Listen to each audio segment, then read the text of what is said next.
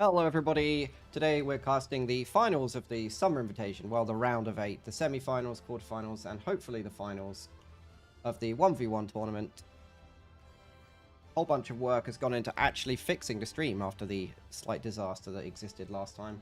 But it's going to be me and Farms again today. Well, that's try hard. I know.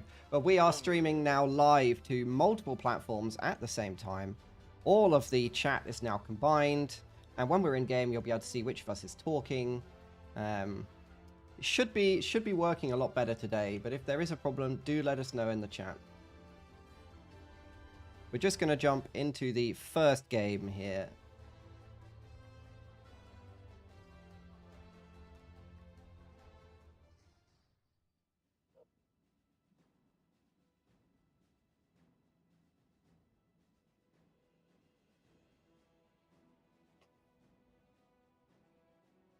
Which should be Blast versus Rhaelya on Twin Rivers. Absolute classic 1v1 map. Let me get the map pool on with me. So, quarterfinals is it now? 1, 2, 3, 4, Yeah. 5, 6.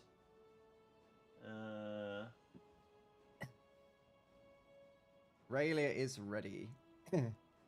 So there's 7 maps in total from the looks of it. And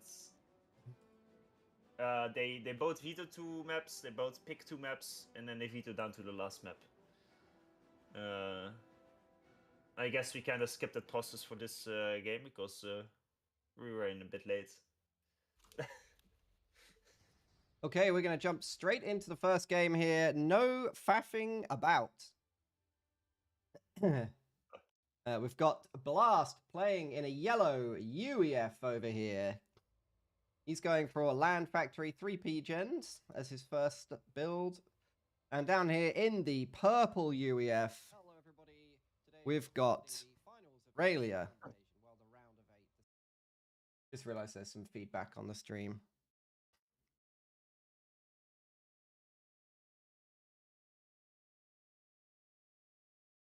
I've got some feedback on the stream. I can hear myself. Just give me 1 second.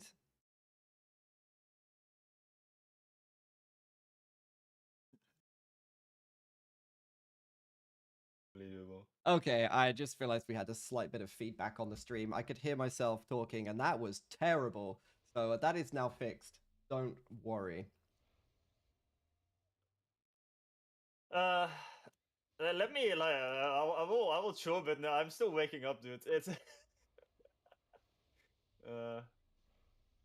let's see, very aggressive start from Blast, going with a triple lab actually, and 2 scouts with it. That's I like to see that, especially as UEF, because the labs are so cheap. Rhaelya is doing none of that. Like unironically, on a map like Twin Rivers, if you're UEF, it kind of makes no sense not to even make a single lab, because they're just so cheap and easy to throw away. What? Bargain labs. They're only 20 mass each, aren't they? I don't know 30, the exact 30 amount, mass, something like that. No, it's not necessarily. They're 30 mass. It's not necessarily the mass cost that is the big deal. It's the low build time as well. That's kind of what counts early on. 6 and whole it's kind seconds. It's kind of why with UEF labs, you don't always send a scout with them because they're kind of cheap to throw away, right? Interestingly enough, Blast sends all 3 labs to the same area. With micro, he should be able to beat this striker if he sees the engagement in time. But he didn't send a single lab to the top left where this engineer is expanding, which is like one of the classic areas to raid. Rhaelya did see the raid coming. He does have a response, but he has a second tank coming.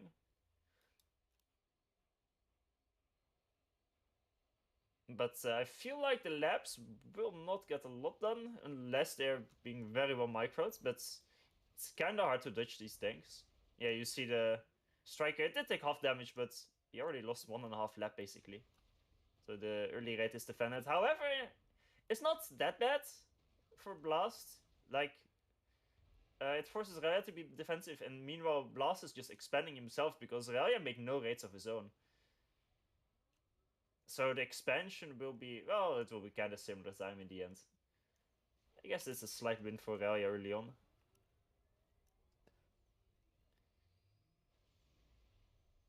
So for those of us who don't play a lot of 1v1, this is a very classic map. Is there any kind of tips or things that usually happen on Twin Rivers here? Well, early on, usually there's way more raiding than what is happening now. I mean, Blast made some raids, but he didn't really split them too well. It was more like a kind of like push raids. Like, he wasn't trying to dodge the enemy units. He was trying to push straight through the defenses and kill the raiding expanding engineers. But it didn't really work. Usually there is. I mean, it's a pretty classic map. Eventually, you will see some transports to drop the islands on the sides, and maybe the back after that. And generally, there is gonna be some Tech 2 in a few minutes. And usually, it will end up in quite a lot of Tech 2 spam. And aside from that, it's just a kind of a classic land map where, you know, if it's... wait, the lab is still alive at the bottom, and it's killed an engineer, right? Factory block? Yeah, it will kill it. Another engineer. That's a very good pickup. Kills the scout as well. So now Rhaelya is a bit blind for a second. He can't see the lab anymore and might kill another engineer at the bottom. Like that denies those 2 maxes for at least a minute. So that's minus 120 mass. The rare 3 scout 2 tank formation up here. Nah. Yeah, just make some random units and then we'll fight. Oh shit, it's only scouts? Unlucky. Last should be able to defend this top expansion. Although, funnily enough, I think Rhaelya could have broken through with those tanks, but he kind of sidestepped a bit, so wasted a little bit of time there. The lab at the back, did it get another kill of Rhaelya? No, it's just killing a mech, so it will Going get after up. this mechs down here.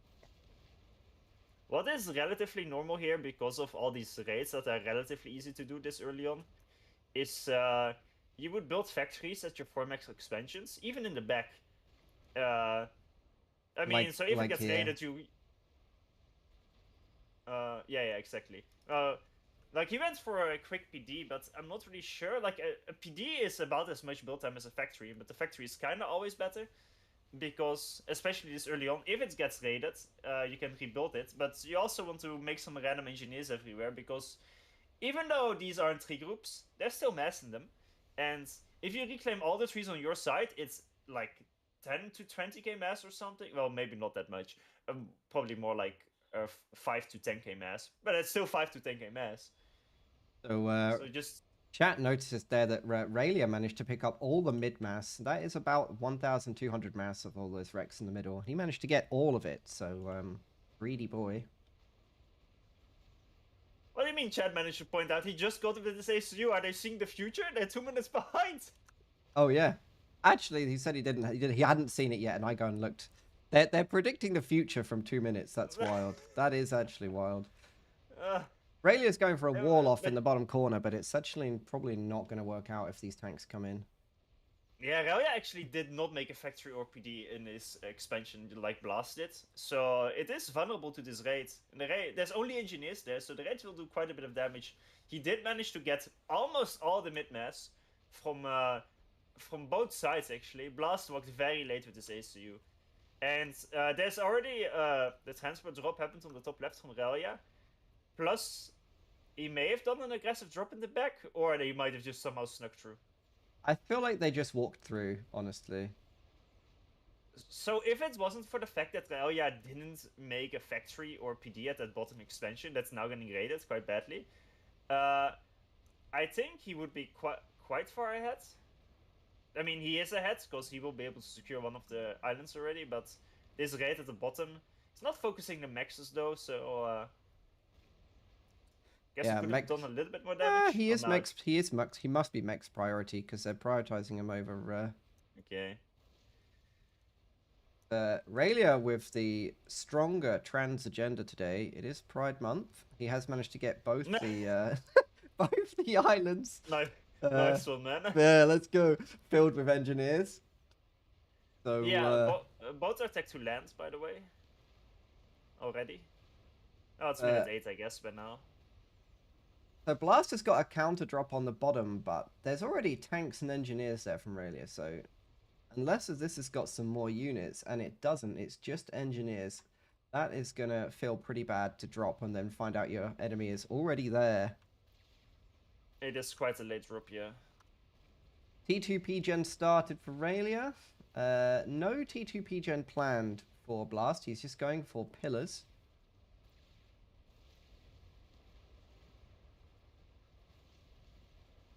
Yeah, not a lot. Well, actually, Rhaelya is planning a lot of the support. He's going 6 tech 2 factories, so he's gonna go very hard on tech 2 spam. Blast is only gonna have 3 factories as of right now. Actually, he will have 4. So a little bit more even. Rhaelya did manage to wall off the bottom, though. That is quite good. Yeah, that's gonna complete. Rates. It's a very normal position to wall off. So Rhaelya is ahead, 15 mass. Let's do a quick tank count. It is 40 strikers for Rhaelya versus 20 strikers and 7 pillars. So that's actually pretty even. Maybe the pillars come out on top, actually. I mean, pillars do have that long-term advantage. So Blast is quite a bit faster in his pillar spam. Income-wise, though, does Rhaelya have overcharge? Because he's about to. Oh, no. He does not have overcharge. Oh no, Rhaelya. He may be able to be fine with his units in the back. He didn't rush his tech to PJ, and it's only half built. I think he will be fine because he got some army, and Blast doesn't really know the situation.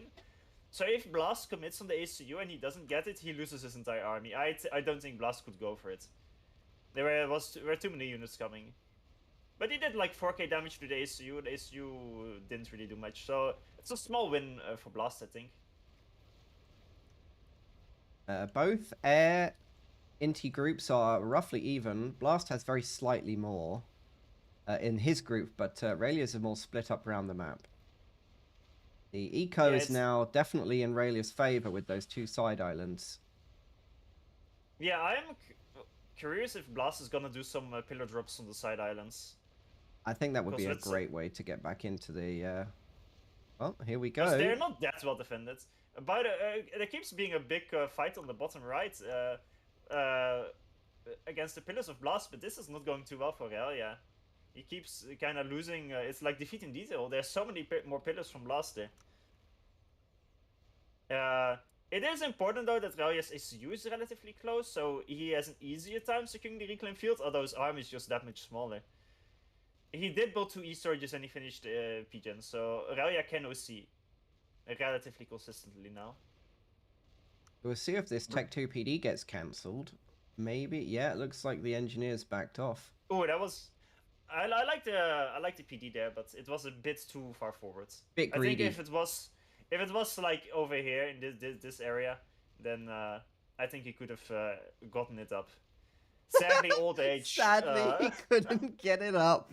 Oh, very sad. Very sad.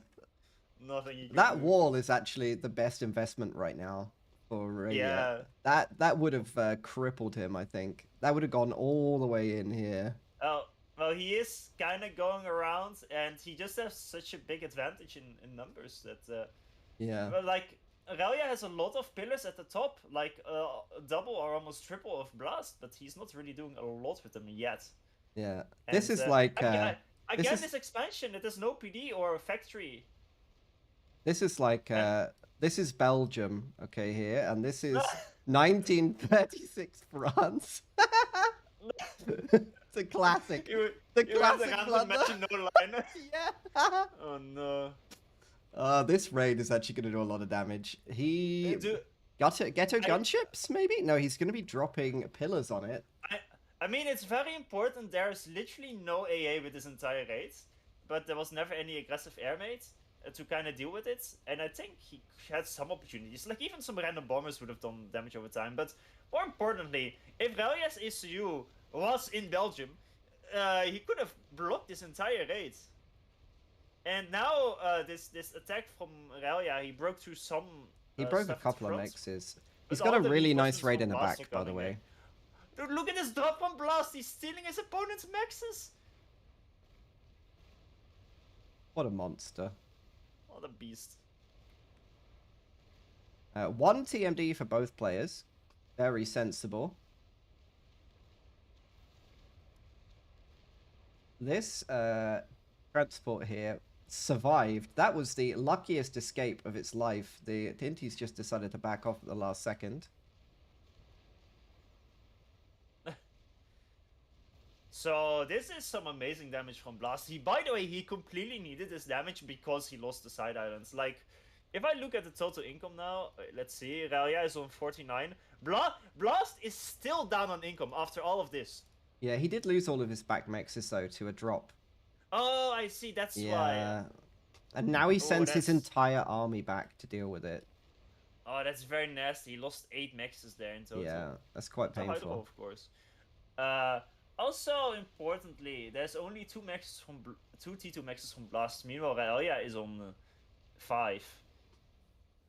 But there's still pillars in the back of Rhaelya's base, by the way. They are not dealt with. I'm not sure who's winning here. Like, I think Blast is a way bigger army. Rhaelya is on 25 pillars. Give us a pillar tank. Yeah, okay. Blast is on 50. He literally has double the pillars. But the issue is most of those pillars are at the back of Blast's base. These Lobos in Blast's army, by the way, got crazy value there. He killed about 3 pillars with 2 Lobos. Just because they're unmicroed, they're dealing huge damage. There's still pillars everywhere. I think Rhaelya just kind of needs to PD up. I feel that maybe he thinks he's in an awful position here, and it's a tough position, but it's not a lost position because these side islands, those are literally carrying him here. He has a mex which is 99.5% completed, and it's on pause in his base. That's really sad. Oh no! Like, that's he needs a classic. A few PDs here, but he's not making PDs. By the way, he did lock down the right side. He built 2 Tech 2 PDs combined with the walls. I think his SU should keep there just so he can ignore that this area.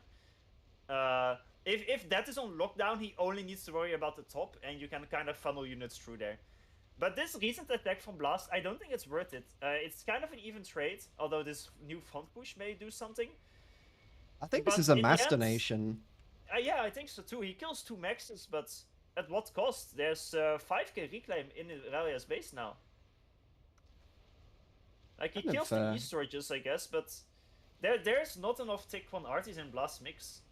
Where, by the way, Blast Mix is almost 100% pillars. Very little arties, like no mobile shields either. And weirdly enough, Blast has not used his SU at all. Dude, there's a pillar at the back of Blast's base again. He never killed it. There's one in Rhaelya's base as well. Look, they're both doing the same cancer to each other, dude. Oh no. That's what you got to enjoy. Not again. And these 3 are gonna get in as well. What a disaster this is. Quite a close game. Rhaelya has almost T3 lands. That's why he had so much less. That's why he had less. Well, he's gonna need that. Well, look at the right side. He's about to get cooked there. His SU isn't there, and he just has. Oh, he's he's gonna have a really bad day over here. The thing about Tech 2 PDs is, if there's units in front of them, they will farm so much value. But if they have nothing to protect them, then they kind of just die. Like, he kills like 3 pillars with this, but then everything dies, and now the entire flank is open. I think the T3 lands was a huge mistake by Rhaelya. I didn't realize he was doing it. Well, to be fair, these pillars on the right side, they can't raid anything. All the mexes are dead regardless. So there's no damage they can do. Right? I mean, you can't raid mexes if they don't exist, right? Exactly. So now the first. So I don't think Rhaelya should engage here with these pillars, by the way. I think he should have gone the gun a long time ago, like, and he's attacking on the top side. Oh, imagine if he had gun for an overcharge right Oh, on look there. at Oh, I this. would be so spicy. Yeah, exactly. Oh, he has OC. Well, he doesn't. He shouldn't like suicide him like this. Okay, Rare? OC that clump. Get him, OC boy. it. And he lost. His OC got sniped. He never rebuilt it. Got sniped by the Oh earlier raid. no, Rhaelya, no! What are you doing? He still doesn't have OC. Wait, he is like 1 kill away from a nice. Oh no. That was really unfortunate. Yeah, that was very necessary. He lost the overcharge. Dude, one of Blast's attacks killed the E storage, and Rhaelya didn't realize. so he walked into OC, and then he didn't have OC. He had 2 Tectopedians, by the way. If he had OC there, he could have killed like 20 pillars with a few OCs because of how clumped they are, and he could have killed that entire army. And I think he would have been in a winning position here. Like it's not. Well, okay, maybe that's a bit over exaggerated, but he would have gotten a lot of reclaim. And there's a lot of reclaim on this side of the map. And Blast doesn't even have T3 started, by the way. He did finally make some more Tech 2 maxes. He's on 5 now, I think. Yeah, he seems to be on 5. Oh, that was a very unfortunate ending. I think this was a completely even game. Yeah, it was really close. The first Titans are up, but Titans into pillars, like I don't feel like Titans trade that well with pillars. They do. They cook. Like mass-wise, is it good? Yeah. Like, well, obviously, a 1 Titan against 30 pillars is not a great matchup. But the thing is, you're way faster than the pillars, and I think the range is almost even. Let's call it even. Maybe a slight advantage for Titans. And then you just go in, micro them a bit, your shield goes down, you retreat, and you did damage for free. Because the shield is back up in like 20 to 30 seconds or whatever it is. The thing is, Titans are very good against pillars. Percy's are the worst unit against pillars ever. Because each shot a Percy shot is 1450 damage, and a pillar has 1500 HP. So it leaves it on 1500 on 50 HP. So it overkills it brutally. Honestly, that was somehow quite a close first game. Like, there was a bit of an unfortunate suicide there, but it was kinda because he didn't realize the E-storages were sniped, so I guess it's also part because the decision of Blast to actually focus those down, because he did actually focus those down. Okay, let's head into our next game. Is it hosted already? This is the question. Yes, it is.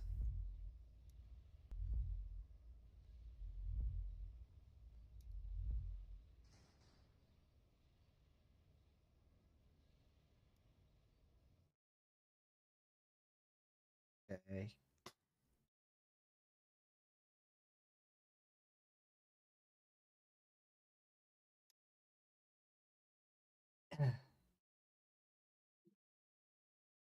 Next game is hosted. I am joining the next game. Hold on, we are just joining. There we go. Okay. Let me swap over to this screen. But yeah, I'd say, I mean, the T3 land was a big mistake there. It was a bit early. It was still fine. It was too early because he made more eco than his opponent and got the sides, and his opponent was, so he invested in those sides. Like, at some point you get a return on investment, but it takes some time to get that return on investment. And that's partially why Blast had so many more pillars as well. He made less T2 maxes. He skilled he went into massive Tech 2 spam on very little eco. And you saw, even with the entire back raid, that Blast was still, like of Rhaelya, Blast was still down on eco. So our second game in the series, and I will modify the score for a second.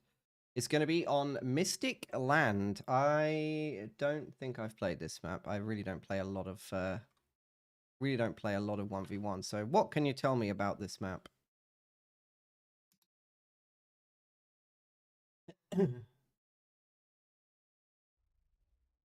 Looks like it's very open. Honestly, don't think maybe I played it once or twice, like 2 or 3 years ago. Probably 2 years ago. I don't really know. I have no idea what this is not like a standard or a classic map. This is a relatively new map. I think Judy made it. Maybe I'm mistaken, but pretty sure he did. Mystic. Yeah, made by Judy. Let's see the reclaim. 20k and decent amount of trees. It's various places. I mean, this seems like a very snowball-heavy spam. Yeah, I think There's it's a Tech 1 spam so map. many mechs. Yeah, well, early on there's a lot of Tech 1 spam, but there's so many mechs and quite some reclaims, so there's a chance we will see, especially from Rhaelya, Tech 1 spam into Tech 3 rush, and he can just skip the Tech 2 stage. For Blast, it's gonna be harder because he is Seraphim, and Sarah Tech 3 rush is generally the weakest.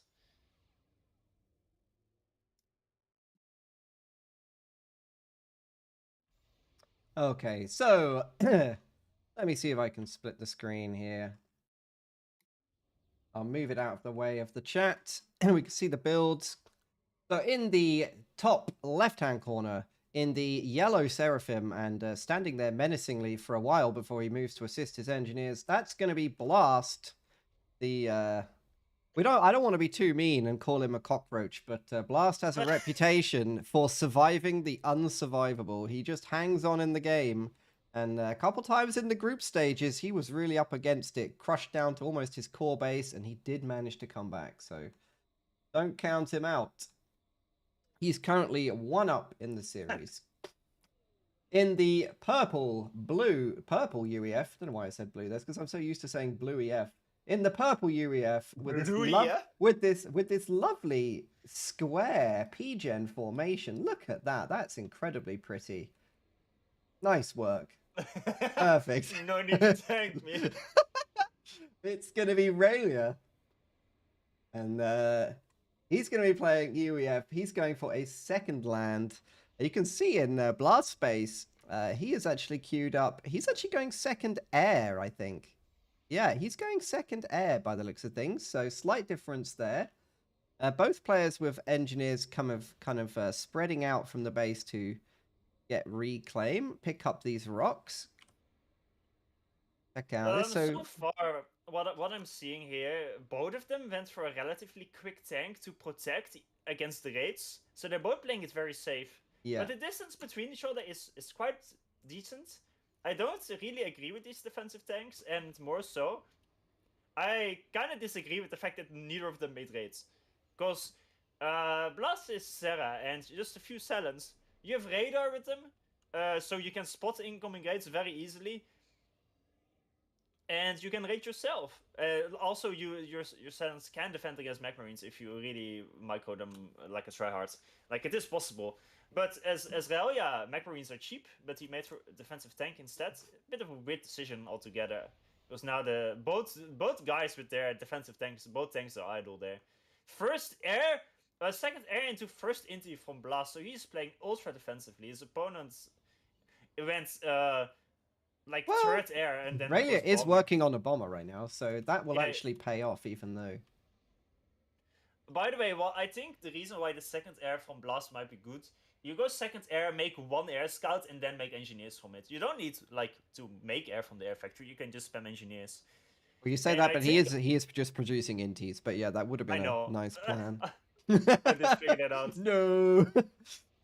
And I think a lot about this map is just about the early game scaling in the base, because there is a lot of reclaim in the back. It is both trees and rocks.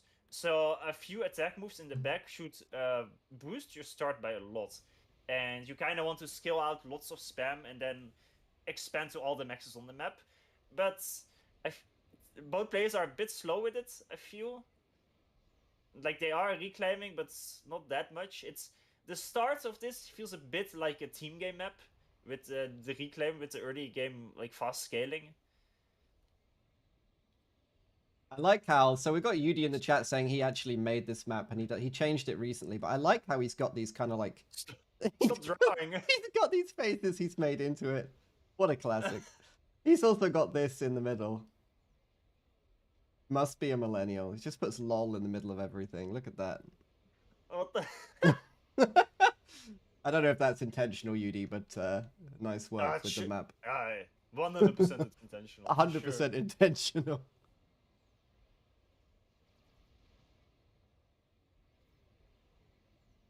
So I feel like the air scout actually from Blast actually got pretty good value there. This bomber dodged. Ooh, that's nice. Nice dodge. And well, it might somehow get it because it's off map. Yeah, the Indies are not killing it because it's off map. And that was... Oh, it ground fired. Okay. Or maybe the bomb was kind of bugged. I mean, it should have gotten the engineer anyway. That would have been a bit mean. Like, when a bomber goes off map, somehow your Inties can't shoot it, which is very cool. He went off map. Mods! Mods! Get him! Ban him. Ban this guy. He went off map. Not allowed. 11 years Trini ban. I made a mistake. This isn't actually a cliff, this L shape. It's actually a lake. Actually a really deep lake here. You thought that... How did you not think I that was I water? thought they were like mountains or some weird alien cliff or something, but yeah, that's on me. What the fuck is... It's a lake. Wait, the important question is, can you fit a Navy factory inside? You can't. No. Unlucky. You can't fit a Navy factory. Can you fit a Tempest? There's no Aeon, so we don't have to be concerned about that. Like over here, it feels like a Tempest might fit. Maybe. Ooh, it's really close. I don't think it will, but I like your enthusiasm. Listen, whatever map it is, Tiny Pond, can I make Salem's or a Tempest? Exactly. Pond Navy is the best Navy. Yes. So, as you can see, lots of tech one spam everywhere. It takes a bit of time to expand, but Rhaelya is already on tech 2. Let's see, Blast, is he getting there? Don't see a T2 fact yet. This is going to be a fairly nice pickup for Rhaelya here with the 3 tanks and Scout that kind of just walked into him. But he's getting raided quite heavily on the top right. That's all of the tanks are basically coming that way. Yeah, it seems like it will be roughly a map split like this. Yeah. Well, it should be a bit higher, but like it's like the split symmetry they are kind of going for, because Blast isn't really sending anything to the bottom left. To be fair, neither is Rhaelya, kinda. I feel like these corners are actually really quite hard to hold, because your opponent's base can just like... I'm surprised neither of them made the transport, because these corners are quite far away, and because of how spam heavy the map is early game, you kind of want to drop engineers there to just make a factory. The moment you get the factory online, it is 10 times easier to hold a corner like that. But you are kind of right, you can't really afford to give up any territory because there's mexes everywhere. So naturally, Blast wants to hold this little area with 4 mexes. But then if Rhaelya gets this corner, their like max locations are so close to each other, you always get into a big fight. There's a big raid on the right side, but there is a PD. It's a bit out of position, to be honest. But well, luckily, blast barely... units, your blast units are coming in 1 by 1. The absolute classic. Yeah, I think only a few will get through. That is a very good PD. Yeah. So some pillars are being made. The Tech 2 from Blast is complete a bit late, but he did make some more Tech 1 raids by the looks of things.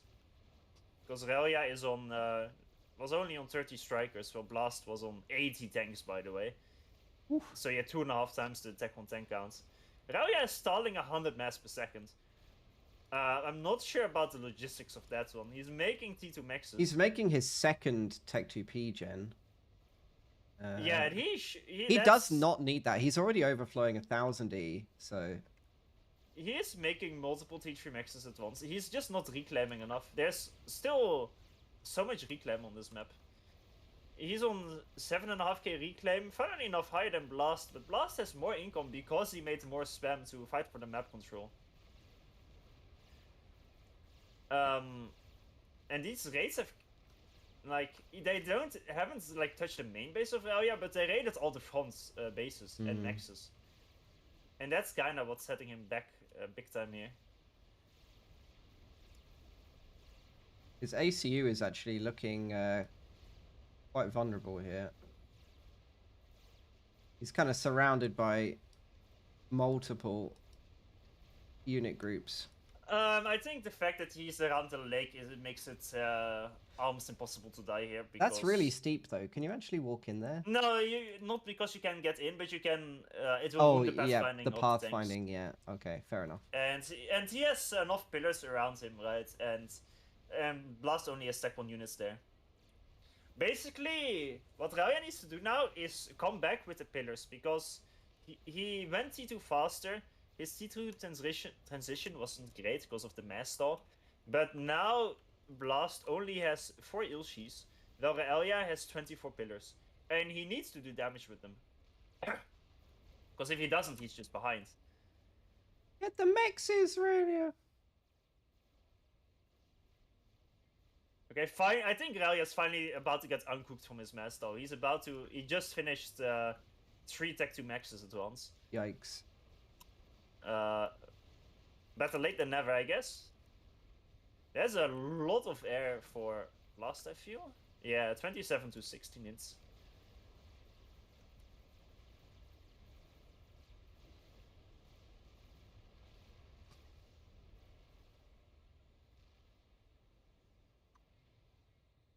Half a T2 radar deleted. It did die. Yeah. I was looking at it, wondering whether the pillar would target it. We're both looking at the exact same unit-to-unit interaction out of the whole game. 2 fights in the middle. Like, Rhaelya is retreating his ACU from there, right? I think that is a big mistake. The thing he needs to do is make like a Tech 1 factory in the middle of these maxes, because there's reclaim to grab. Are all around him. Like, he shouldn't be giving this up. He should be securing this area with his ACU, but he's on full HP and he's running away. He had more units, well, not more units, but with the pillars, he wins that fight. Like, he runs back for the gun, but what's the gun gonna kill? Some Tech 1 units? Instead of securing the maxes and the reclaim there? I just feel the priority is a bit weird there.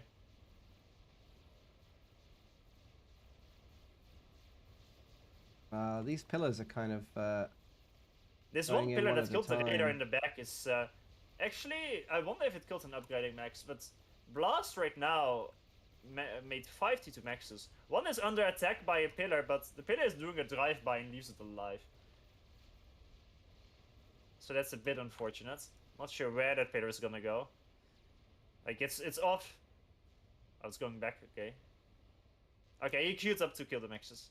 He realized that they're quite weak. I mean, he kinda needs it. I think he is a bit behind. Finally a drop at the top right, or he just walked in engineer there, Rhaelya that is. Rhaelya's got a very large stack of pillars on the right-hand side. Oh my god, he does. That's really unfortunate. It's probably because he was dealing with that raid and he set some rally points there, but he's kind of forgotten about that with all the rest of the stuff going on.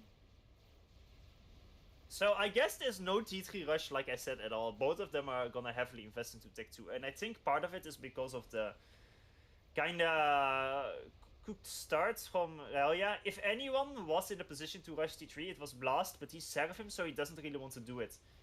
And Rhaelya kinda went for the Tech 2 spam. He's still as UEF, it's completely fine, but... There's some good raids from Rhaelya right now, actually. This pillar at the back? Oh no, wait. Oh, that's just another striker. But he did kill a T2 max there. This other one will survive. I also think this is really nice. I think he dropped up there or got this factory up in the right-hand corner. I said that 10 seconds ago. I'm sorry. I was looking at something else. What an idiot. The caster doesn't know what they're doing. Pay attention. Yeah, huge blunder there from me. Classic.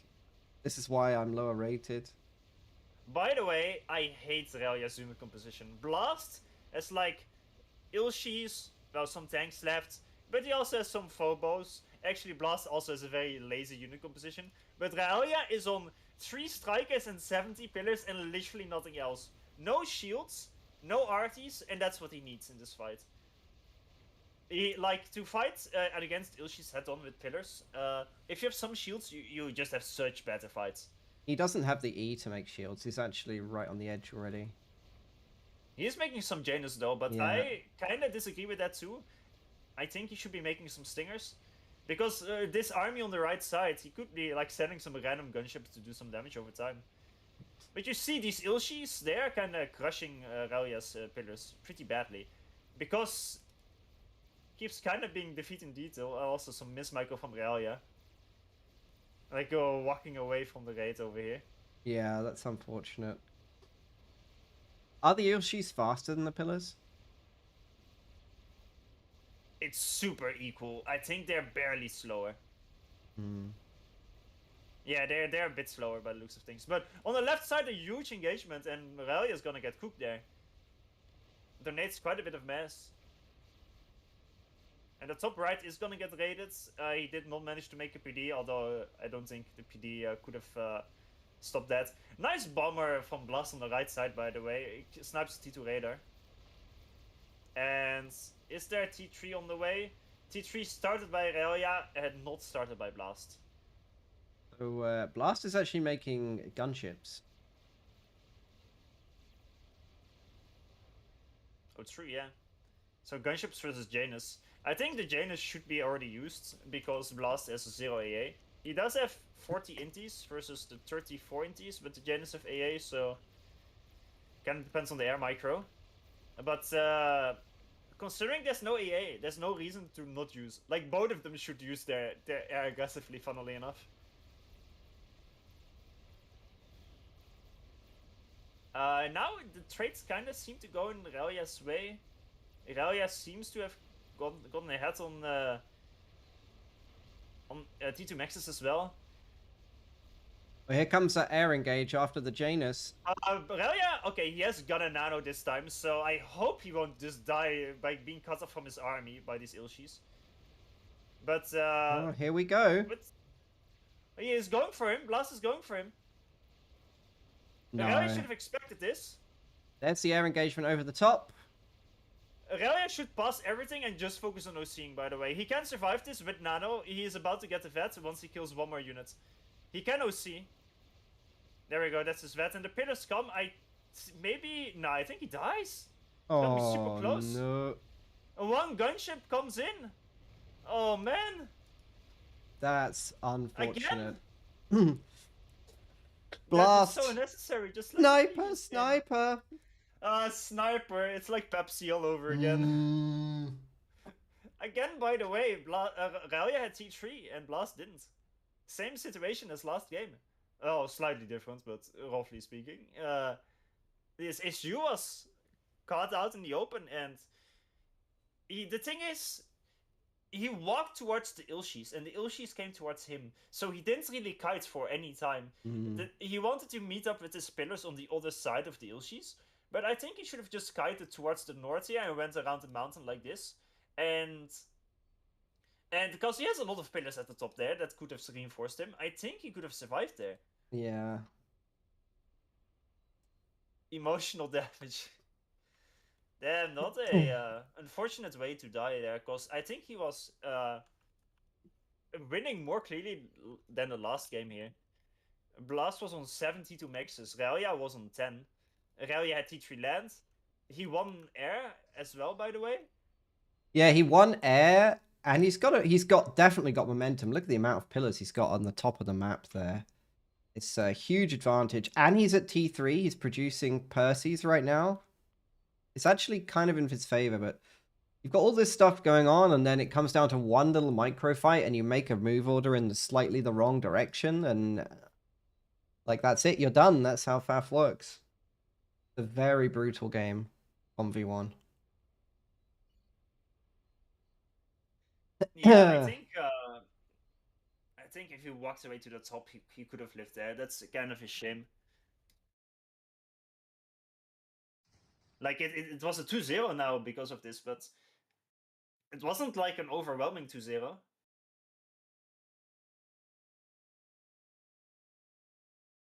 But that is a 2-0. We can go and look at the challenge, the bracket quickly. Don't. Oh, spoil actually, I the don't want to games. do that. I don't want to do that. I don't worry. I'm looking at the brackets. Let me hide the spoilers. Hide the spoilers. Hide the spoilers. There we go. I mean, there's still all the games being played. Let's see.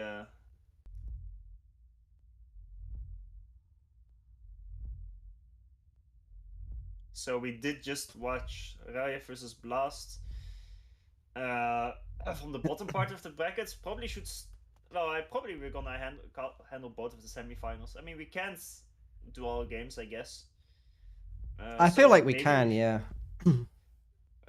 well, we should do both semifinals, but the quarterfinals usually it's impossible to cover them all. And they're being played quite quickly, actually. 2 games already finished, both on the bottom bracket. Yo, hold on, guys. We need to cast your games. Wait. Manage active mods. Hold on. Let me find the questionable sounds that there we go. All right, let me show you. We're just going to press this button here, and we're going to get rid of that one. Witch, burn him! Burn the witch. With his buttons. Terrible, terrible. Get him. Okay, so are we going to tune into a replay, or are we going to catch a live one? I think we should just go for the semifinals because one of them is ready to be played. Okay, let's jump straight into a semi then. But I'm ready with the semi. Let's go. By the way, that means we can't go for the other game, but apparently Shen lost to Blinchik 2-1. Really? Which is very surprising, especially if you consider the fact that last week we didn't get to cover any of Blinchik's games. So it's kind of nice to cover him now. But last week he had a very poor performance. He didn't make it into the finals, but Vina, who did make it to the finals, was disqualified, and Blinchik took his place, and now Blinchik beat Shen. Even though Shen came in like first place of his group last week. Do we know what he got disqualified for? I think he got a permaban from FEF. Oh, yikes. That's a big yikes. Okay. From what I heard. Yikes. I don't see the semi-final hosted. Yeah, it's not hosted yet.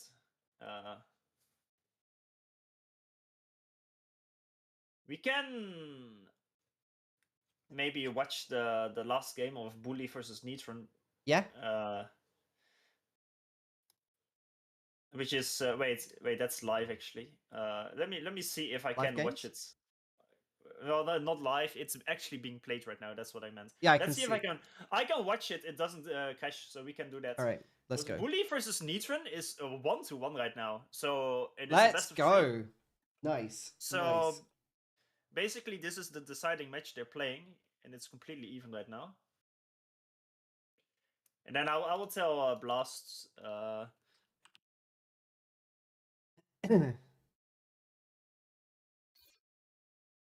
Actually, no. If I tell Blast to wait for us, if we're watching the Bully Neytron game, the moment they finish this, they also play the semifinals, and we can't watch both semis live. Okay. So one of the semis, we will have to watch the replays for it, because then they started. So we can do that for the Blinchik Blast games. I am in the Neytron Bully game, just waiting for you. Yeah, if you stream it on Discord, then I can sync the games. Hold on. Let me swap to Discord. Hide this. Get my screen. Okay. the revving up sound as my poor graphics card is streaming like 6 different things to different places all at once. Oh no! Oh no! Okay, so let's kick this off. Should we jump ahead a little bit? We can +1 through the start. It's gonna be a bit slow. By the way, what a fucking map for a map gen. Jesus Christ, what am I looking at? There's no terrain at all. It's just like... Well, there there's some. Honestly, for map gen, for 1v1, the terrain is better than expected. Like there's no plateaus, but there's random cliffs and like there's quite some terrain, I think, to work around, and especially if raids, you can make use of this a lot. So it's gonna be a super raid heavy map. I may have made the game side sound slightly too loud. Nothing you can do. Nothing I can do. I can just change it instantly. That's what happens when you spend a whole day learning how to use streaming platforms so you can actually do a good job. Incredible that that can happen.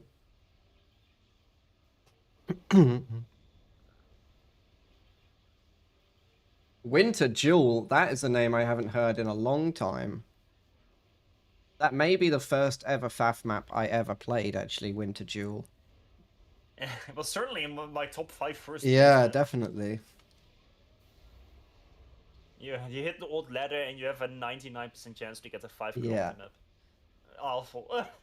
It's just like a knife fight immediately. You just like you walk in and just like you're stabbing each other at point blank range. That's what the 5 kilometer maps are.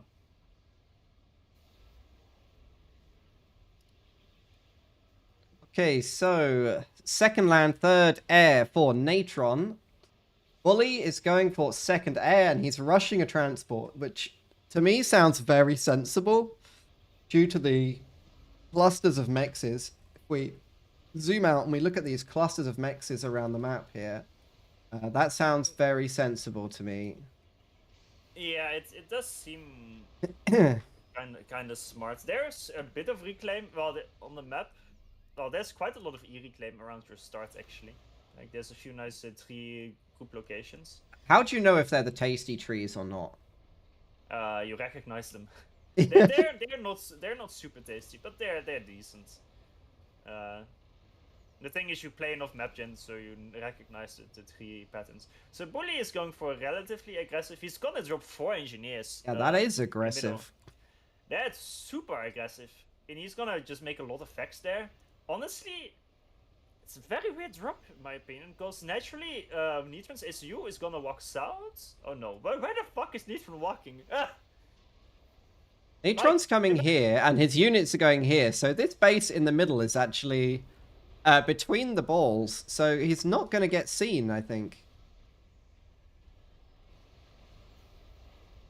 I think he's going to get away with this, actually. It hasn't been scouted at all. The scout went the other way as well.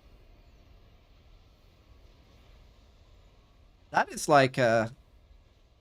Is that a 200 IQ play? I'm not sure. Got a PD queued up here, but that's not going to... This PD is not going to get up.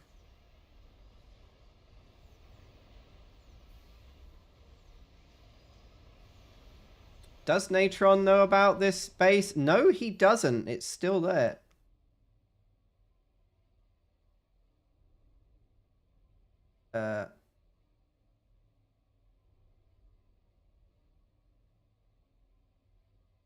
The game is frozen for me.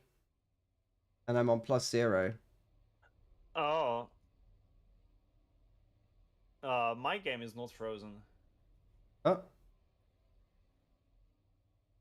I'm on +0, so I shouldn't be skipping through the game. Maybe that's because they finished the game.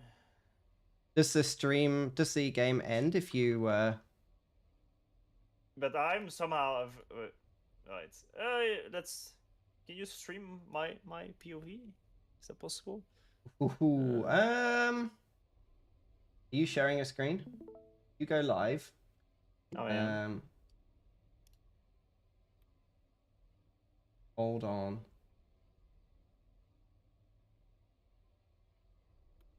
Let me stop sharing my screen.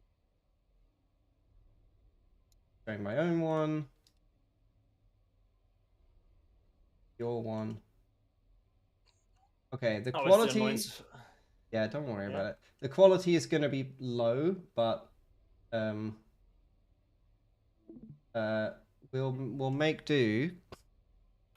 Let me swap to a different screen. This fucked your entire setup, didn't You just it? ruined everything, by the way. You should have stopped the game, You ruined idiot. everything. Okay. Unbelievable. I didn't stop the game. Yeah, yes, you did. Have you paused? Let's Yeah. press the pause. Oh yeah, okay, here we go. I was waiting for you to. Fair enough, fair enough. To be watching things. Okay, so this is the backup plan. Considering it's already ended for you, it probably means well, it shouldn't be a super long game. I did tell Bananai to wait, so Yeah. for the next game because he's fighting against the winner of the series. So Simon usually should be super good here because Mantis just that much faster. Well, not that much faster, but quite a bit faster. So you should be able to raid with them very well. But there's a few. Oh, there's 4 scouts and 1 Mantis here, but like these areas, they are very vulnerable to raiding. But this proxy from Bully seems to be going strong. I think this movement from Neytron is just so weird. Like, this is the natural way to go with your ACU, which is here, and then you kind of are in front of this, and you're ready to push that. So that's why I thought this drop from Bully was kind of bad, because that's naturally where his ACU is gonna go, I think. I mean, But I feel like they didn't Neytron go is there. like if Bully just grabs all of his units in the middle and right clicks Neytron's ACU, I think he just dies right now. Yeah, but no one knows where each other is. Like, he doesn't even know about it. That's really bad. What is scouting? He has 8 Medusas with, like, there's so many arties for this early on in the game. Like, he just goes in blindly. It's so weird. Absolute mad And lad. income wise, because Bully dropped all over the place. Okay, now he sees the AC and he's like, what the fuck? Now all the units are going to converge on him, right? Like, unit wise, Neytron is very, very, very slightly ahead. He's shooting the ACU, not the units, by the way. Like, he has to be shooting the units here. But here, Bully comes. Don't tell me he just dies here. I think he just dies here. I think he might just die. There's like 8 factories in that proxy that Bully has got, and I still don't think it's scouted. I can't believe this. I can't believe this. Bruh. No. Maybe Neytron was like, oh, he doesn't have that many factories in his base. I must be ahead. I will attack. Oh my god, no shot.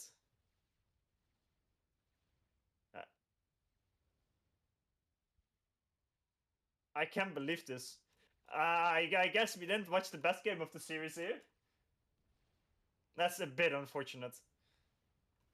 Dude, every game, same last week, every game from Neytron that we watch, he dies, and every game we don't watch, he is apparently winning, or...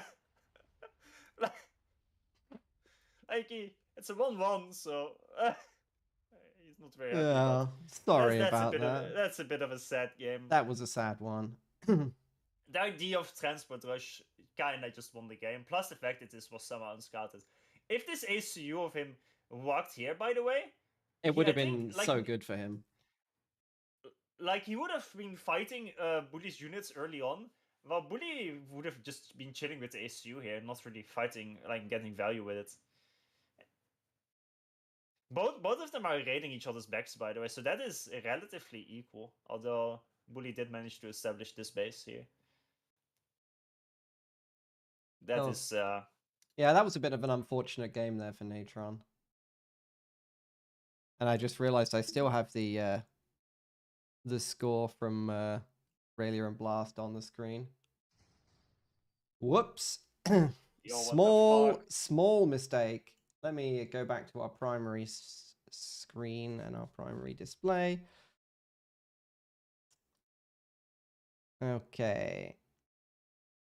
I don't see the next one hosted.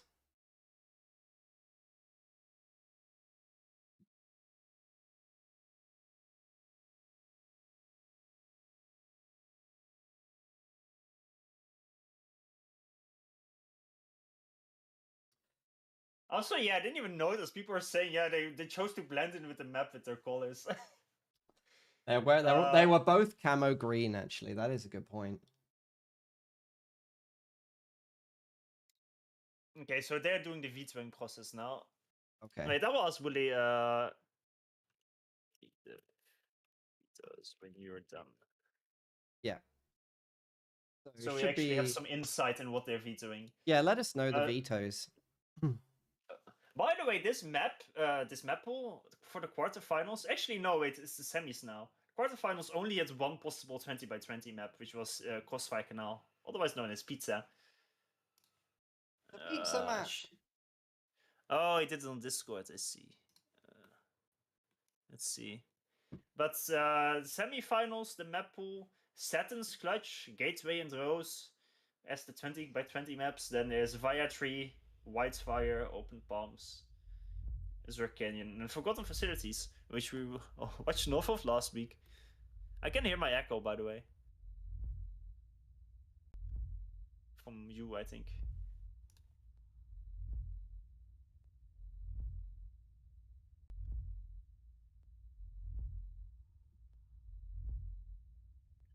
Um.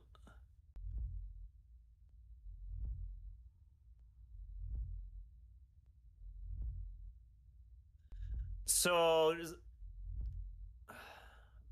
Derp, hello? We lost him. It's all over.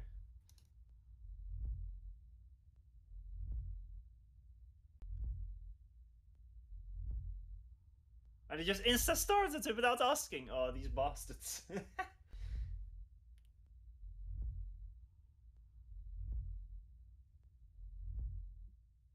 um... Imagine you zoom in on Bully. At the bottom right, it's Waffle Snoop, also known as Bully. Zooms out. Zooms in at the top left. I'm trying to keep up with what you're saying here, but it's actually quite difficult because you're saying it quite quickly. Oh, it's you're here. Bananai. I thought you were AFK. I very quickly, yeah. I was doing an imaginary camera movements. Oh, the game zone is ready. The casters are ready, and our tournament players. Actually, the caster was not ready. He was all right. I wasn't ready. He's straight up lying now. In the top corner, playing Seraphim because he wants to be an absolute menace with Zuis. It's gonna be Bananai playing as Lishenko up here. And in the bottom right, playing in green with this very large yellow ball right next to him, that's going to be Waffles Noob, also known as Bully. By the way, I didn't figure out who bans what map, but they did ban Zerk Canyon, Whitefire, Via Tree, and also Saturn, so we won't get a Saturn's 1v1, which is very sad. No, I would have enjoyed that. We should, whoever bans Saturn's 1v1, we should give him a penalty. Yeah, that's reasonable. I reckon that's feasible. That's very reasonable. Yeah, I think that's reasonable. I think that's fair. Is bit of a slow start, but usually it's very aggressive in the Tech 2 stage. Where mostly with air, but I've also seen games win via lands. They're both Seraphim. I guess both Zara and Aeon are the two best picks here, obviously, because it's a map with like lots of water in between your maxes, so over pretty good. Over is good. That's probably why they're playing Seraphim. There are these annoying tech on AAs in mid, which is annoying because like someone like Bully dropping and making a proxy here is something that does sometimes happen in these games. And that AA is directly in between the line where you want to drop, so it is a bit annoying.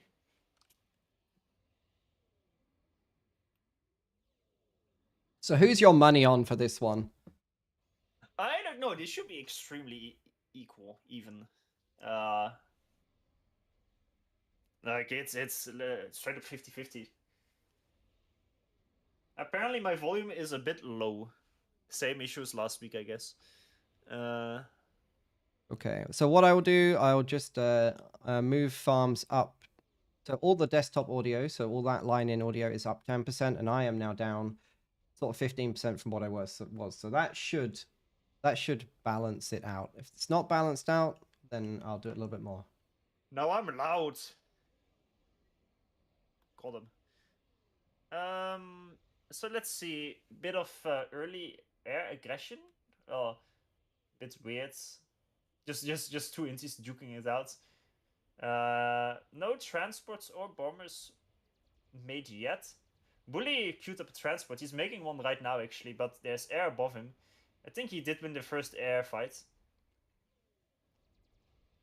The funny part about this map is the HQs will always diverge into mid, but mid is kind of empty, so you don't really want to invest for it. But then again, losing mid is super annoying, so you do want to invest a bit for it. Yeah. So I mean, I guess never if you quite can know how much to invest for the mid control. It doesn't have many maxes nor reclaim, but well, I guess some reclaim, I guess. But it's mostly like the map control that matters for winning mid.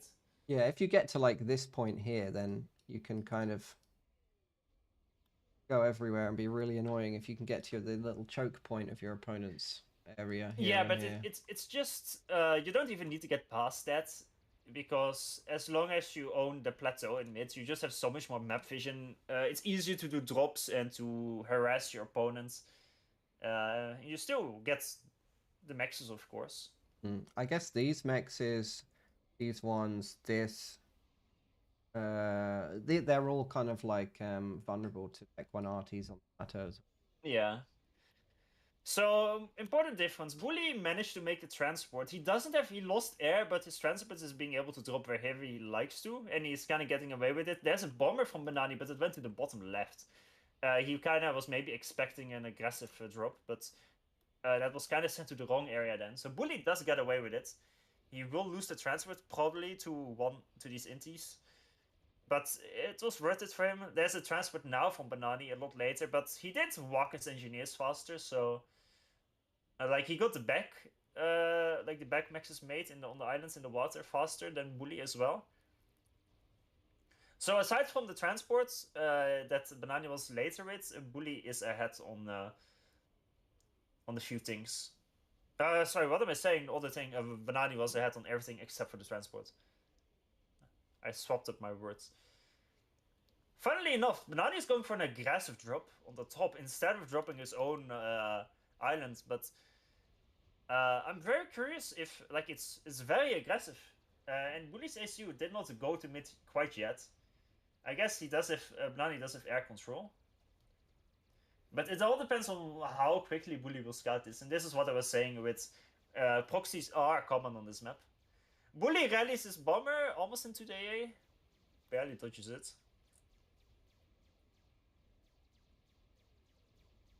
AA being built in Bully's base. Yeah, Bully's being airlocked almost here. Very sad. He is, but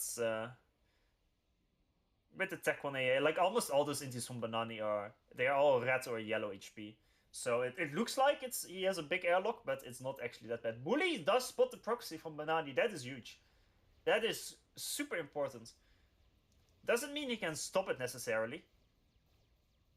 A Tech 1 bomber there right now would be amazing.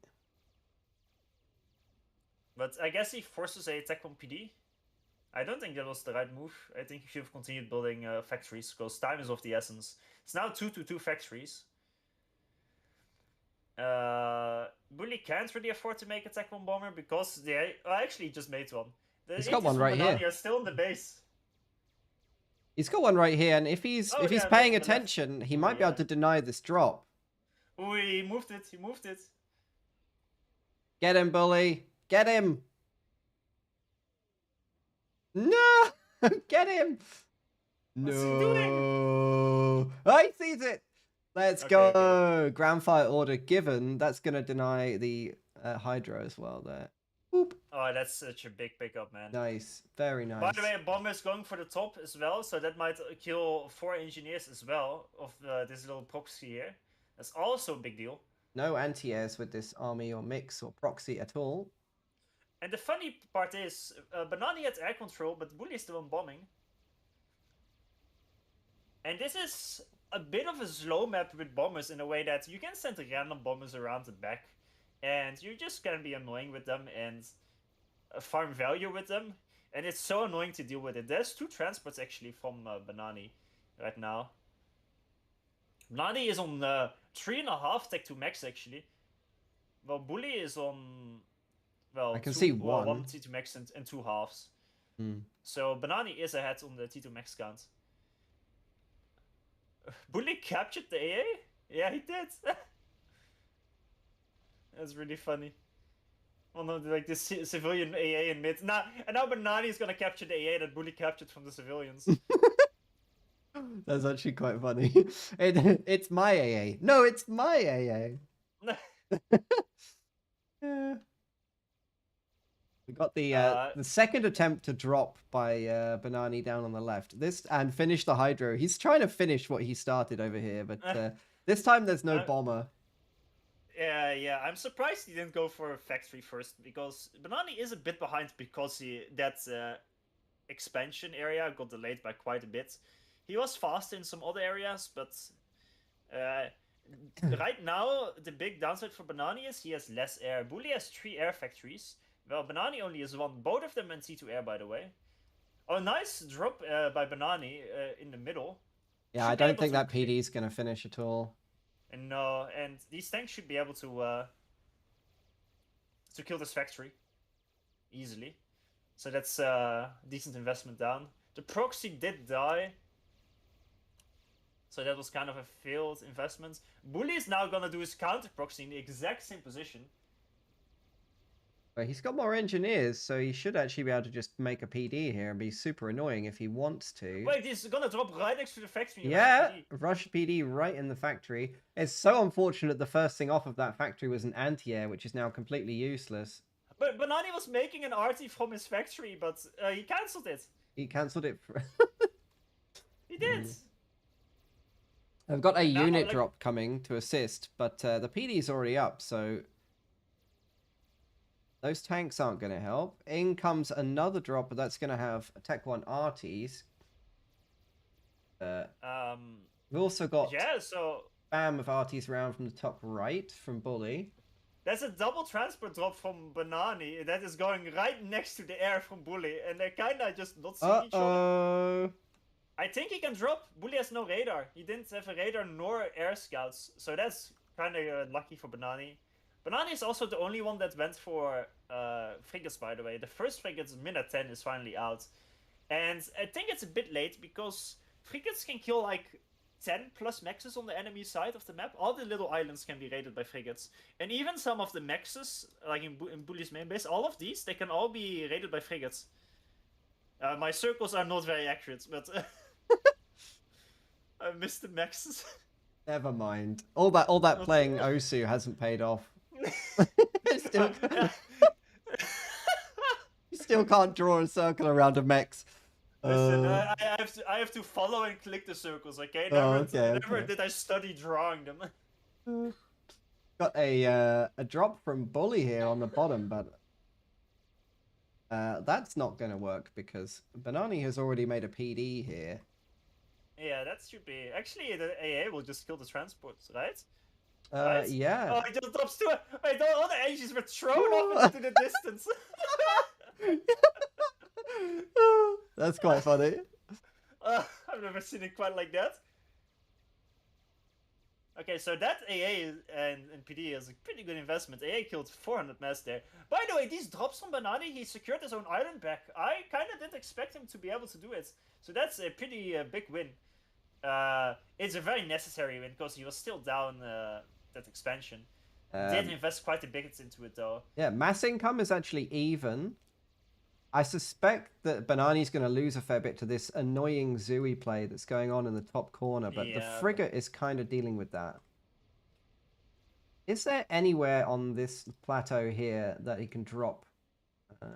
Anywhere outside of the range? So yes, he can potentially drop the ends here, but whether the transport actually allows him to do that... that's not going to work, man. The transport is like... directly in the center, take it or leave it. It's close enough, boys. Big area aggression from Bully coming for the main base of Banani, and Bully has way more air. Bully also made some T2 gunships, by the way. Oh wait, he actually turns around. He backed off. Oh, that's smart. Yeah, quick reaction with the flag by Banani. I think Bully, he would have won air there, but he would have donated a lot of mass, and... Well, here comes the Tech 2 transports. And look at the bottom at Bully's base. In comes the transport with the tanks, and the hungry Tech 1 bombers are following it. Oh my god, instantly killed. Very nice counterplay there. They're just like the vultures that are waiting They're for their hungry meal. wolves. Yeah, they're waiting for their meal, dude. Okay, I missed this one. Can I see? Okay, Bananai was not paying attention. Oh, no, okay, now he is. No splits though. He should see the wrecks of his dead friends. Yeah, but that will not make it the far. attack move is now behind. Oh no! Oh wait, so he will actually kill. But I'm going for the 1 Tech 1 max instead of the Tech 2 maxes. He's kind of touching. He will kill 1 max. By the way, at the same time, there's like 2 random Tech 1 arties at the top, and they're getting the same work done. Kinda. Oh yeah, I can see they just walked in over the sea. We'll go and look at those. Because that isn't really being dealt with at the moment. It hasn't actually been... There's no plan to deal with this. It's like that sneaky arty that we had on, what was that map? Bermuda Locket. Oh, look at this drop from Bully. That was a bit greedy. Very greedy. Okay, PD is being built by Bananai, but he stops the PD and then he walks. But the arty goes away. He's gonna kill the max with 1 arty. No, that's a crime. He's gonna get a second one here. I like to point out that according to Jacked, this was a big macro map. As we can see, lots of macro being done here. Just bullying Jacked for no reason. There was a drop from Bananai on the bottom, but it got bombed. That will. That's the HQ. That's the HQ. Oh what? It's a HQ it's Bananai's HQ land factory. Bananai needs to spam T2 gunships because whether that land factory dies or not, I think the maxes here will die. These are all Tech 2. No factory, no PD, very undefended. And Bully seems to have less income than Bananai, but he is... this is going to trigger the big air fight, surely. Here's the air move. Bananai's air is still on patrol. Here it comes. This is going to be the big air engagement. It's 59 at the start to 79, so big advantage for Bananai. Yeah, but Bully, half of his air is out of fuel and not in the fight. And the gunships from Bully, I think Bananai will clutch this fight. However, he will lose a lot of maxes due to this Jensen raid. But Bully's ACU walked forwards, by the way, completely undefended. He does have a flag a little bit further back. Somehow this fight took a lot longer than I expected. I guess the out of fuel inties finally arrived. And now don't fly in front of the out of fuel inties because that is the danger zone. Yeah, it actually is. Don't go in front of out of fuel inties, whatever you do. That's like asking for immediate death. We've got a frigate fight on the bottom, and we've got a big Tech 1 bomber inbound here. There's a lot of action on this map right now. I'll try and keep... Bully made a lot of aggressive... There were random bombers and random gunships and random notas that Bully had and was sending around, but some of them got picked off, but he kind of retreated them because of the air loss. But these bombers on the bottom, they are killing maxes. They're getting amazing value right now. It's going to be 2 Tech 2 mexes lost here to these Tech 1 bombers. Meanwhile, nothing's for Bananai. Probably using it as another... And Bully controls the mid, which is, like, as you can see, like, not a lot of eco, but it makes the gameplay a lot easier. If you go to Bully's POV, you see so much more than Bananai does, simply because of that mid control. Dude, there's a Tech 1 bomber snipe on the HQ! Oh, no, they didn't go for it. He could have gone for it, though. He could have killed the HQ with Tech 1 bombers. That would have been a great play. Instead, he's going for the PD. But he does get it. Dude, the PD was 2k HP. That means the HQ would have been on like 300 HP now. Yeah. And the bombers just... well... Nothing he can do. The bombers choose their own targets. Okay. What? There's random notas from Bananai at the top right killing maxes as well. They're both just crippling each other.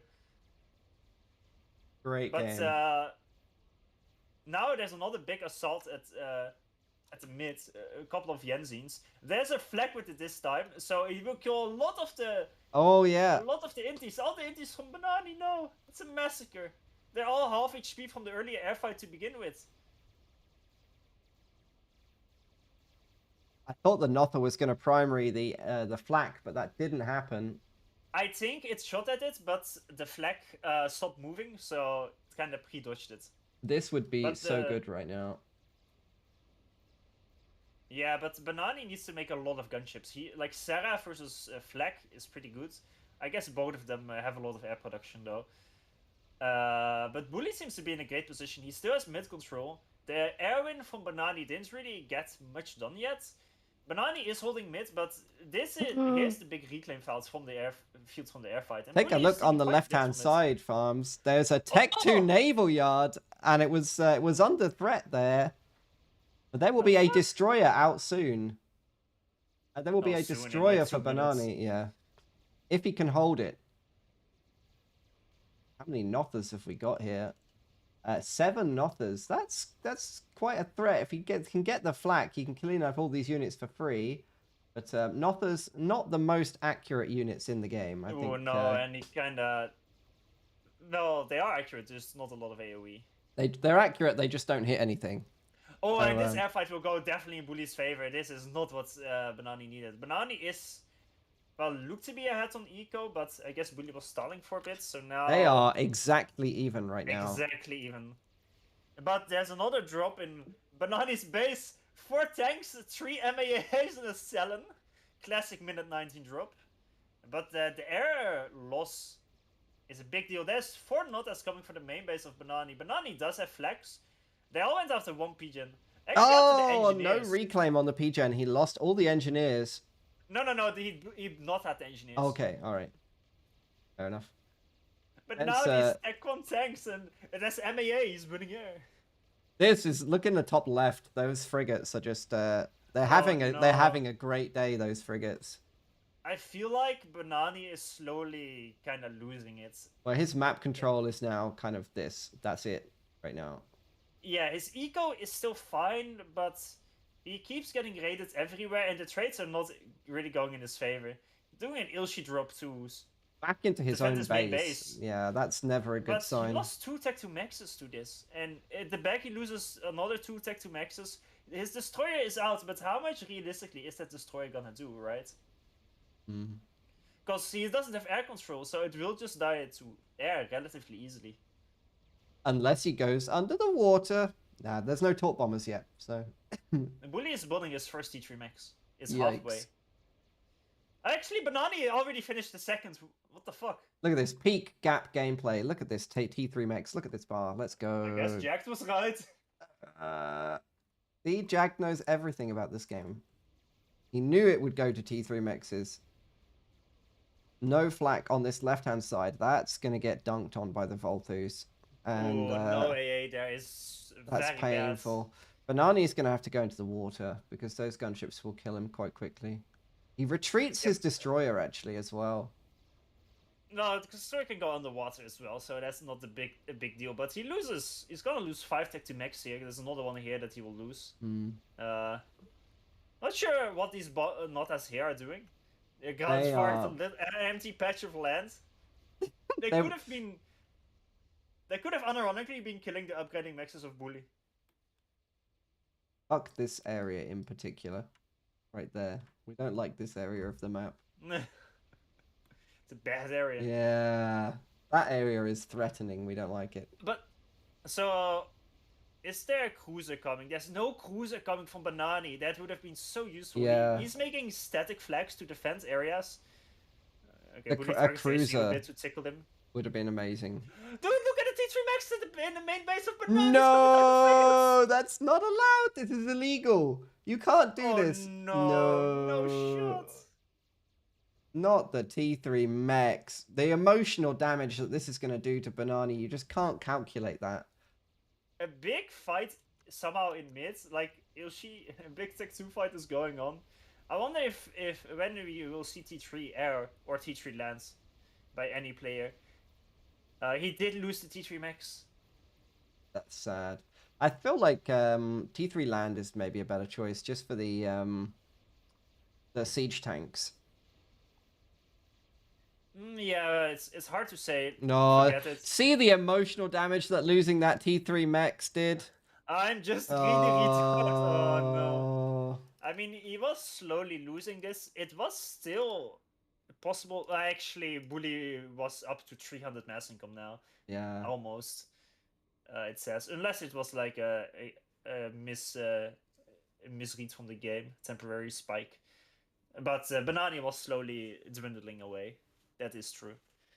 It feels like they were very even, but the raids from Bully just did a lot more damage. And even after Banani won air, he was still getting harassed by air while doing very little harassment to Bully. So to get back into this game, if you're Banani, what would you do there? Look at this. That's an insult to injury. To get back? Get back into the game. Cruiser? I feel like the cruiser would have helped. A second cruiser would have been very good. Obviously, not losing the T3 Max would have helped. Like, he is far behind, but the thing is, most of the fighting was on his side of the map, so most of the reclaim is on his side of the map, right? I mean, he kind of should have been doing what Bully was doing with the random air units being aggressive. Bully's HQ is actually here, which is fairly vulnerable if you were to send something around the other side, but like I can see that dying to a cruiser.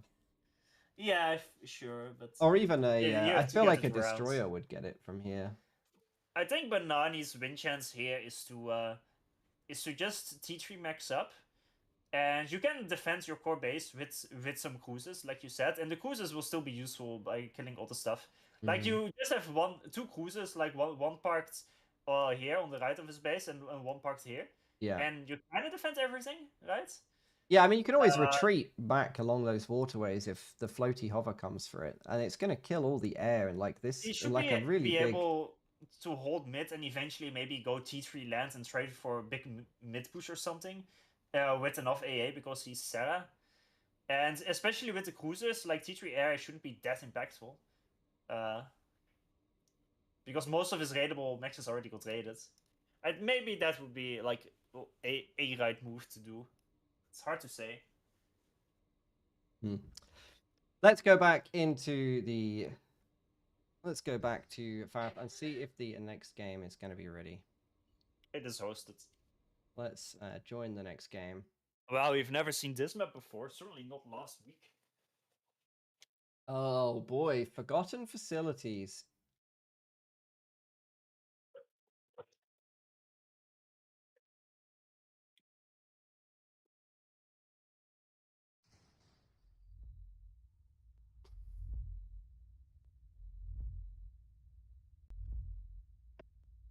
That was a pretty decent first that game. was a close game, aggressive, lots going on for both players. I like that. Like, Banani did get demotivated quite badly towards the end. Because he kinda... I can kind of feel him because he kept losing eco when he should have been able to defend it.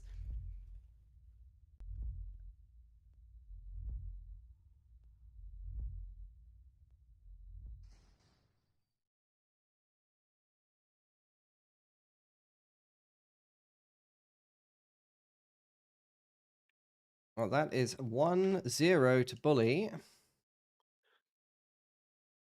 Let's see if it's gonna be a mirror match again. I hope not. Right now, Bully has a different faction picked. I always hate to see mirror matches. Somehow it's so much more boring. Although the last game was kind of fine, but it's more entertaining if they have different set of units, so you kind of have to play it differently.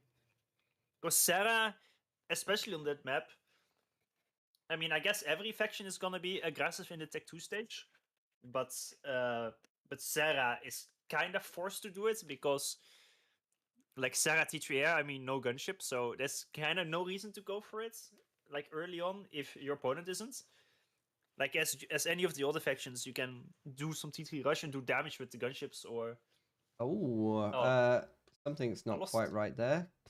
I also lost connection. Give me a second. Let me refaf real quick. I will also refaf. Let's sort that out. We're like JD fans watching them fight. I wonder what that's referring to, man. Well, Banani had some really nice economy going there, but there was some stiff frigate tariffs placed upon his island. That's for sure. Okay, game is not yet hosted. It would have been the best if Bully was Aeon and he would have just mercied everything. The fucking drone attacks. I would love to see a Mercy. Somebody make a Mercy in the tournament. They're just expensive compared to the gunships, but if there's a few like tiny little niche things where they can not. be They're cheaper than gunships. No, but they still obviously that you have to get really good value for each one, otherwise they feel because any unit that you like delete the unit in order to do damage doesn't feel. For me, it feels like it doesn't get value even if you. If you kill 5 Tech 1 tanks, it's worth it. We are joining the game. Yeah, 5.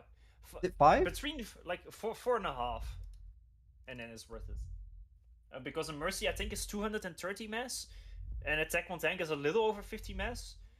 So actually 4 Tech 1 tank is probably worth it. Unless it's a Mantis and that is 4.2.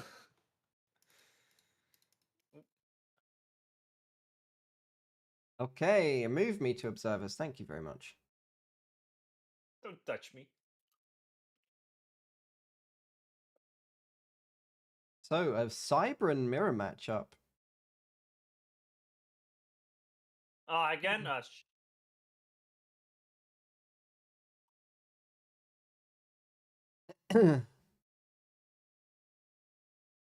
By the way, did the tournament rules change where you're like all the faction vetoing stuff? Was that removed? Or is that still being done? Because I see a lot more mirror factions again. And when that was in, like, you would barely see it. Like, it takes more time for setup and stuff. But it did reduce the number of mirrored matchups by, like, drastically.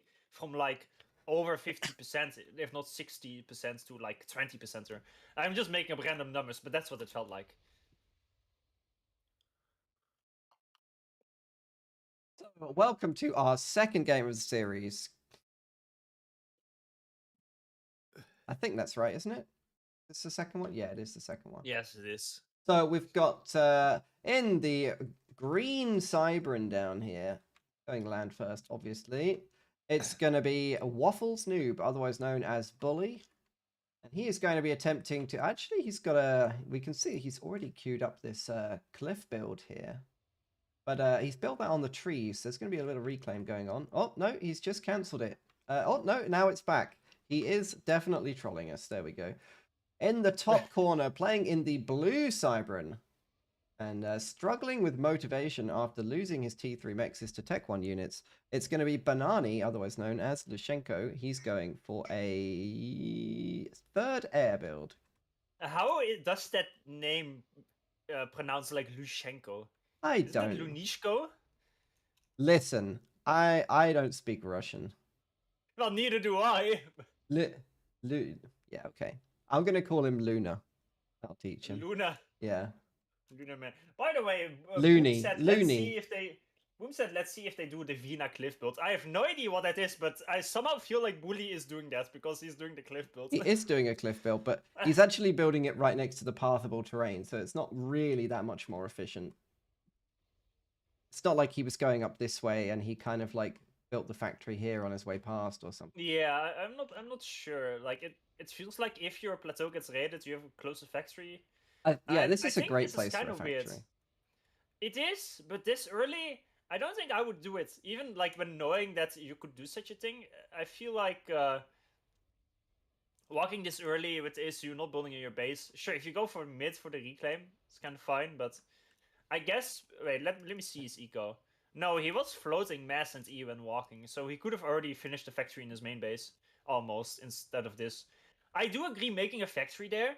But I think making it later on in the game, like in 1 to 2 minutes, is a lot better than making it this early.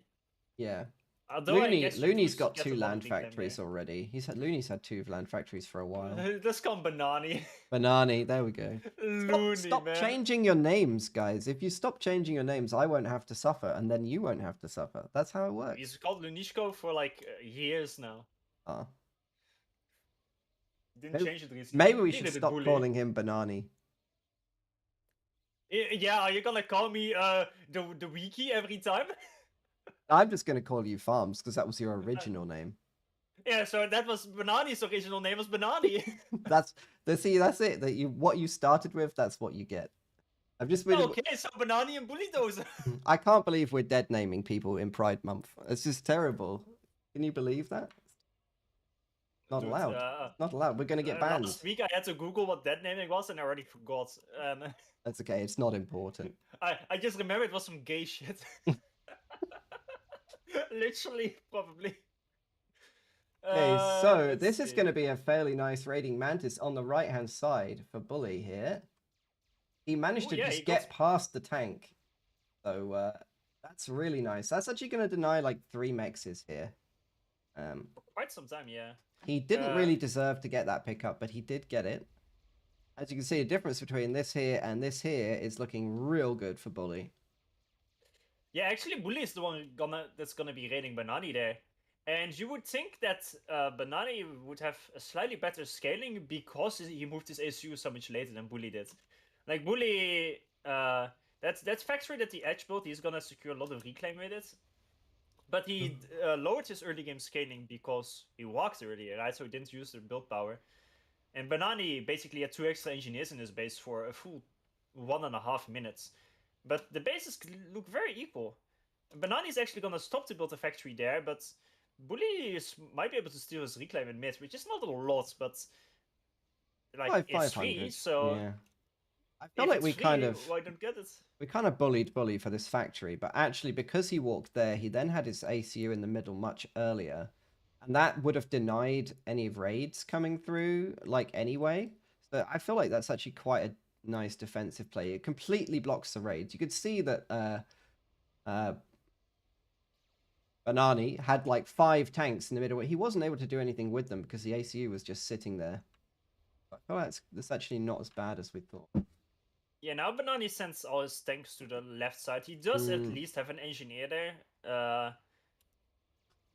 So that's expanding relatively fast. Actually, 2 engineers. He's a bit behind grabbing the Maxis and Reclaim at the back of his base. Like, that single engineer has got miles ahead of him. Look at what this engineer here got queued up. Like a 5-minute trajectory of making 1 max, one reclaim thing, 1 max, 1 reclaim thing. He's just he's able to predict his opponents so far into the future. This is quite a nice little micro play down here, moving this engineer here to avoid the oncoming raid.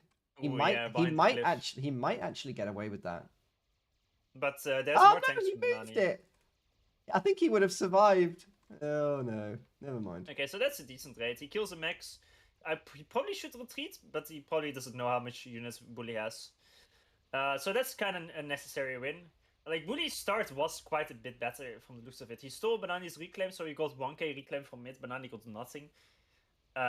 You can see it in the score as well that he is a decent bit ahead. But I mean, Bully won the first game, so I'm hoping Banani wins this one. Absolutely. That's the way it should go. I thought you said that top-rated players don't have fire-based wars, but look in the middle, they're both making a PD next to each other. If only people had the ability to do that on a certain map called Festia. Oh my fucking god, dude. No, just make a gun and walk in and die or win. Amazing. Oh, 1 choke point in mid? Yeah, I can't believe I have to send units there. Oh wait, he did. Guess I lose. Nothing I can do. So this move up at the left-hand side here by Bully is going to prompt a massive reaction here of basically all of Banani's units. Oh yeah. To try and protect this expansion in the corner. It kind of makes sense though. Mid is kind of on lockdown at the moment because of the PDs and the ACUs.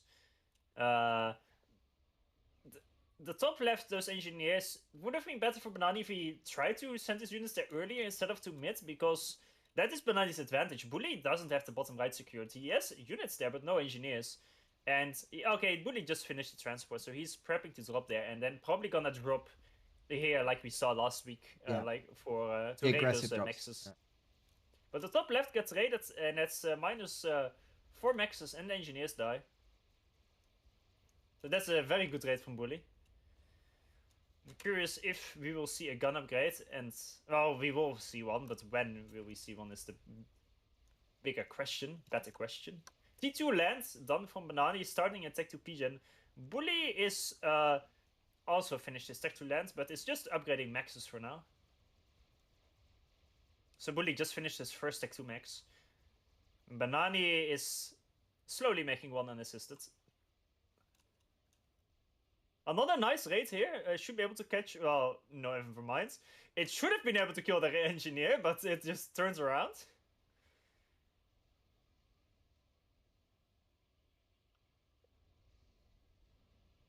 Yeah, that mech down in Bully space was rushed pretty aggressively. He had basically all of his build power on that. Yeah, I kind of like it. It's super efficient when you... Eco extremely even, by the way. Extremely even eco. Okay. I keep forgetting to disable Supreme Scoreboard, so I have to Alt F2 to see their ecos. I will keep an eye. I'll keep an eye on it. It's all good. Yeah, so it kind of became a bit static. They're just... Both of them are kind of ecoing, scaling their stuff, securing their side of the map. The corners keep getting raided, but aside from the corners, they've secured their areas pretty well. Bully, however, if you look at... like, this is... An entire area is cleaned up. Oh yeah, no reclaim there. He reclaimed very well there. Bully is on 8k reclaim, while Bananai is on 6k. Both of them are E-stalling, by the way. At the exact same time. Well, it's because Bananai was making a gun while making a stack to Pigeon at the same time. So that is not the best timing. Probably should have waited with his gun a bit. Please pause your gun upgrades. That's literally what's causing you to stall. He's wasting like 20 mass income on that stuff. That's a bit sad. He wants to finish his stealth upgrade.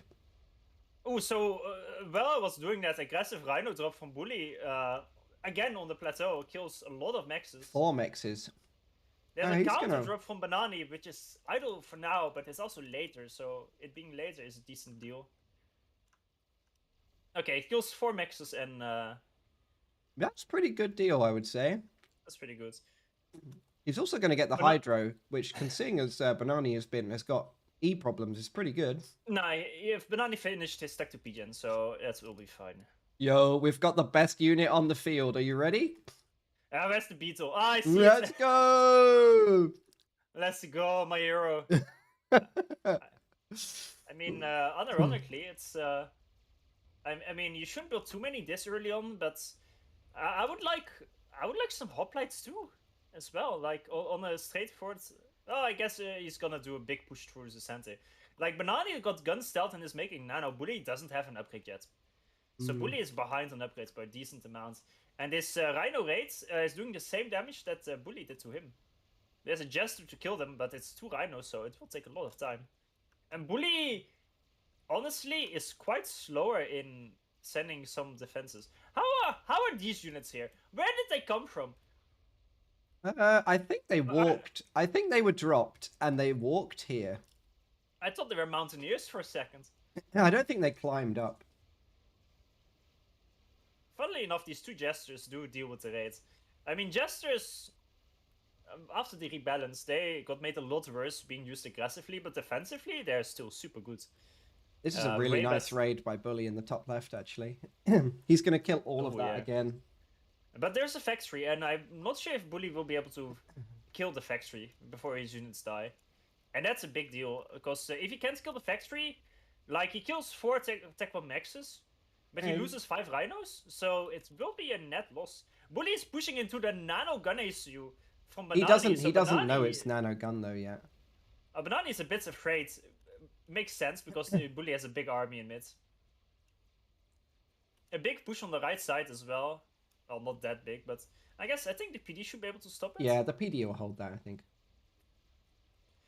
Let's look at Eco. Bully is still on those 2 Tech 2 maxes that he rushed. He's going just mass Tech 2 spam. He is T2 air now, but no aggressive air units planned. Yeah, extremely successful raid up here.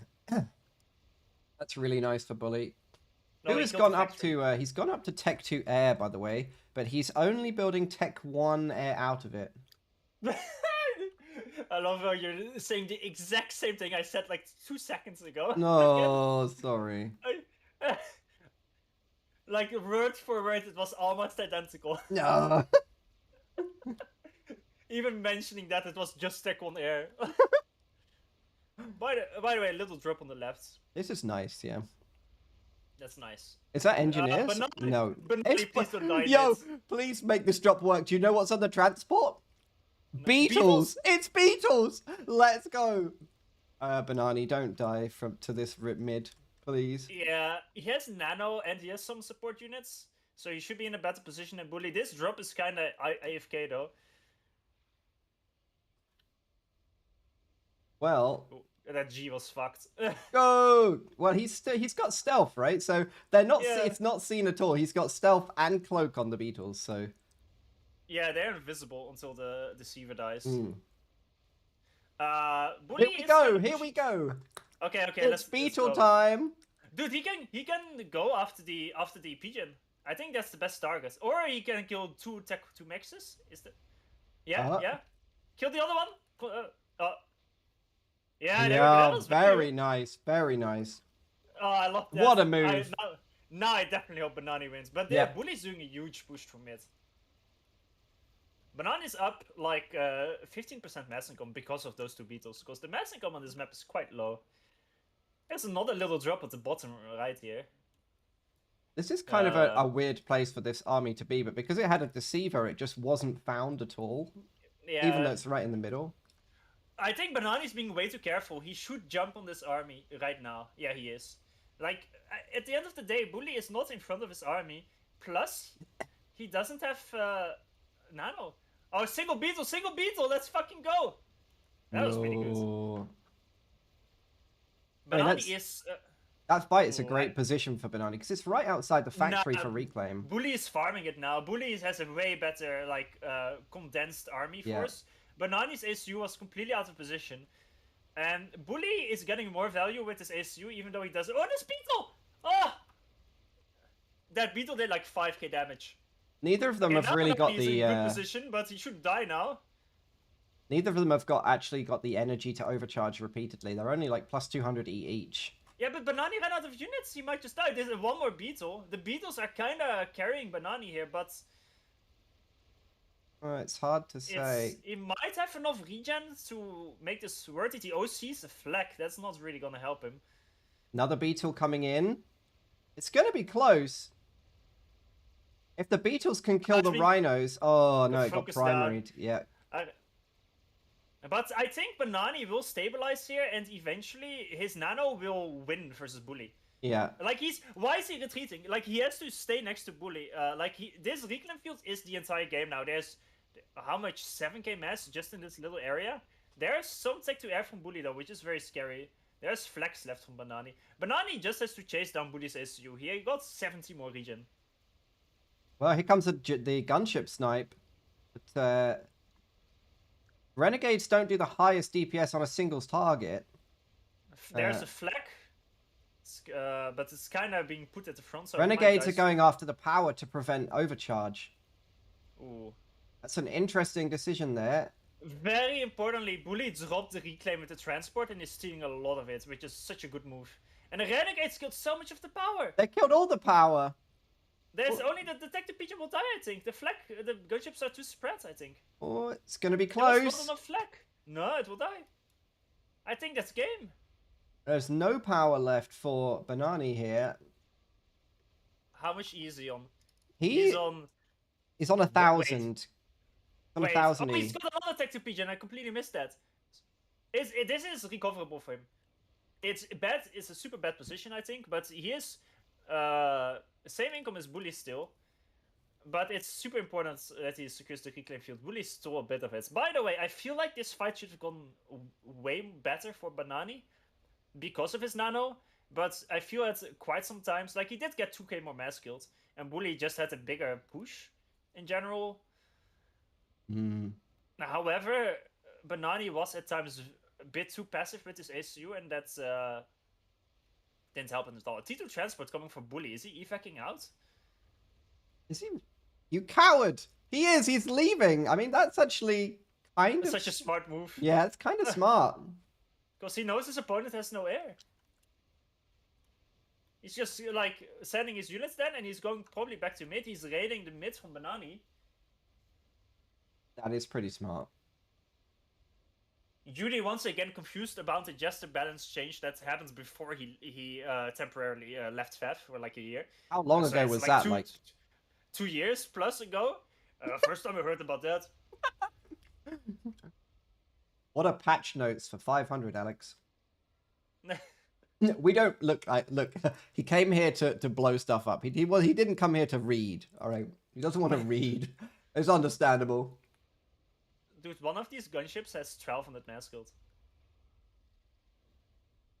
I think these gunships single-handedly will win him the game because the map control for Banani is so bad right now. But there's even a Tech 1 engineer of Bully. He's capping the upgrading maxes at the back here. That's upping. That's upgrading. Oh, the other one. That means the other one might have been upgrading too. That's amazing. I think all the gunships on the right-hand side got taken care of by the flags.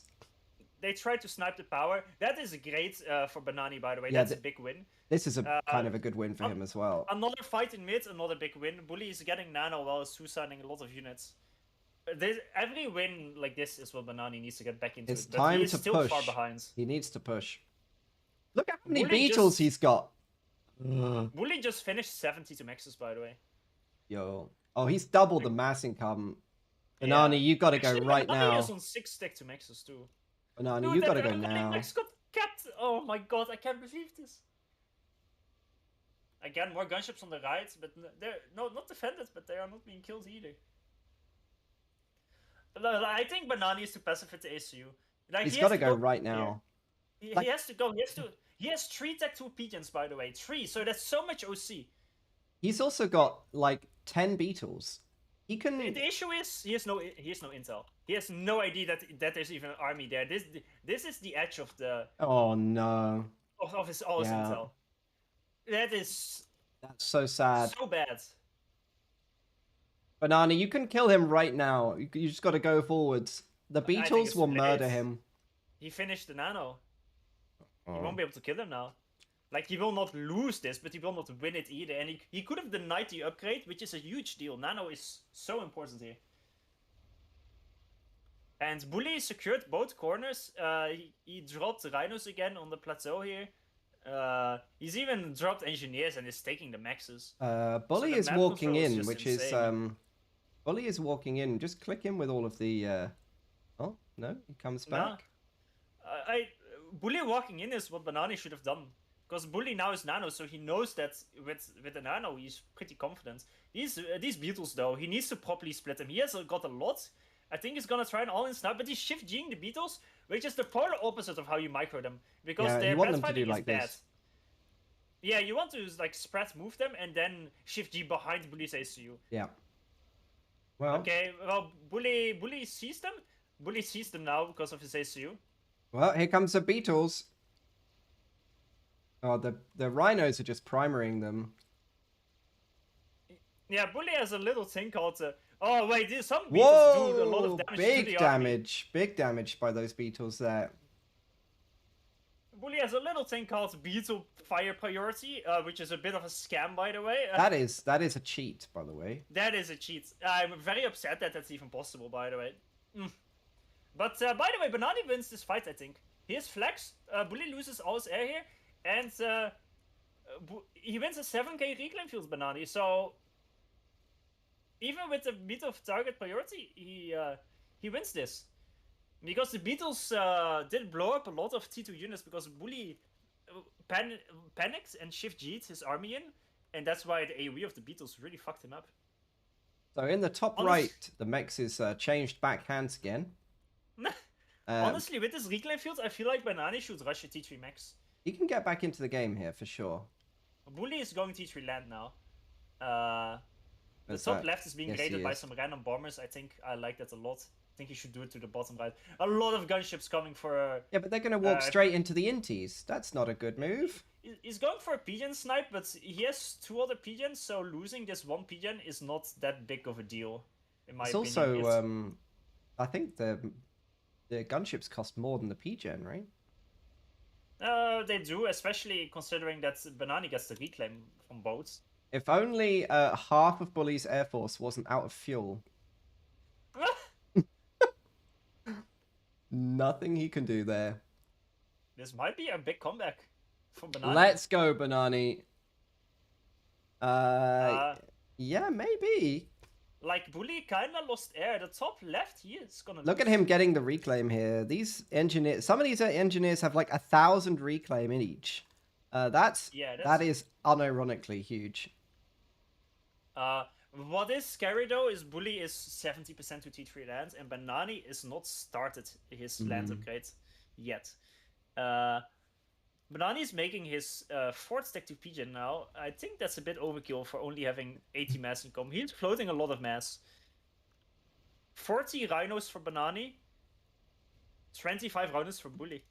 So maybe Bananai just has to keep doing his super mid push, but Bully also has nano, so it's not evident who's gonna win this. How many beetles have we got here? Like just 6. Again, the army formation for Bully seems better. He has a better concave here.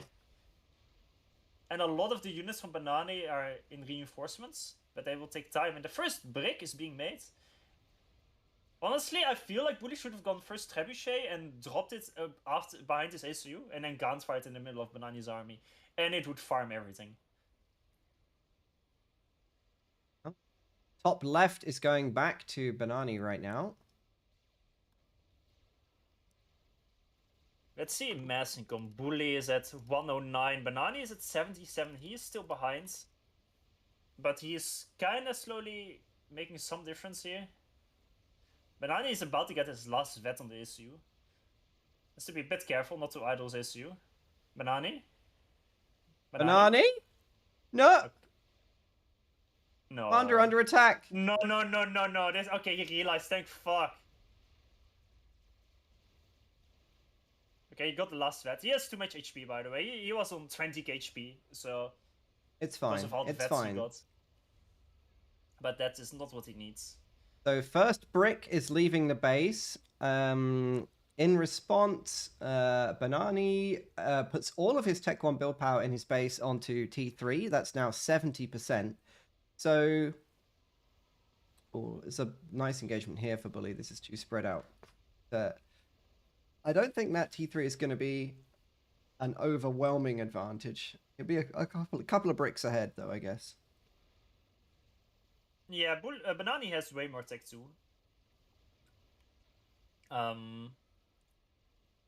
He did kind of catch up here. He did counter raid. Like, that big fight in the middle with the beetles, that actually brought Bananai back into the game. Before that, like, he managed to defend, but he was so down on mass. That 7.5k reclaim, that really helped him kickstart, like, his T3 lands and some more eco.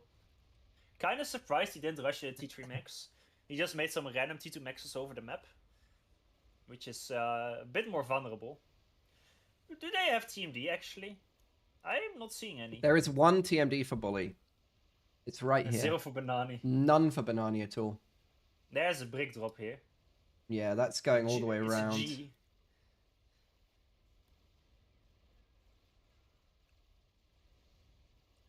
Let's see Bananai's intel. Does he have... He does have a tech to radar that sees up until, like, here. I think these PDs are actually going to prevent the raid of that top corner. They are. That's very nice. And all of the inties are rallied into a flak there on the top left. That's slightly unfortunate. Yeah, that's... Well, the flak is already low, so the gunships might be able to kill it. The gunship is not shooting at the flak is not shooting at the gunships. Oh, neither are the gunships at the flak, I guess. So, oh, look The at the brick drop. drop He got caught spotted. there. That's a big deal. This mid fight, what am I looking at? Both of them need a trebuchet here. At least Banani is the Beatles. He keeps shift G'ing the Beatles, man. I hate it. I don't like it. That's the opposite. Okay, there's a big fight. Banani's pushing in, but look at the Beatles go. Yo! Boom! But there's the first. There's so many arties though by Bully. Unfortunately, rallying the Beatles through the units like that just spreads them out so much. Yeah, this is not real. The thing is, you kind of want your Beatles to be with your other units and pushing because you don't explode on your other units, right? Just sending the Beatles in almost never works. 105 Medusas for Bully, by the way. I'll shift G'd into one tiny spot. And Bully actually got almost even on Mascot with the ACU. Anything which doesn't get microed is going to immediately die to those Medusas. Yeah. Banani needs to be careful. Like, he looks to be almost dead. He is still on 10 HP. Is he gonna OC the brick? No. Oh, he's got a dodge. He's also OCing, so that's not great. He's fine here. He's got 2 bricks. Well, I say he's fine. He needs to OC the brick, though. Banani, are you gonna not OC it? He doesn't have Okay, enough he did. E. He overcharged it, but it didn't kill it. He doesn't have great vision because of the stealth on Bully's SU. They both need to rally scouts. These bricks though around the back are gonna raid these mexes here. With the Because of the torpedoes. torpedoes. Yeah, the torpedoes. Everything up here is currently idle. They're both concentrating on the middle. They're both focused on mid. There's a nice raid here though by Bully. Counter drop. Brick. Counter drop. There we go. Brick on Rhaelya should be able to beat Very it. nice. But Bully kind of wins this little mid fight. It seemed to have gone a lot better for Bully there. The Beatles. The good thing about Beatles is you don't donate mass and you overkill stuff. So, but the kill-death ratio from that fight was probably not very good. Neither player has a T3 max yet, but Banani is slowly starting to cap his maxes. There's a T2 transport from Banani, and it's going to be dropping engineers in the top left. That's quite a nice recovery. Is he going to lose a brick here? No, he doesn't see the ACU. I think Bully is about to have a fat mid-push. Yeah, he's got a lot of bricks in here now, actually. Banani did regen back to 12k. 9 bricks total. He's still got quite some rhinos. The thing is, in a big fight, if the rhinos just have to focus the arties, if you micro them, they will do great. But dude, these bricks at the top right, they turned around. They didn't even finish the max. Not sure what they've been idle the entire time there. Meanwhile, nice drop from Banani on the bottom right. Cleans that up. But big mid push, Banani needs to watch out. I don't understand why he never made like a static shield in some PDs, by the way. Yeah, it would have made a huge difference. They're Cybran players. They don't do PD bases. You know, they just don't. It's so good. They like, don't do Simon it. shields are insane. The cheap ones. They're the best in the game. Again, no great concave for Banani. Like, he should just set up a concave of units like this, and then Bully cannot push. An opportunity to get a triple brick kill here with an overcharge. Oh, he didn't have enough E. That's so sad. Oh, that's OC. Oh, no, I guess it's flag. No. The bricks finally make landfall, and they will actually do a lot of damage. They're going to kill the whole base. Forgot about them. They're gonna kill a lot of power, but Banani is halfway to a T3 Pigeon. Does he... Okay, Banani is not power stalling yet, but he's about to. So that means he can't fight with his ACU. Technically, this is the time for Bully to push. He's gonna lose, I think, all his Pigeons. E-Storage is down. Corsairs are being built for Banani. Again, game losing? Like, Maybe... Banani is now on... Here comes the ACU push again in the middle. Banani is on 400 energy income. 400. I think he has to go all in for Bully's ACU. I don't think he can recover from this. The T3 Pigeon is too far off from completion. It will take like 2 minutes to complete there. He has to go for Bully's SU here. He needs a trebuchet, honestly. That would do so much right now if it was parked like here.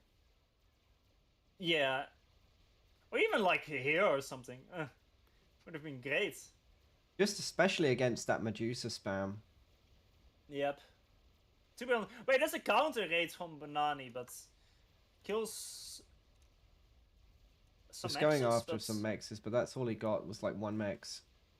and Very again, unfortunate here. Bad brick formation. They're just getting those seeds. No. And now Bully is, for the first time in this game, ahead in mass killed on the ACU by 3k.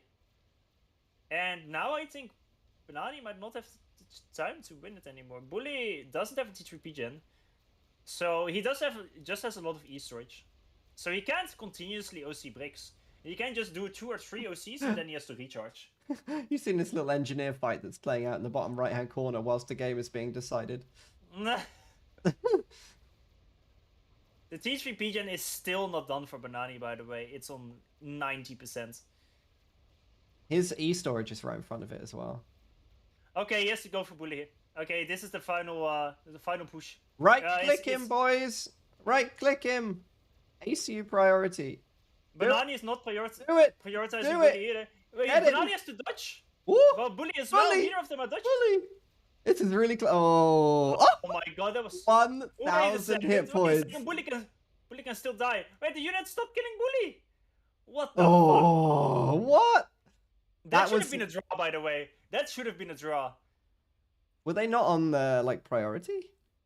What happened there? The reason why, I don't know what happened at the end. Maybe he accidentally gave an order. But by the way, I don't know what happens if, let's say, Bananai dies but Bully lives, and then like 10 seconds right before the game over screen is there, then Bully dies. Is it still a draw, or did Bully win in that situation? I don't know. I think if you both die before the game ends, it's a draw. Okay. That's how FAF decides to draw, right? If both ACUs die before the game concludes, it gives a draw message. Oh. We'd have to ask Hybrid that one. I mean, there is, like, the reason why Bananai died and Bully barely lived is because Bananai was not dodging the shots. He just walked in straight ahead and Bully right-clicked him with the bricks, and Bananai did not zigzag at all. And it's hard to dodge a lot of shots, but you dodge some shots at the very least when zigzagging. You always see some brick shots miss. And that extra little bit of time would have been enough for a draw. So if he might got his ACU better, it would have been a draw here. There you go. Remember, kids, if someone's shooting at you, remember to zig and zag, okay? that will make it so you won't die. Yeah, I mean, that's probably a little bit more appropriate for our American viewers. But, you know, for everybody else as well, that is good advice.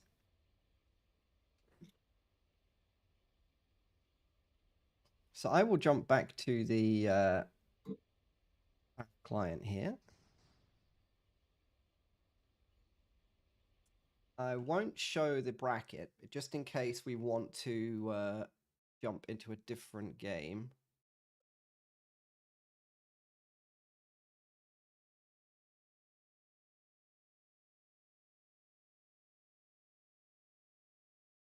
I mean, we should be looking at the semi-finals now of Blinchik versus Blast. Okay. Have they started? I don't see Blinchik or Blast online on FAF, so I'm not quite sure.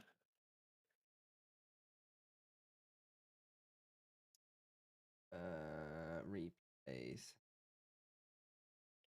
Search name Blast. They seem to have finished their series.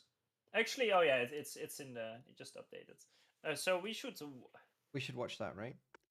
Well, the thing is, normally, like the tournament format is a lot different from normal. What is usually the case is that you have the quarterfinals and the semifinals on one day, and then the last day there's the third place match into the finals. But now everything is on one day. So if we tell them, and you know, usually you would have the finals for the last series because you don't want to watch the finals and then the third place match, right? But if we now watch this one and tell them to wait for the third place match, and then they have to wait for the finals for that, then we are like hours in. So, I'm not sure what the right move here would be. I don't think, like, if we watch the semifinals, then we can't tell them to wait for their own games, but then it will delay it by a lot because it's all in this day.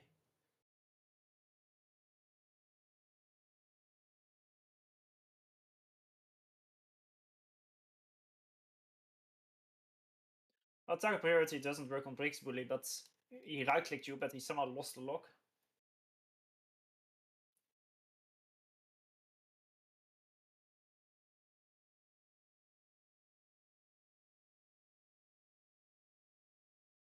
I think it makes more sense not to watch all the semifinals. Wait, let me see what's Bananai's gonna. There's a chance that they won't play the third place match today because I remember Hybrid saying something about if Bananai is in the finals, he would rather play another day because he had not enough time. But he's in the third place match, which is relatively similar to the finals. Was it's another series, so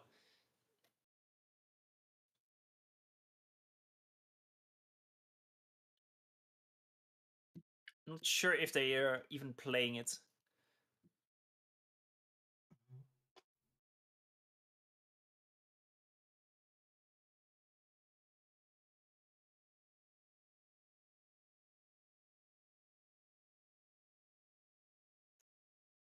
Maybe ask what they're gonna do.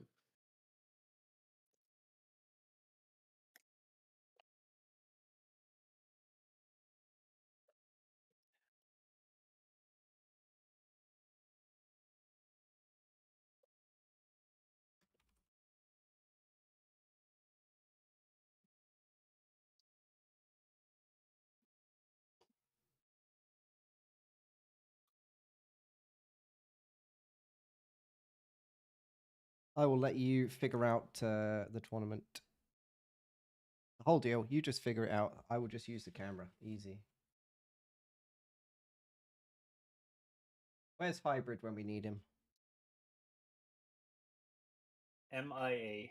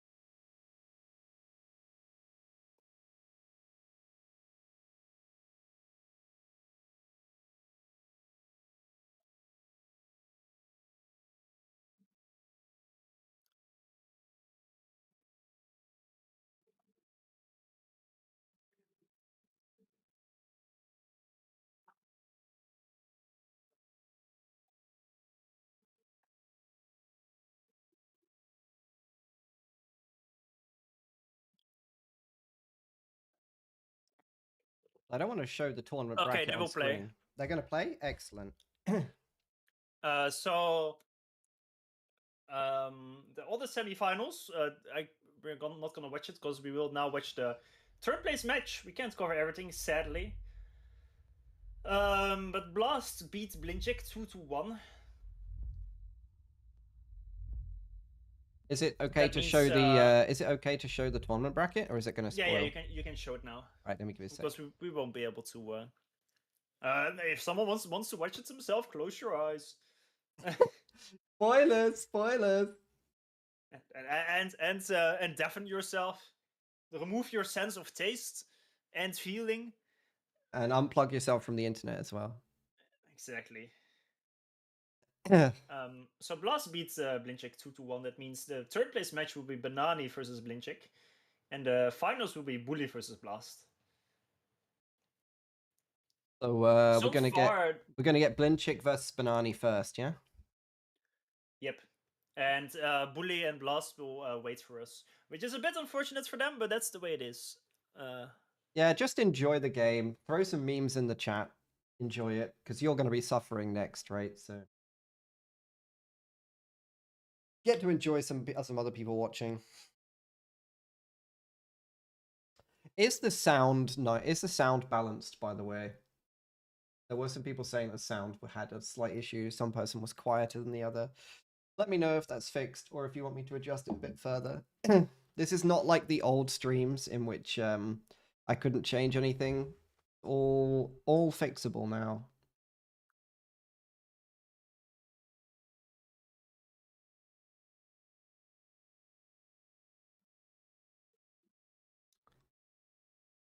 Yeah, audio is fun, but it's just these annoying voices that keep yapping about some bullshit. Yeah, people just yapping and ruining the game.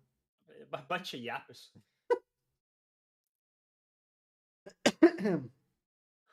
Dude, I love that the main reason why Banani was close to a comeback. Like that power snipe completely ruins him, but before that, he was kind of making a comeback.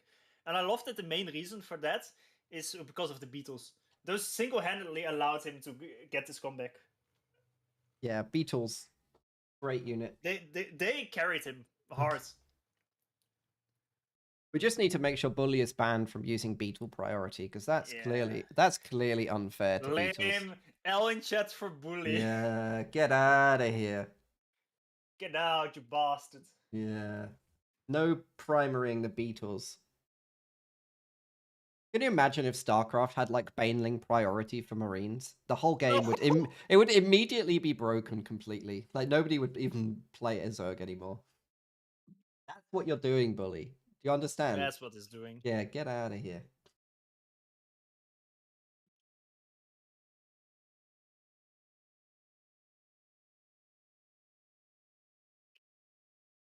So we haven't actually watched any of Blinchik's games. Do you know kind of what he did or what his playstyle was? Usually Blinchik is quite a passive player, where he is that's his strongest playstyle, where he just it's not like he doesn't rate or do that stuff, but his strongest playstyle is generally to kinda defend and out eco your opponent. And I was surprised that like we didn't get either today or last week. We didn't cover any of his games. Last week he got cooked in the what you call it, not qualifiers, in the brackets pool stage. Well, however you call the stage we did last week. He kind of got cooked. I think he lost every single series. Maybe he won 1 out of 4 out of 5. I think that was the case, that he won 1 series, but he didn't make it. But now Vina got disqualified, and then he replaced him. And now he won the first series against Shen, who was one of the top 3 contenders for this tournament, in my opinion, together with Bully and Banani. And so that was an upset. But then he lost to Blast 2-1. But both of them were relatively close series because he got the game of Blast as well. So apparently he's playing a lot better today than he was playing last week, which is good. Yeah, Azot says that he did it. He's to blame for the Beetle apocalypse. Get him, mods. Get him. Apparently, I'm being asked that there isn't a specific map pool for the 3rd place match. Oh, so what do we want them to play? Well, Strider's asking me to just use the semi-finals map pool. But I think that should be fine. Oh, we haven't seen. We only seen two of the maps. It has to be Seaton's 1v1, right? Yeah, Seaton's is in it. Let's go. And the issue is because the 3rd place match is a best of 3 and the finals is a best of 5. You can't use the finals pool because there's too many maps. And then you have to like, what maps do I remove? And I'm not gonna do that. So we should just use the semifinals map pool. A bit annoying, but it is what it is.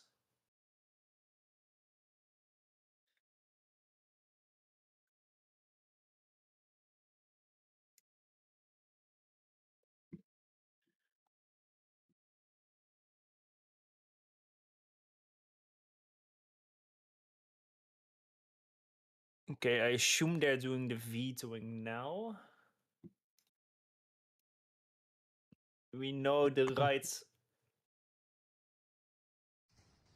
map pool. People asking why Vina was DQ'd. I don't know the exact reason, but he was banned from FAF for something. From what I've heard, he was permabanned from FEF for I think it was rating manipulation or something. Damn. Because apparently he did that in the past, and the mods warned him. Like, I just heard this roughly, by the way, and don't know how accurate this is. But what I heard, apparently he manipulated his rating in the past, and the mods banned him for it, and they warned him to not do it again. And apparently, recently he played like a win to duel game where his opponent threw on purpose, and that apparently counted. Something like that. Might be off, might be wrong. Like, if you want to give away rating points, you can always give them to me. I'm just saying. No, don't ban me. Don't ban me. I don't actually want any more rating. I feel like 1200 to 1400 is the sweet spot for FAF. I mean, it's kind of hard to lose to you, so. Excuse me? That's true, but that hurts me. That hurts me. That actually did emotional damage. It is kind of hard to lose to me. I'm always doing something stupid.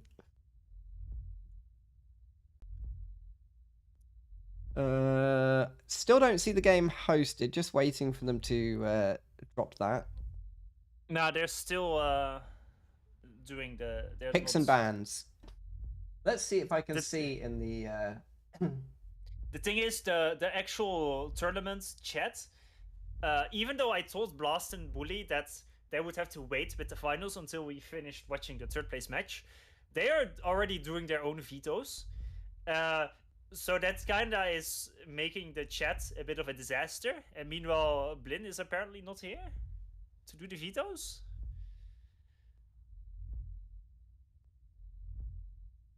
Not sure if he was here earlier. Bananai is here in the chat. Oh yeah, there, Blinchik was here earlier.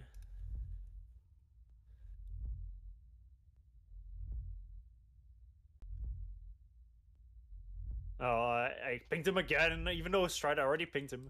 Ping, ping, ping, ping, ping. Look at the map. Ping, ping. Mods.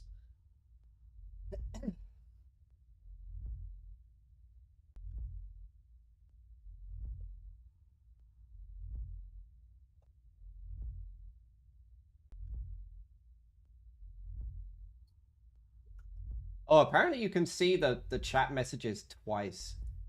It's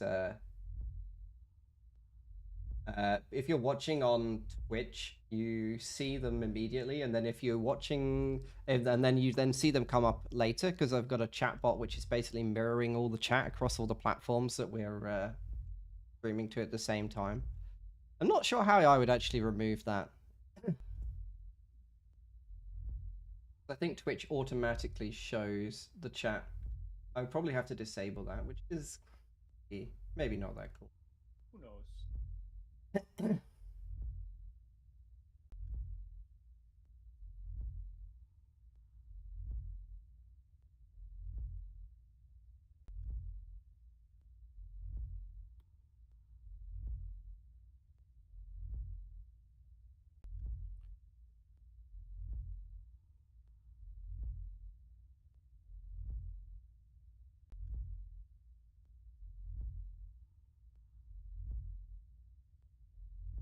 So we are just waiting for our third place match, Bananai and Blinchik, to finish their picks and bans on their map. Then we should be able to jump into their series.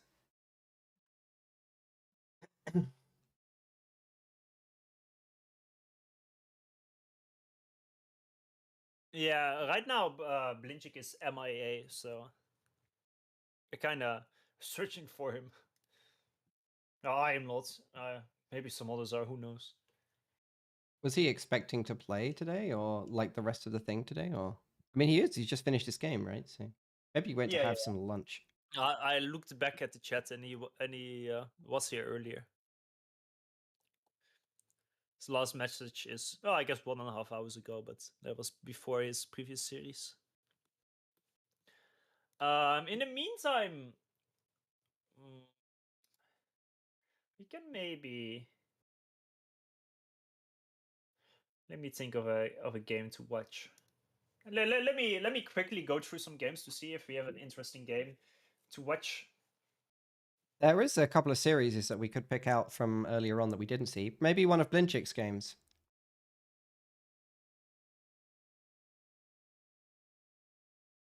Maybe the series against Shen we could pick up. Because we didn't see any games with Blinchik or Shen through the entire tournament so far. So That is true, actually.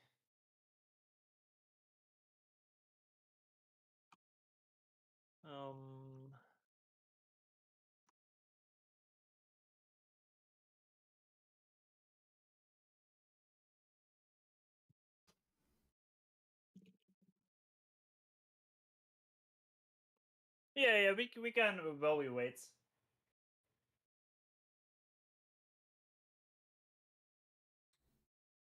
Let's see. Shen online? Nope. no, he's not. Replay Shen.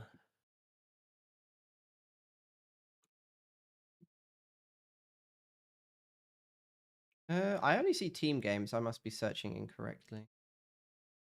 Is it descending instead of ascending?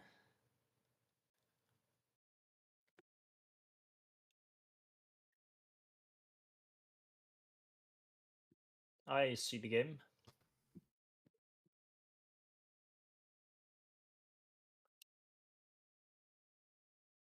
I changed the date as well.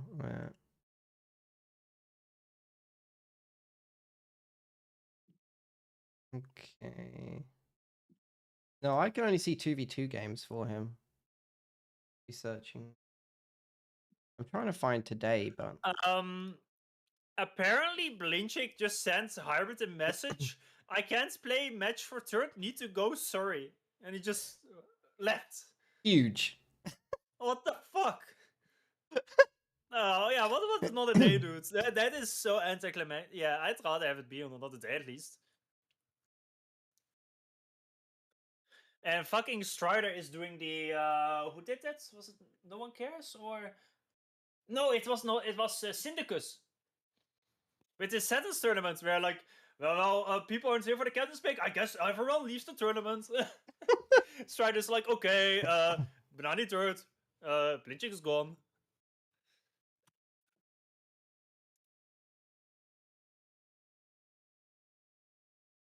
Oh yeah, if Banani agrees to playing it on another day, it should be possible. I mean, I guess that this means we should have watched the Blinchik versus Blast series, but I guess it wasn't meant to be. We already spoiled the results. Yeah.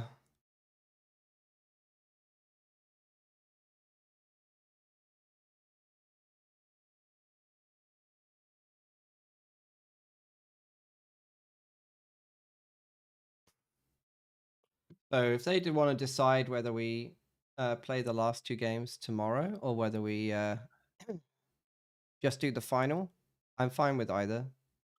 Right now, Bully and Blast are gonna play the finals. So All right, well I we'll guess go and watch that either way. you will watch that Yeah, we'll right go and now. watch that either way. And that should be a best of 5.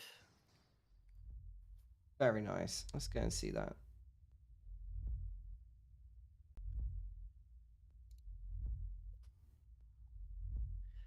Sadly, no settings in the finals. Unbelievable. Cowards. Bunch of bozos.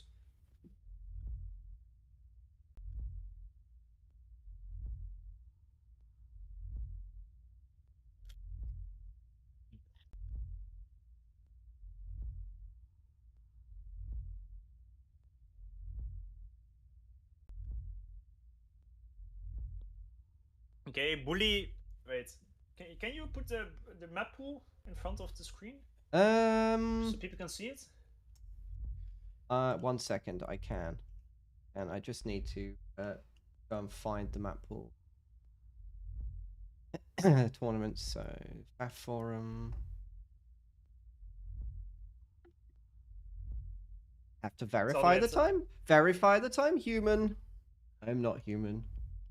See me play, you'll know that I'm not very human at all. Tournaments.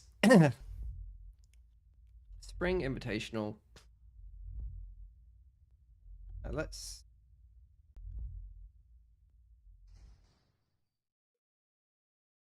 So... Oh, that white on white text does not look good. Group stage, final stage. Where's the maps? I don't see it. All the way at the bottom. Of course. Oh, dude, my fucking... I just... What the fuck happened? It just deleted me from the website. And I got an error message. Get deleted. Okay, so the finals is a best of 5. Point of Reason, transport time. Bermuda Locket, Navy fight. Emerald Crater, reclaim time. Craftius Maximus, I don't actually know that map. Wait, Curtis why is it Major. Why is it Point of Reason? It's supposed to be Point of Reach. That's the 1v1 map. Point of Reason, that is the adaptive team game version. Well, I hybrid it again, I guess. Let's assume it's Point of... Oh, wait, let me say...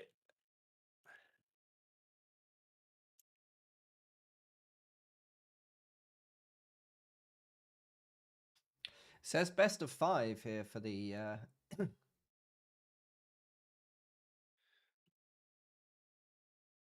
Let's say best of 5 for the finals.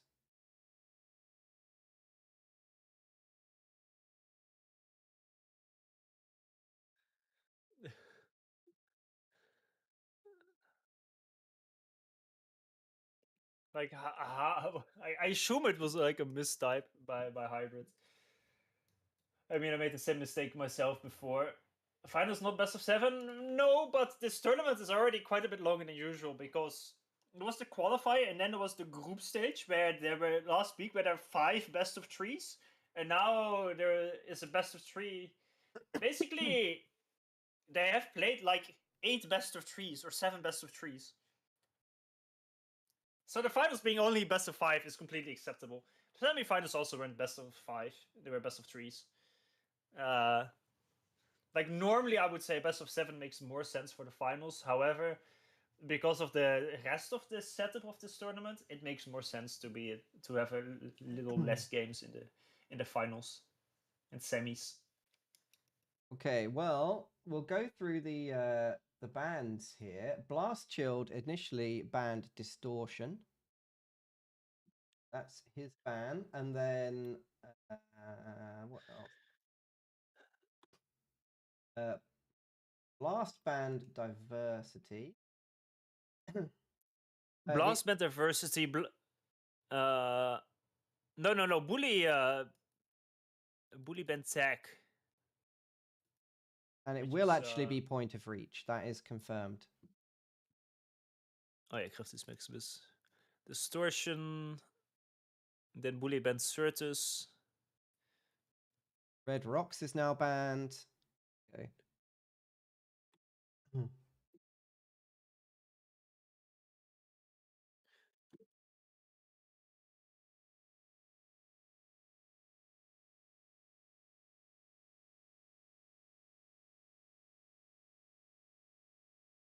Actually, whatever. I guess I will just say this. It's so... it feels like a mess reading this. Yo, there should be... if it's 2-2, the last surprise map should be Satins 1v1. Okay, so Blast picks Emerald Crater 20x20 as his first pick.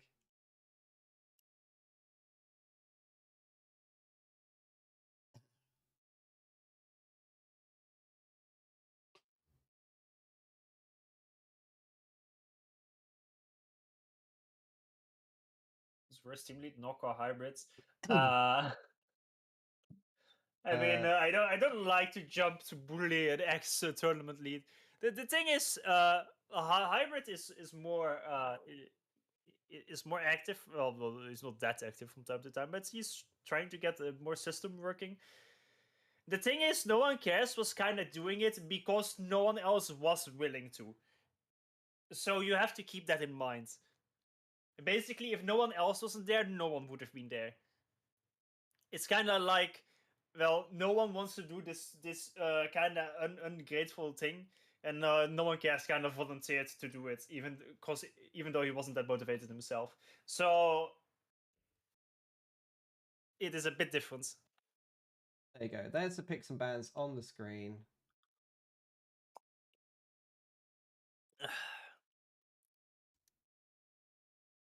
Apparently, Setons is too difficult and is unlocked at 2500 rating.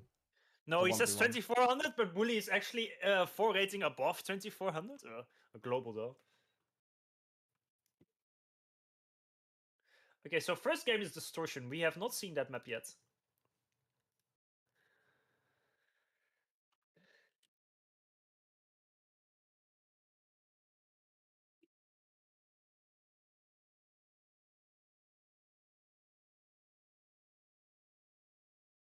So all the picks and bans are done. So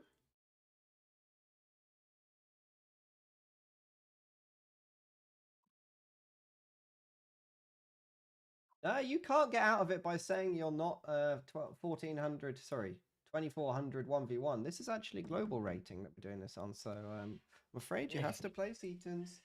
Exactly. Go for the mass and die in the middle. That's how it works. So the first game is Distortion. The second game is Certus. Then Emerald Crater. Then Wonder Open, and then Point of Reach. So yeah, don't really like Wonder Open in this. I feel it's a bit of a. I feel like it's not really a finals level map. For a 5x5, if it was like the big Wonder Open. Well, no, huge Wonder Open is not 1v1 material. Holy shit, man. Yeah, this map is. Dudes, in a 3v3 or 4v4, I can't macro it properly. That's in a team game. In a 1v1, that's downright impossible. It's fun to play, but it's not like a 1v1 type, like finals type of map to have. Same thing with normal Wonder. Like it can be fun to play, but it's doesn't really. It isn't that interesting. Like if as the player, it's interesting, but to like it's just a big macro fest kind of. Like I guess the games from last week were good on it, like the Vindex games on it, Vindex vs Blast, and the other Vindex game that sadly somehow got removed from the face of FAP. It was too good to see, I guess. Okay, I'm just downloading the map because apparently I've never had this map. That's how much of a 1v1 player I am. It's in the journey to try and increase the maps that a hybrid has to pick from, I went around and looked at some map pools and stuff, and I found this one. And there were some good games on this one that I saw. I mean, the map looks pretty good by itself, so yeah, I like that. It's kind of a like early game. It's going to be land and air focused, and then as the game progresses, there's going to be more and more navy focus. I will be back in about. Let me change the score first. Go back to 0. Yes, hybrids. I'm happy about those. Just no Saturns. Very sad.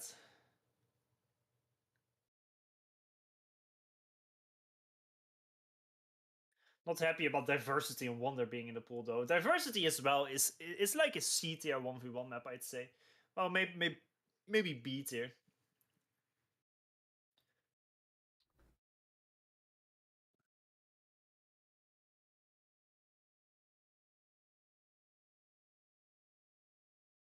I don't know if they're banning factions, actually. I don't know about that. No, they aren't, from what I've seen. I think Hybrid just said that.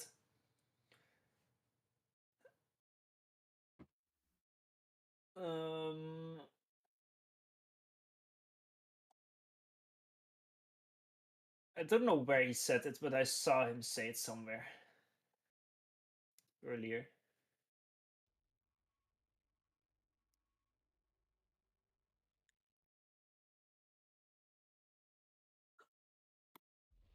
Okay, so this is the first game of the finals of the Spring Invitational. At the bottom, imagine Derp zooms in. It is Bully playing with Sarah. And at the top, we have Blast playing as the Yellow Ale. This is a funny little map. Not that much reclaim, but you do have a relatively amount of safe maxes in your base, and that's kind of why I really like the map. Map control is going to be super important, but at least it's relatively easy to get a decent start out. There are quite a few civilians on the map as well, actually, for reclaiming. That's a war crime, but, you know, war crimes are normal in FAF. Nah, if they are not from your faction, then it's not a war crime. Then you're saving them. I mean, right? I feel like that's a pretty Aeon opinion, to be quite honest. Yeah, cleanse them, man. Yeah, that's an Aeon opinion.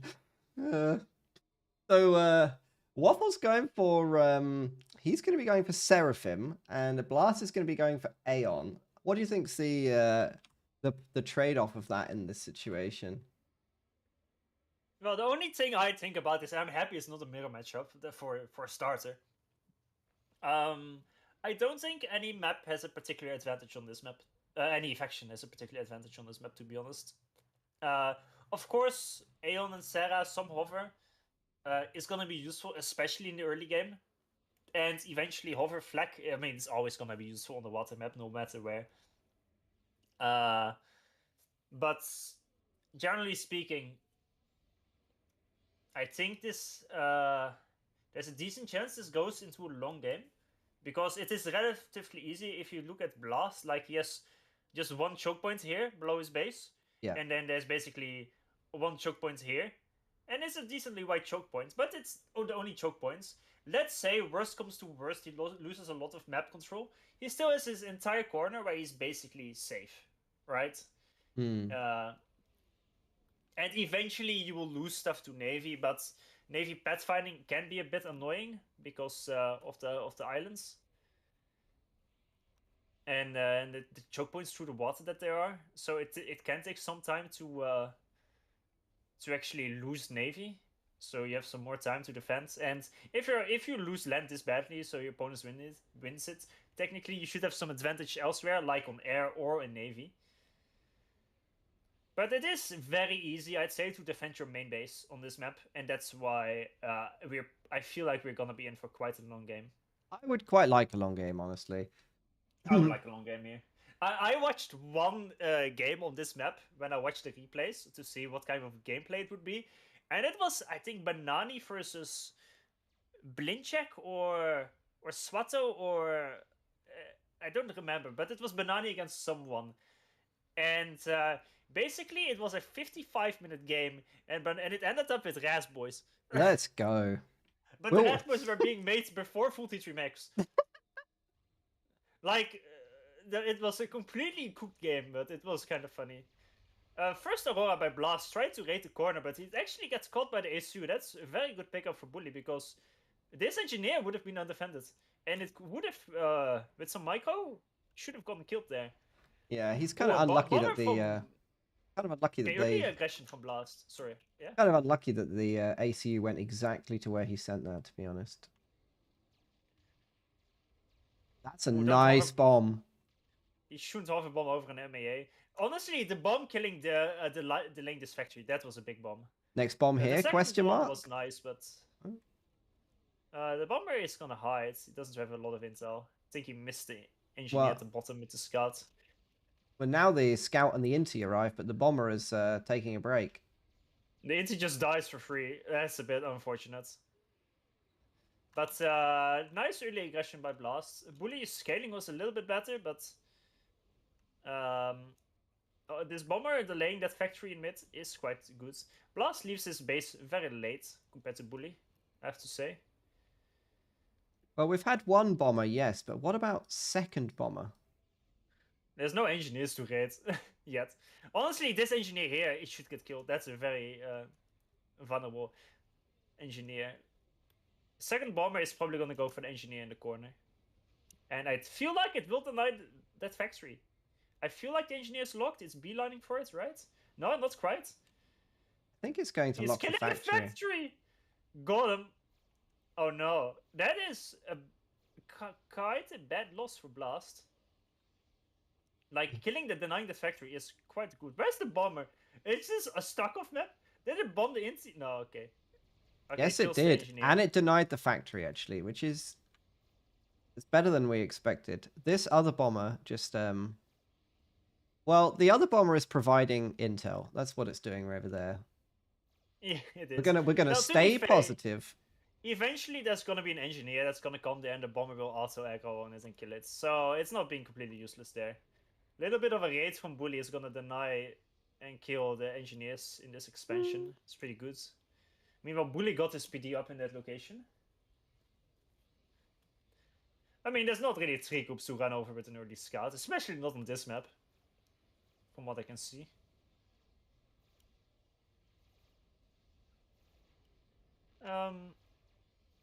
Another bomber coming from Blast on the top left, but he's gonna meet up with this other bomber. I'm not really sure what the purpose of that is. We're gonna collect them down here. It's gonna be a collection thing. Yeah, we're just gonna collect up some bombers.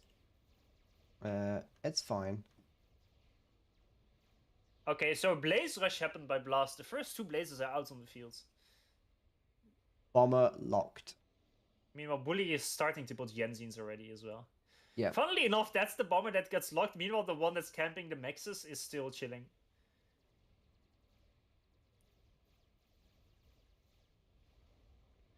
So Bully is quite a bit further ahead on the lands aspect. He's got more Mexes. He's faster with his ACU.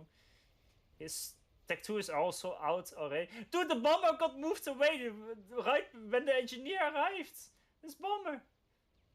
He's killing some pigeons, but he just... Well, he didn't kill them. I feel like that was a long wait for that bomber. Yeah, if he just forgot about it, it would have been better. Which is a bit unfortunate. The first Blaze dies to Tech 1 tanks, by the looks of things. Being microed. It's about to get vet. Actually, the tank stopped focusing it.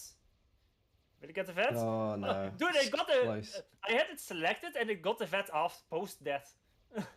Mods? Sounds like it's, that was cheating somehow. Mods. It's a posthumous veterancy award. What it is. It's like when you get a medal after you die in a war. So Bully needs to be a bit careful. There's around 8 Blazes around him. And he will be able to finish the PD though, but... The Blazes can raid a lot of the Mexes behind him, and I think that's what he should be going for. Bully did go for 2 Navy factories, while Blast didn't even bother for that. Yeah. So that's also a difference. He might get punished here by that, actually. This is a good fight, though, for Blast. He will catch 2 Tech 2 tanks. Loses 1 Blaze, kills 2 Yenzins. Yeah, that's a really nice pickup. And now he can raid a lot of the Mexes there. Bully has... 1 Tech 2 max compared to Blast 0, I think. Oh, Blast is literally about to finish 1, actually. Where do you think Blast should take these units? Should he come in this way and fight, or should he try to raid with them? I think he should raid the Mexes. Going for the main base is not a winnable thing. Even if you fight evenly, you're gonna donate mass. And raiding the Mexes is by far the most important thing, especially with how vulnerable this is. That bomber denying that factory is honestly a big deal at this point, because when he eventually raids these Mexes, then Bully can't quickly rebuild it. There was a PD on the left, but a single fervor basically chewed it down. Now on the far left, we've got frigate pressure and a drop coming in up to the top left. I think that's units, is it? No, it's engineers. So he's gonna drop the Mexes. Engineer battles coming. Got a little So line here between 2 units into the base. basically, Bully has been ahead in map control in max counts because he got these three max locations. Well, Blast didn't really use his SU to push on that location. But now his back is getting raided. There is one engineer though that's around there, and actually I think Blast might be overextending with his raids. He's donating quite some units there. Like he killed some Tech 1 Maxes, but he lost 3 blazes there. He also picked up 3 mexes on the right-hand side with some obsidian pressure, which is quite nice. Oh, it's true, yeah. Oh, I love some obsidians. But look at the top here! Look at Bully! Scapping the maxes! That's theft! Oh. That's theft! He can't keep getting away with it. He's stealing the mexes. Land theft! I cannot believe that. Holy shit. Well, so it seems like it will kind of flip around, where Blast will get most of the mid control, while Bully is focused on getting the outside control.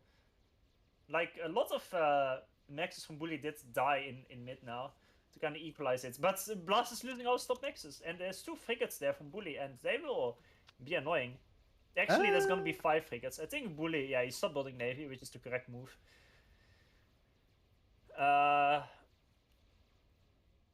It is going to be hard to get a lot of value. He's going to drop this engineer in the bottom corner here. Drop him off to die. You know what that's like? You know, have you ever seen people who have like a snake or something and they put a mouse into the cage to die? That's what happened there. Oh, man. They just dropped this poor creature in. This is not going to be a good fight for Blast here. It cancelled Bully's gun, though. Yeah, I think, yeah, still worth it then. I'm not sure how far it was. Didn't quite check it out. He needs to fear the obsidians. Does so Bully have... He does have overcharge. So blazes are snakes and the Serra engineers are mouses? Yeah, the little rice... Or, you know, like the crickets that people feed to spiders. They just put them in the cage and then it just jumps on them. And you're like, man, that was not a fair fight at all. So we've got a little engineer war going on here at the top. Yeah, it's I like the transport gameplay by Bully. It's got a lot of value from. He has 2 transports actually. He's gonna do an Ilshi drop now, probably all the way at the top. Yeah, that's a good move. And the thing is, these frigates from Bully, it seems like a wasted investment because he has 4 there just chilling. They secured all of this though, to be fair. Yeah, they're securing that. It means that Blast can't easily like fight back against it. Bully will have vision there for a very long time from now on, unless Blast like invests a lot of blazes, but then the frigates can just move away. Don't underestimate the radar on frigates. Super useful. You know what I would like to see from Blast here? He made both gun upgrades. He made quite some obsidians, which are mostly on the right side. But Bully has a lot of Ilshis and Yenzins as well. I would like Blast to get Chrono here. Like, get Chrono on your ACU, make a T2 transport, drop your ACU next to your Obsidians, and stun the unit so the Obsidians can move in. Well, we've got a drop for both players at the same time. I think Bully spotted the bottom drop, He did, but actually, I think it would have gotten in because the Inties were kind of rallied to this location, and the transport was already, like, doing this, but Blast backed out of that one. This Ilshi drop at the top is quite brutal. Yeah, that's brutal. He's going to lose one. He's probably going to lose all these mexes to it, to be honest. I think so too. Bully is on 1, 2, 3, 4, 5 Tech 2 maxes, and he's capping the ones in his main base. Meanwhile, Blast is only on 3 maxes. Blast does have something in his favor, though, and that is he's got 4 Spectres and many more on the way. He does have T2A, yes. He's producing those gunships. Very importantly, he has no E. Only has, well, he's making a 2nd Pigeon right now, so he can't OC right now. He's on 22 Obsidians. They are draining like 200 E though, which is not nothing. That's like 20% of his E. He doesn't have mobile shields nor flag with his army, which is very weird. He doesn't. He just doesn't have the E for it. Well, now he does. Now another nice Ilshi drop from Bully, killing 3 more maxes. There's no engineers there. And another one on the right-hand side with Yenzines and another one. That's like two units he kind of has dropped there, and he's killed 6 mexes. That's Bully really is good raiding value. very well with what he has available. Although, to be honest, the 2 obsidians at the bottom, they dropped as well, and they managed to kill that little area.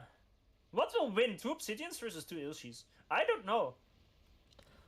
Well, we've got Resto Field and Gun versus, I think it's Standard Gun, but in 2 parts. Yeah, standard gun. Blast needs to be careful here. There's a I don't think nice Blast can push here. concave. He cannot push, he has to... Blast, he he's might going to just... get primaried. Oh no. He's not careful. By the way, even if Blast somehow lives, which I doubt he lives, by the way, even if he lives, this is a complete disaster, because he's gonna lose his entire army. For no reason at all. Half of his army isn't even here. Is he just going to right-click the ACU with the obsidians? Yes, he is. Oh no. Well, the whole army's going to melt. That was a disaster. There was no need to do this. I think if he had actually focused the ACU, he might have even... That would have been quite close, because he was shooting anything but the ACU for so long at the start of that fight. I feel like if he'd just gone all in on the ACU, he might have actually gotten the draw there. I mean, like I said, it is very easy to defend the entrance to the main base. Because of how short your reinforcement time is. This area is really narrow. Bully had like double the army size, because half the army from Blast was like reinforcing. So you should be able to push there. But instead you can just get control of the middle, secure the maxes, get all the map control. And he had T2 air, so he could completely clean up the top left corner with his air, get the maxes back. Like, the T2 gunships can kill the frigates. Yeah. And he should get all that map control back. Yeah, sure, Bully has some more T2 eco, that's true. But he doesn't have the map control. So I think Bully had to come to Blast there, and Blast should have played defensively in front of Bully's base. There was no need for him to aggressively push into him there. Especially with just Gun at minute 15. Well, I did the push at minute 14, I guess. Like, at the very least, he should have gotten Shield or Chrono, one of the two. And from the looks of things, he only had 1 E-storage as well. Maybe I'm not seeing it correctly. And against Ilshis, you need 2. And so you prefer to have 3 even, because then you have some backup. Yeah. He only has 1, I can see. What's distorted about this map? Bully has 2 E-storages. Yeah, because he's fighting Obsidians as well, so he also needs 2. But yeah, I think like Bully was like not all in, but he was massively spamming Tech 2. So was Blast, to be fair, but he has to defend his advantage. What is said, like it's I don't really want to call it a throw, because Blast wasn't necessarily winning. It was a completely even game, but he just did suicide for no reason. Remember that we can see everything, right? And it could be that Blast felt like he was behind because of all the raiding pressure. That is true, but he felt like he needed to do something, maybe.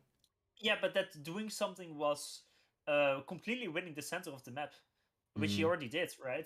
Bully was down to his corner, and he had the top left corner, but he had the T2 air to deal with that. The moment he cleans up the top left corner, Bully has more T2 maxes, but he has no map control at all. Alright, let's leave that one. It was quite sad of a death. Okay, and we will just in a second we will wait and jump into the second game, which is going to be on Certus Major.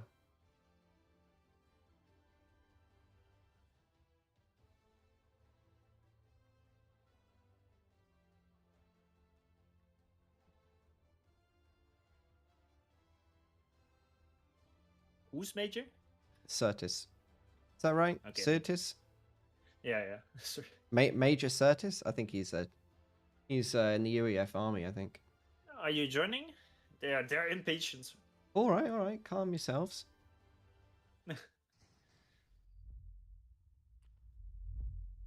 Okay, any second. I am joining.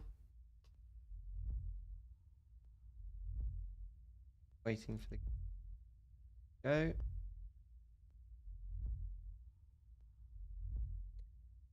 Obsidians and Illusions have same DPS, but Obsidians have more HP but less range. Yeah, but the Illusions were dropped directly on the Obsidians. Okay. I mean, I guess the main strength about Obsidians is that you combine them with the mobile shields. Plus, you have the shields on Obsidian, so they regen HP, even which Illusions can't.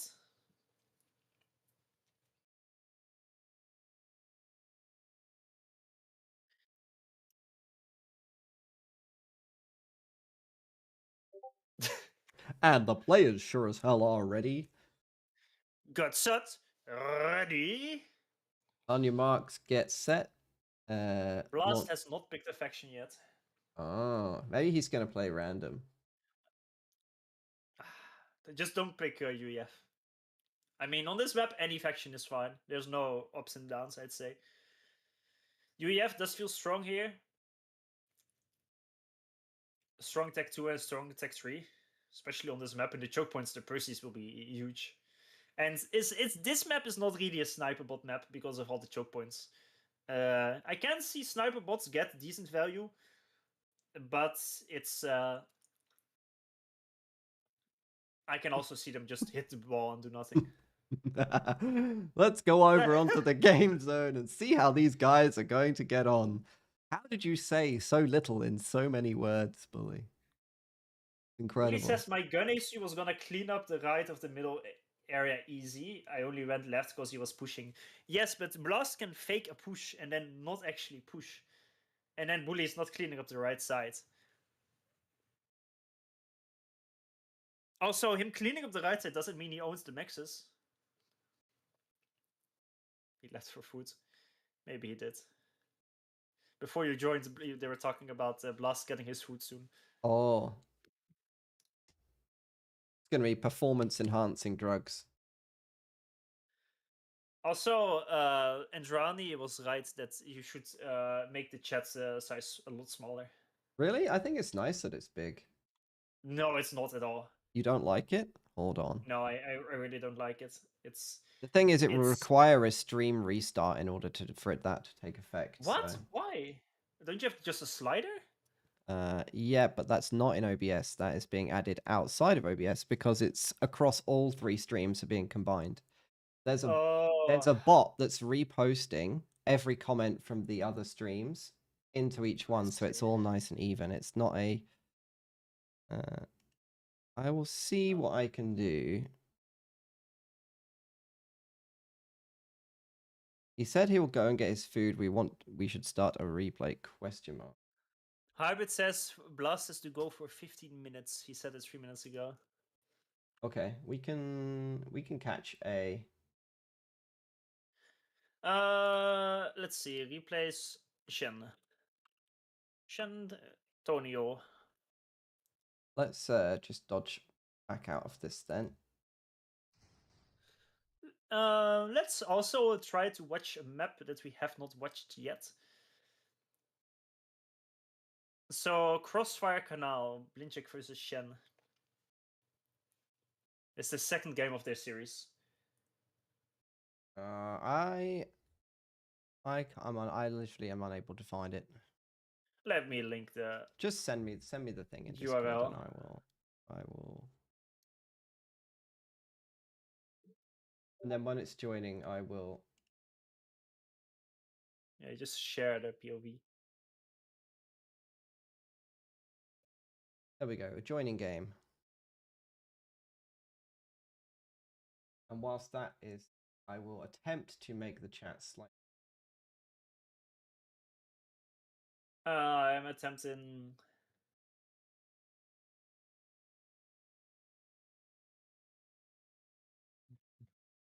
I have reduced the chat size by like a third. Don't ever say I don't do anything for you. Magic. Magic. Well, I'm not watching it actually, so you're not doing it for me. Okay, so Blinchik and Shen, and we're playing on the classic pizza map here. share your... I will share my screen on Discord so you can thingy. see what I'm looking at, and you can pick up stuff that I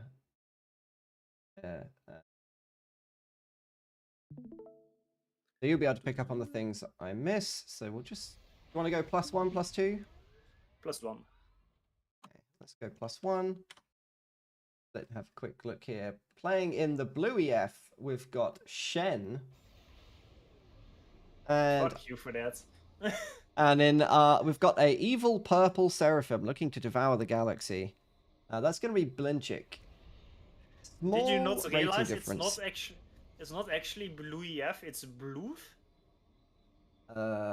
That sounds unnecessarily pedantic, to be quite honest, but sure, we can call it bloof. So like first, blue E, that means there's 2 E's, but there's only 1 E. all right, it's like your pin. You made the joke. It better be lore accurate, bitch. Lore accurate jokes. Listen, let me get my pin number and my my redundancy stuff, and we'll redo it. We'll call it bloof. He's playing in the bloof over here. He's at the top of the pizza. Both got 2 engineers rushing the hydro. Engineers spreading out as you would expect.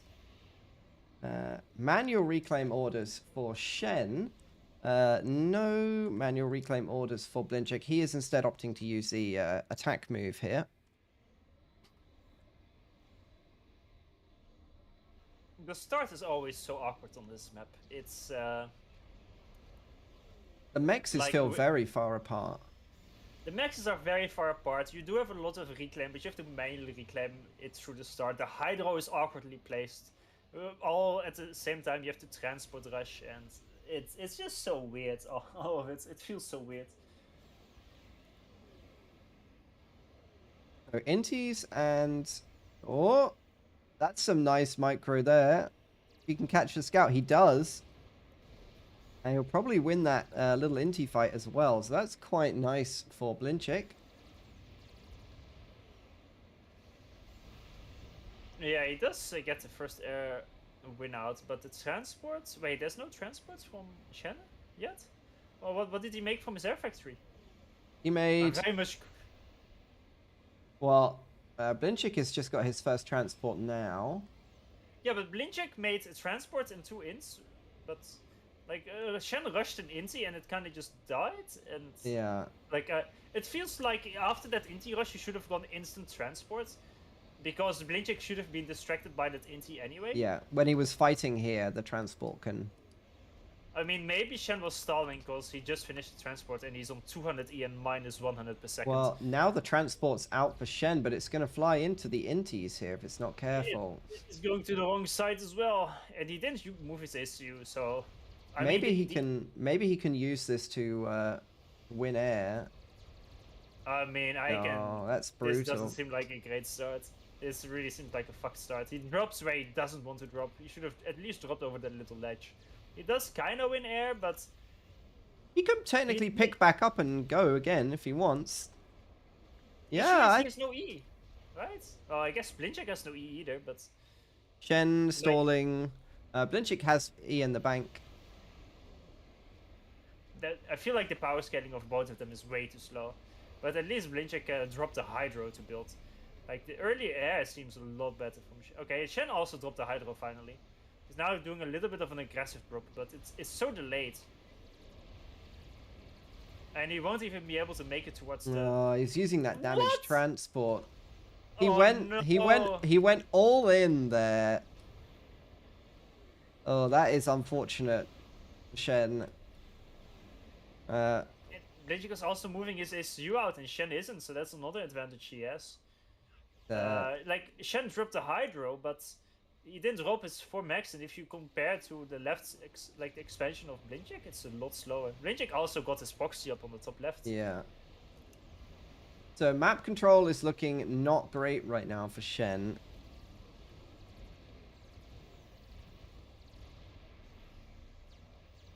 He's on just the 1 pizza slice, basically. I mean, he should be able to secure at least the second one. The third one, though, is gonna be hard because his ASU isn't there. In And pizza that's kind of terms, why... yeah, he's less hungry, man. yeah. Usually, what would happen is you send your first drop to one area, and your ASU moves to the other one.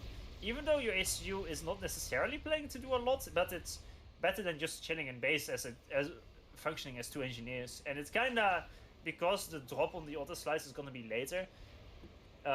Your ACU will be able to like kinda delay the opponent's proxy, or at least help fight against it. But there's 4 bombers coming, but they're all dying to the AA one by one. Like these bombers are not being cost efficient whatsoever from Shen. Meanwhile, these 2 anti-airs are extremely valued. Shen's And at got the his own bottom- base up here, but it's under pressure already. We can go to +0, by the way. Like, I feel like I already can't point out enough things. This map is quite action heavy. Oh, that's a friendly fire on his own engineer just as it was about to finish the factory there. That's very unfortunate. And by the way, Blinchik just managed to drop the bottom expansion. Like, Shen had indies there, but he flew away right before Blinchik dropped, so he didn't manage to kill it. And now there's another hidden transport on the right side, and he's probably gonna try to make another proxy on the right slice. And those proxies are so annoying because he can float Zuis over everywhere, and the UEF cannot really do anything about that. This proxy is gonna, this base here is gonna fail for sure. That's very expensive. You is saying there should be a random except UEF faction option, but that makes no sense for a map like this. It's not like Sarah is slightly stronger here, but that's mostly because of the Navy aspect, and there's no Navy happening. Well, I guess there's Phobos for Sarah, but like Sarah is stronger, but UEF definitely can win against Sarah if you're a better player, or even if you're an even player. The reason why Shen is kind of being cucked is not because of his faction. It's T2 air out from Blinchik. It just now started from Shen. Like the E-income is even, but Shen is just a lot later on income. Blinchik reclaimed double the amount of Shen, by the way. He cleaned up his back pretty well. That's actually an enormous difference. Double the reclaim already. Blinchik just on way more mass. He's got the Pac-Man half of the pizza, as you can see. Another drop at the bottom. It does land, but Blinchik stays used there. And Shen is not being able to probably secure his left slice. His ASU is there, but it's too late. Like, he's not losing the slice, but he's not winning it either. And this is such a big delay. I was going to say he should be able to get good value with his ACU over time here, but realistically it's not going to be any more than Blinchik, who's just going to farm these factories for free. Yeah, even though it's kind of true, Blinchik already accomplished his goal, which is this drop is not supposed to win the slice. It's supposed to deny it for as long as possible. And now Shen has to pay a lot of attention into that, and Blinchik is kind of just... He's stealing some reclaim even with engineers there. And he's kind of just sending his units everywhere. But now he's starting to focus on Navy, and he went T2 air. Stack to Pigeon is done. Blinchik is massively stalling. 100 mass per second. He's rushing a T2 max with like 10 T2 engineers. Yeah, Shen has not spotted the naval factories at all. He does see, obviously, the frigates, so he must know about them. First Tech 2 gunship out for Blinchik, and that's heading over to raid the right-hand island. And it's a Sarah gunship, so just a singular gunship is already quite threatening there. But yeah, this seems very bad for Shen. It seems like he will just snowball out of control. I mean, he's going to have to micro his ACU like an absolute monster just to deal with these factories. But like the thing is, even if Blinchik could showcase all his stuff on that little slice, Shen is still getting cooked. Yeah, I mean the development on this versus this island is huge. Yeah, even if you look at the reclaim now Blinchik is 5k reclaim ahead, so it's just getting worse. And he can reclaim more easily because he's not getting raided everywhere. Mm. And now this singular gunship is gonna kill all the nexus. Yeah, Shen also behind in air, so he's not got that going for him either.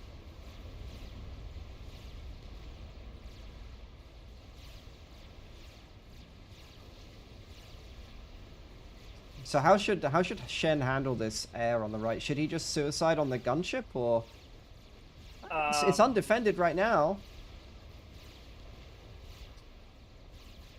I guess it's already done. Like right now, yeah, there's some opportunities. I guess he doesn't have intel there. Honestly, I think it is impossible to win the game from Shen. If the only way for Shen to win it is through a 30-minute grind, and somehow Blinchik is gonna throw away all his advantage over time. But Blinchik is so far ahead. Like, well, he starts e-stalling now. He has a big e-stall as well. It's 1,000. But this army can probably just kill the ACU, honestly. If he isn't e-stalling, he has double the mass income. Plus he has 2 pigeons ahead. Plus he has a big army on the left slice. He's got more navy, he's got more air, he's got more of literally everything. 7k reclaim ahead now. And I think Shen is about to get cooked here. But I think it's a lost. It's kind of sad that it's so snowbally, this game.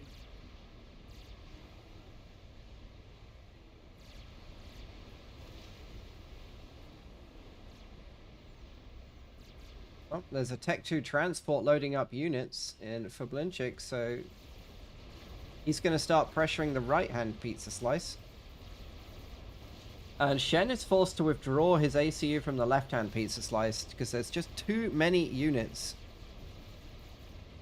Okay, Shen is making some sense. Oh no, Shen's got his air court here as well.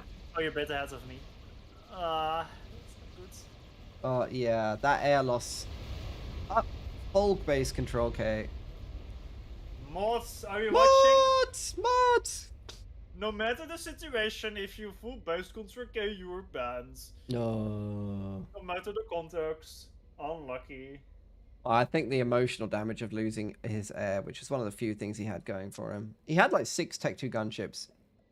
He could have actually, I mean, it would have taken a long time, but he would have been able to maybe do something to Blinchik's ACU, but... Well, yeah, the thing is, it was 6 stingers, so it's not even like, it's less damage than a normal gunship, because they're so cheap to make. Yeah. It's like UEF labs. They're very good to raid, but in a straightforward battle, you need more of them to have achieved the same thing. Yeah, this was sadly very snowbally. This is also kind of a good map for Blinchik, I'd say. It's a very good macro map for him. You can like, it was a bit of a snowball game, sadly, but you can see maps where you have to reclaim a lot, expand a lot like this. Like here, Blinchik has radars everywhere. He has 13 Tech 1 radars all across the map. And he basically scouts anything where there might be a proxy. Yeah, at the moment that proxy started preventing that island here, about 5 minutes. That was the really graph kind of tells the story there. So, oh, that was. I'm just checking out what might be good games. Let's see. Maybe. I mean, I did already spoil all the other matches. Yo, stop spoiling the results. Yo, we weren't supposed to watch this. There's Blame Blast. We can watch the Blinchik versus Blast on Whitefire, because we have not seen Whitefire either.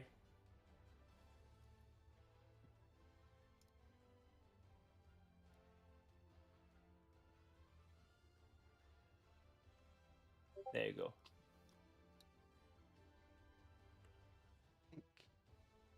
Blinchik plays Mostly random. Well, Blinjik is actually a bit of a chat. In tournaments, he sometimes plays random.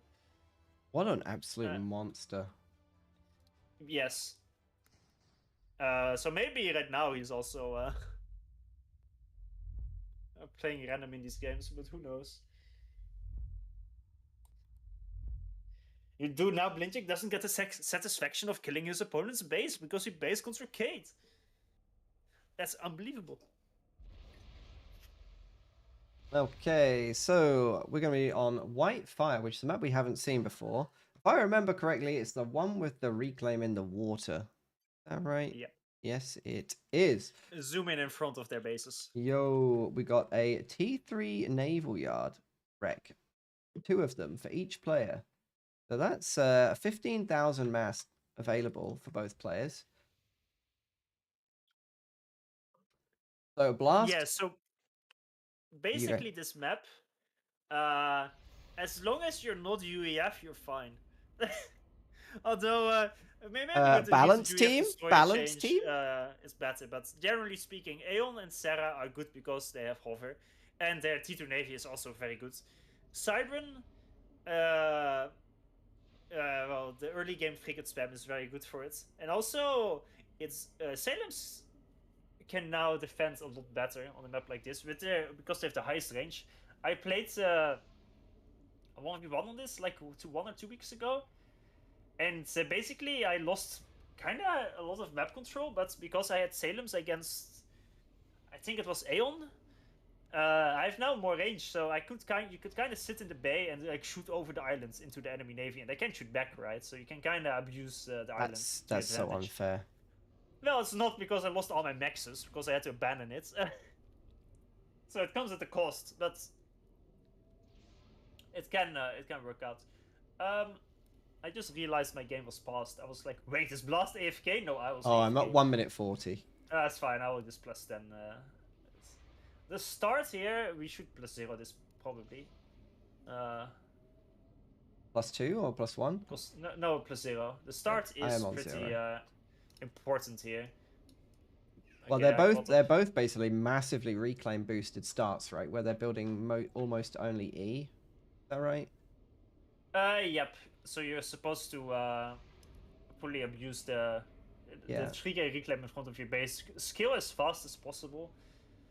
There are some early, like, first bomber shenanigans you can do to deny that reclaim. Yeah. Because if your opponent is scaling just on that reclaim and then you get fucked over because of it, then it's quite bad. Okay, so I just got a PM from Bully who says they're ready for the second game. Do you want to continue this, or should we jump over? Well, this is not that long of a game, so we can +1 it. Okay, let's +1 this game. You can wait a bit. I will message him back. We already started watching it, so you should probably finish it now. Okay, replay. Please wait 5 mins. We're on 1 speed. There we go. Okay.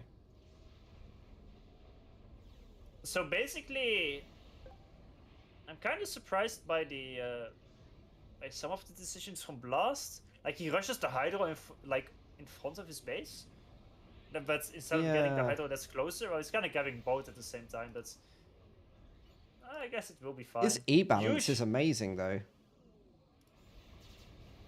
Yeah, kinda. But there's one thing I kind of worry about, and Blast only has 2 factories in his main base. Shen has 3. I think 3 are an absolute requirement because at the back there's so many 3 groups to reclaim, and in general there's just like right now there's still 30k reclaim on the map, and you kind of want to scale build power with 2 land factories at least. Well, Blast only got 2. He has queued up a 3rd factory, but it's going to be an air factory, and when that starts, as soon as that starts, I'll let you know what units he's queued up. Nothing. Nothing yet.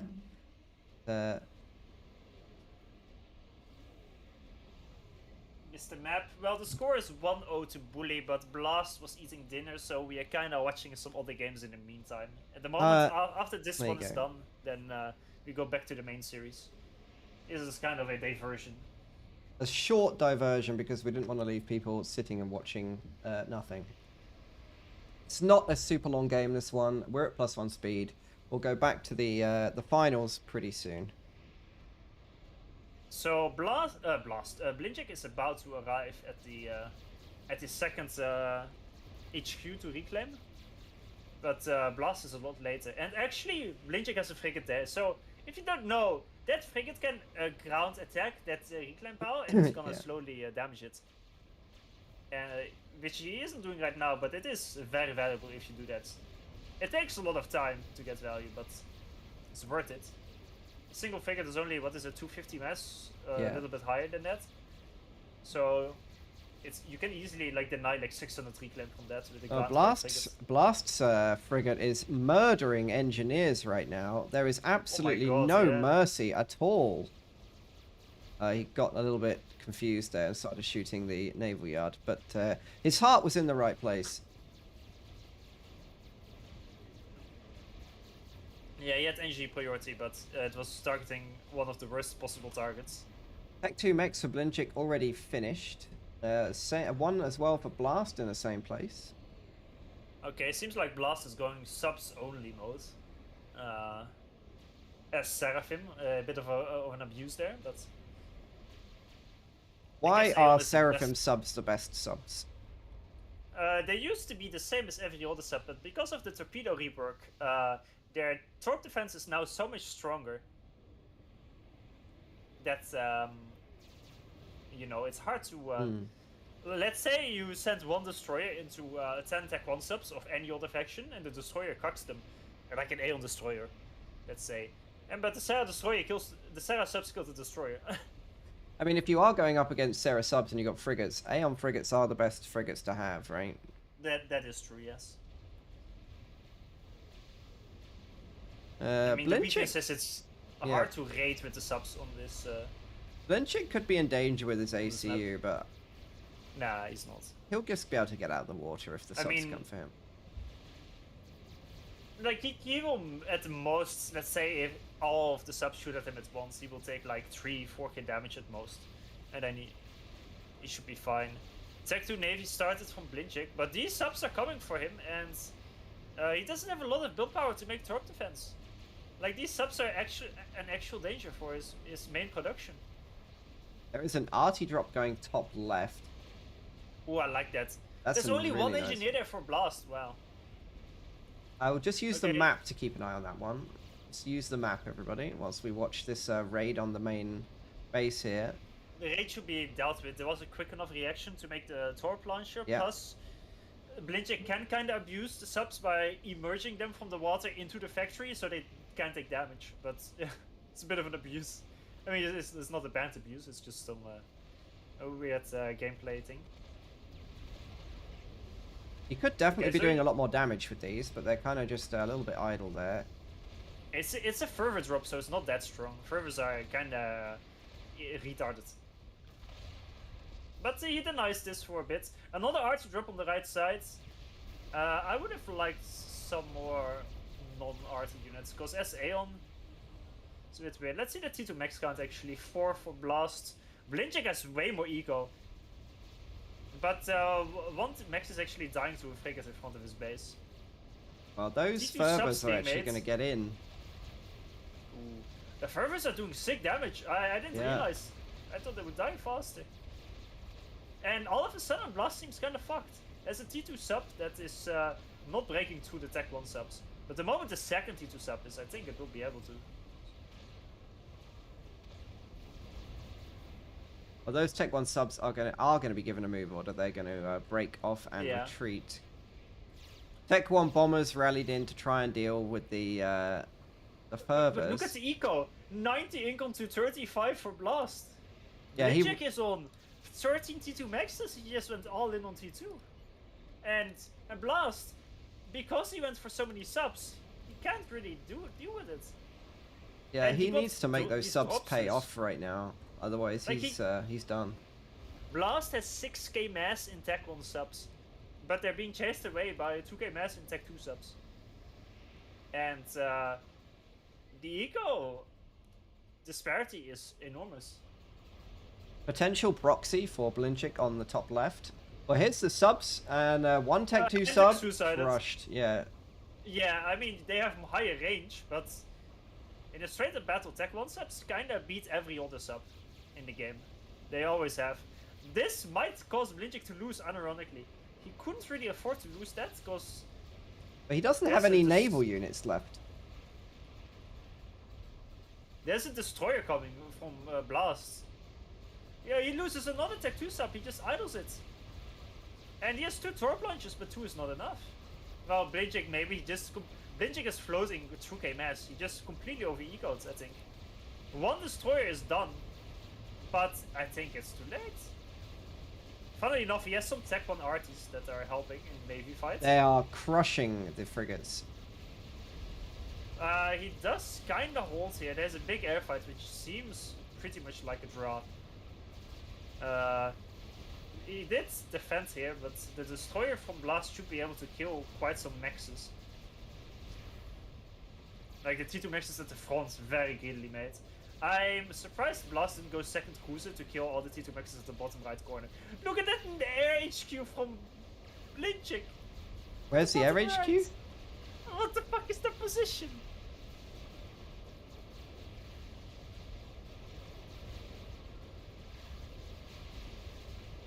And the destroyer from Blast kinda gets trapped.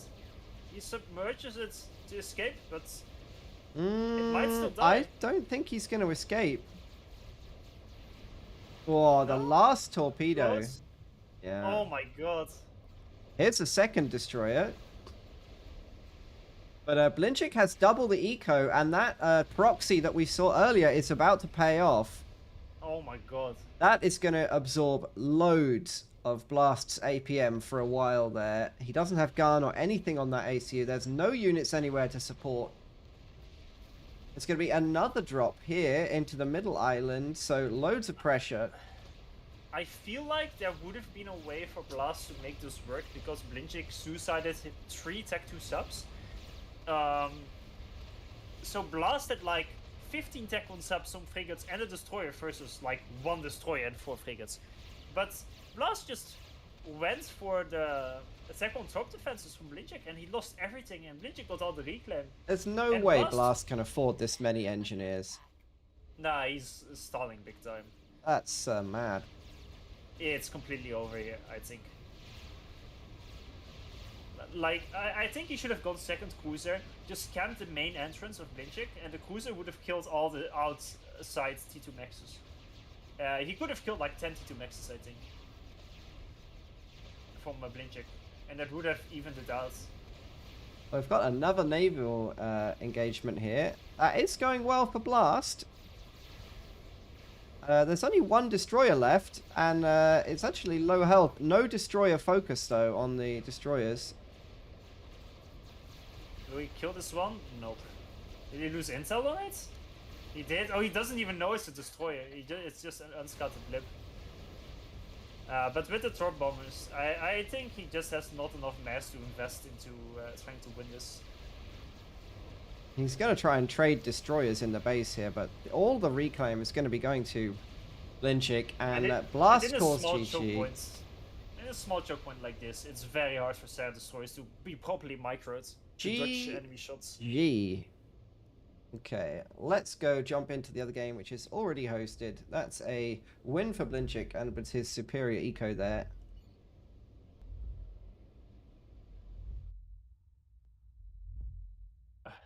I never left the game. You never left? I did. I never left.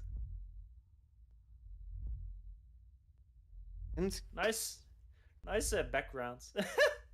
the stream can't see that. Only you can see that. But for everybody else, there is no meme. It's just my desktop background. Okay, that's it. Okay, play. Bully Blast Season 2, Game 2. I'm joining.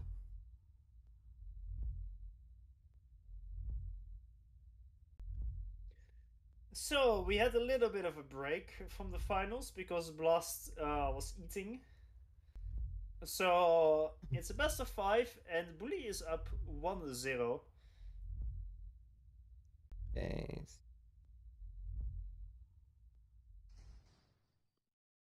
So this will be the second game. Sorry for the small interruption.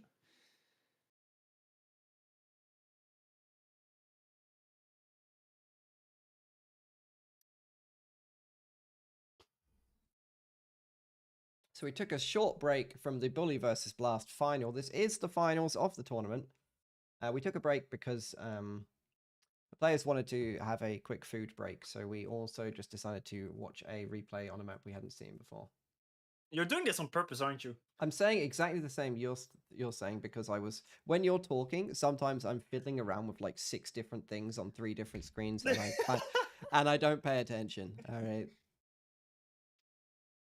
I'm trying to be helpful.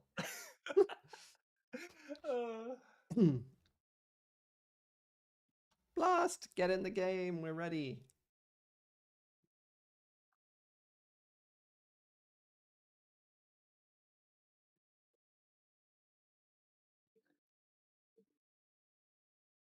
Go, go, go. Pause reason. Pause reason? Is Blast going to play random faction again? Did he play that previously? I think we need to keep a good eye on it because somebody asked in the chat and I actually didn't know the answer. Oh.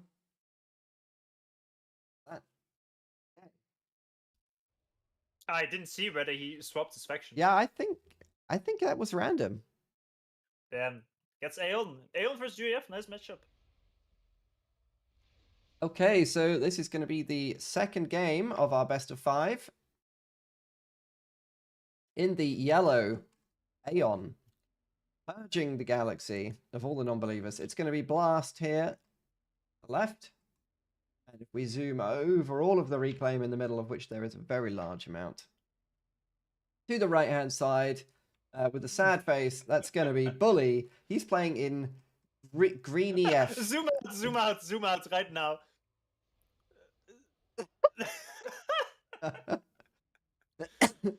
There was an arrow pointing at Blast, but yeah, get him, boys. I think it disappeared before.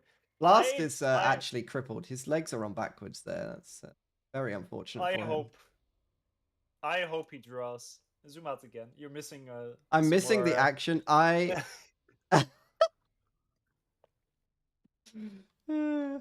Yeah, the players can actually write stuff directly to the audience and everybody watching without the other player knowing now because they have access to the draw button with the on right click. So that on the right side we have the D painter, Bully. The drawy. Now it's 2 different meanings. There's a nice little Sim City of P-Gens he's queued up here. Double air. Yeah, so the map is Certis. It's quite a nice map. Aside from the early game, it's very raid heavy. I don't really like it. If you get past the early game, I think it's very good, but because you only have like 6 safe maxes in your main base early game, and the other maxes, like from Blast's perspective, all of this you should eventually get, but they're kind of easy to raid. Like a single bomber or some labs that gets through, they can do a lot of damage and it can snowball quite badly. And I've definitely never rage quit when that happens. Which tournament did you raid quit in? None. I told you it never happened. Never happened, ever. Never. You know, FAF replays are a thing and you're unable to delete them. I don't know what you're talking about. I will search the wiki and Certis Major and I will find the... No. I played a 1v1 versus Jacked like 2 weeks ago, and I figured he would go for a quick bomber, so I went for a quick inti, and I just forgot to lock his bomber, and he killed like 3 expanding engineers, and he just left out of sadness. Brutal. Like I made the counter, and he just ignored me, and it made me so upset. Anyway, very much fast expansion from Bully, by the way. Like his engineer's already going there. Meanwhile, Blast is... Well, he's about to get raided here, though. This flare can potentially do a bunch of damage because there's no tank out yet. It's a decent raid, but yo, nice we got the build block. Yo, very nice. And he does lose it. It's a nice raid, but it's not the best because killing engineers right next to a factory is not that important. But I'm not sure where Blast is going. Why he's going back to the left instead of going to the center. But I'm kind of curious what Blast is doing because he didn't expand to his maxes and Bully did, and that is a big deal. Like that is a huge deal. Bully is massively ahead on expansion. Blast has 2 inties versus nothing from Bully. Bully made nothing. Let's check out Like, how no much air. they know. So some nice scouting from Blast. Absolutely nothing. No scouting information at all for Bully. He has no clue what's going on.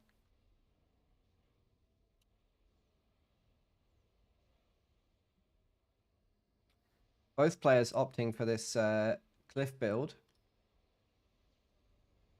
Pretty yeah, nice. the cliff build is the standard. It's honestly the last time I don't remember when is the last time I didn't see someone do it. Like also this cliff build is as common as can be, but although Blast is not doing it, I guess. It's so common that Blast doesn't know. It's common enough to see it almost in every single game, which we see in this game. You got caster cursed, is what you did. You said it was really common, and that means it stops happening. And a nice bomber from Blast. Gonna kill 3 engineers. And another quick drop. He's gonna micro it. Oh, he got the drop off. That's worth it. 6 engineers. Again, not expanding engineers. That is a big difference, but still. This engineer pickup here, big deal, by the way. Yeah, like, the main difference is that Bully secured the top super easily, and Blast is just somehow so late to that. I feel like maybe it's because Blast focused more on air, but then just didn't really use it. He has like 8 inties to Bully's 3. He is making bombers finally to make use out of it, but Blast SU had to move to the bottom to stop the raids happening, while Bully's gonna move to mid, and he has a factory with arties planned, so Bully will be able to get the reclaim of the Quantum Gateway, or even better, he will capture the Quantum Gateway and make Rambo Boys. Make a Rambo Boy, that is the plan. Make a Random Boy. You might not win the tournament doing that, but you do get amazing style points for it. Which is worth far more, let's be real here. Let's be real. Tech 2 land upgrade started. Yeah, play of the game. Where is that Tech 2 land upgrade? I don't see it. I don't know how much E you need to capture something. Like, let's say a building is costs 1k E to build. Is it also 1k E to capture? I think it's less. I think it's cheaper. I think it's cheaper to capture it, but it takes forever. Because I just checked, the Quantum Gateway costs 30,000 energy, which is basically a little more than a gun upgrade. So it's definitely possible to do it. The thing is, realistically, you won't be able to defend it. Like, you have to do that and then build a boy from it. Like, but is there some world where you somehow can do that? I would love to actually see it in a proper tournament game. I feel like it's incredibly unrealistic, though. I mean, it definitely is. Let's be real. So I'm not sure why Bully is reclaiming the gateway instead of shooting it. If he keeps shooting it, he will get a vet eventually. And the free vet is nothing to be laughed at. Yeah, shooting does more damage, right? Shooting this will do more damage. Actually, no, reclaim does more damage than shooting, but... No, it doesn't. It depends on the target. In this case, Quantum Gateway is a lot more build power to make, so shooting is more efficient. But a Hydro, I think reclaiming is more efficient. I learn something every day. But disregarding that, shooting will get you vet, and reclaiming wounds get you vet. There's still no anti-airs in Bully's mix, by the way, and he's been getting bombed for quite some time. These bombers... the bombs aren't being the best. I guess they kind of get shut down because Blast is not protecting them whatsoever. And the bombers just decided to chill next to each other. Here is the Tech 2 Land HQ. It's currently idle. Ooh. That's very good timing. He's about to finish his Tech 2 Pigeon the moment he starts reclaiming the Yeah, Cosmic Gateway. that's big brain, that is. And But Blast? Blast misses out on it. Like, Bully gets all the mid-mass, and Blast had to abandon the bottom. Like, the PD gets overwhelmed. The bombers are helpful, but does Blast? Blast doesn't even have Tech 2 yet. Somehow his start was really fucked, and I'm not even sure what happened. He just didn't. Like, he has some raids at the top going, which seems very nice, but I feel like the damage will be limited. He did manage to get some of the reclaim in the middle, though, but he's paid for that with half his health bar. Yeah. There is a nice raid in the back by Blast here. Oh, really? Yeah. No. I didn't know. If my team would like to zoom out and stop looking at their base. Team. Team. These pillars are going to kill it, though, I think. Pretty easily. This is only Auroras. They've taken so long to get there because they're so slow that the pillars have arrived. No, at least they will kill one pillar. Maybe? Are they? Please! No? The pillar will vet, I think. Yeah, it did. That is terrible. That's a big L for the Aeon right there. Look at these Tech 1 bombers from Blast being annoying, but Blast never fought air, by the way. He just sends in his Tech 1 bombers to die, and Bully just kills them eventually. And he does have more Blast, air, right? There's a single tank. Yeah, he does have two more. It's close, but he's got two more. I mean, this is the real issue, though. There's nothing there. And remember what I said at the start about how this is a good map if people like probably get the expansions, but Blast didn't, so now he's cooked. He does have his own T2, but is that a Tech 1 bomber snipe on the AC? No, it's failed horribly. He's going to send his inties here. Both inties just idling in blobs right next to each other. Well, they're going to fight. They're going to auto fight without any input. It should be a draw, or as close to a draw as possible. There's some flex from Boulet that will impact it, though. Reclaim-wise, Blast is on 9k, Bully is on 16k. It's quite a difference. Yeah, that's brutal. And I don't think there's any stopping this main push from Bully. I mean, streaming in Auroras like this is definitely not going to stop it. Blast is on 1 blaze. Bully is on 30 pillars. And he actually made arties and shields and flak with his army. I think we're about to see a depression. Yeah, Blast is not having a good game here. Blast, go all in on Mercies. I believe in you. Somehow I don't believe. Like the last game, I think before his suicidal push, I think Blast was in a decent position there. But this game, he just got fucked straight from the start. Like he kind of lost on everything. He went for gun range as well first. With this upgrade here. But he's got so little health. It's going to be a game. Okay. It's going to be GG right there. There's no way for him to win this. I completely agree. Like 30 pillars against 1 blaze. That is...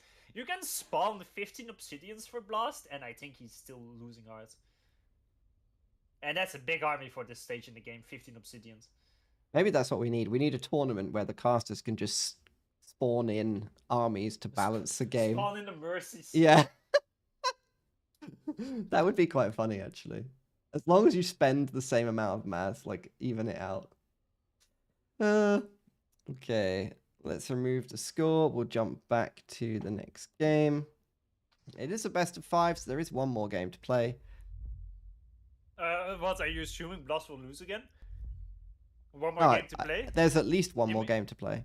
There's 3 more games to play, in fact. Really? If it's a best of 5?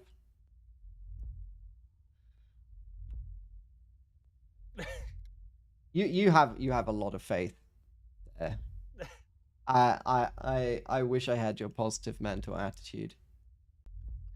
Don't worry, I'm in the process of bribing the players.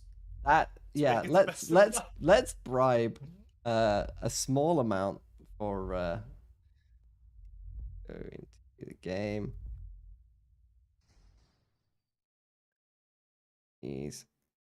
Let's bribe Bully to throw a mat. No, that's bannable. We're not doing that. We're not doing that. That's definitely not allowed. That's not allowed. Blast X stop as random again. What a monster. What a monster. By the way, Blast on Emerald Crater usually is a fucking treat. At least half of his games on this map are 40 minutes long, and they're a complete shit show. I kid you not. Every tournament I see Blast play this map, it is a disaster for both players, which is perfect. Okay, then. This is going to be the third game of the series. Randoming UEF. Right? No, it's Bully who's been random. Bully who's been Blast random. randoms. Blast's random. Blast random. I think Bully picked, but maybe he... Well, I actually didn't see what he did. I just know that Blast X up is random. Yeah, like I told you, like Bully fucking knows Blast on Emerald's Crater. It's not a quick game whatsoever. I am definitely hyped for a 2-hour game. Like, let's see a Mavor. 20-minute game I'm playing. Blast is not really motivated. That is a big issue for him. He needs press the roach button. Let's go. So playing in Cybran, Green Cybran today on this bottom little, I want to say an island, but it's actually all land. There's no water on this map. It's going to be Bully. He is up 2-0 in the series so far. And randoming yellow UEF. It's Blast up here. He is going second air. Bully, he's also going second air after Hydro, so very similar. Yeah, this map is... you don't get a lot of mass here. It's a poverty map. You have 6 maxes in your main base and no reclaim. Like a few trees and that's it. So... basically, the early game is kind of a slop fest. Well, I don't really like it too much. But the moment you kind of finished your most important expansions and you kind of secured a bit, that's when the fun starts. Because everything is super open to raids. You can see Bully opens with 2 labs. Yeah, that's nice. Which I like. Blast again opening for a quick tank. I don't know why. Well, I know why. He's gonna protect his engineer with it against the raids. But I would have liked him to make his own labs because he's UEF. And UEF on this map has the best labs. Period. Rare UEFW right there. Not that rare. Well, rare if you ask FTX, I guess, but for a normal player, not that rare. Like, UEF labs are the fastest labs, they're the cheapest labs. So you just make a few and send them everywhere and be annoying with them. It's 2 minutes and 50 seconds to get, so it's like 3 minutes to get to these expansions. Surely a transport at that point is more efficient, right? A transport rush is extremely common on this map. The question is, you can't just stay in base and make a transport, because you have to transport kinda over here or over here. That's where you want to drop your transport, and you still have to make all the other maxes. So you might as well send a random engineer, hope it doesn't get raided, and then you don't need to send the transport there, because you have like 6 or 7 places all over the map, and it's a 20x20 map to drop. So that is why you just send the engineers regardless. So this interceptor here is almost going to run into this bomber perfectly, even though it was not scouted at all. Oh yeah, it must have been. It was locked. It was locked. Okay, it was locked already. Nice pickup. Yeah. What rhymes with blast? The mast of a ship.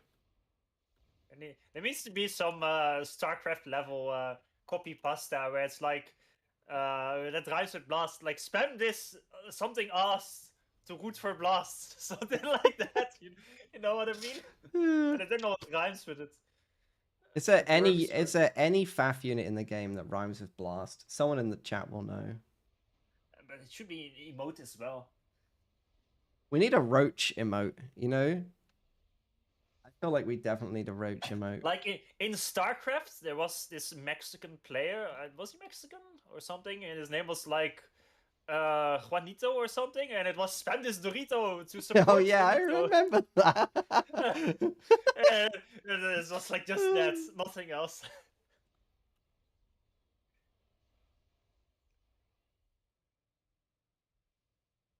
Yeah. Okay, so I guess Blast proved me wrong. He defended against the raids with his tank. His Inti scout killed the bomber. No transports out yet. But Blast is quicker to mid with his engineers. And as you can see, even though the engineers just walk there, they will eventually get the expansions. And there's a transport planned for Bully. None for Blast yet.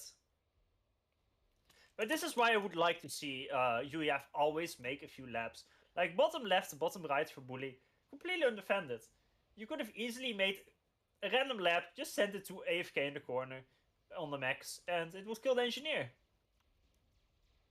Apparently And Zlo UEF, dropped it's like very easy to do. 80,000 mass. That's the new credits for the Half Live channel. You know, you can bet on the games on Twitch. He dropped 80,000, so he's very confident. Time to bankrupt him. Yeah, bankrupt Zlo for all the suffering he put people through with his bombers. Get him. Blast is The it's gonna Mantis? get his factory in mid online.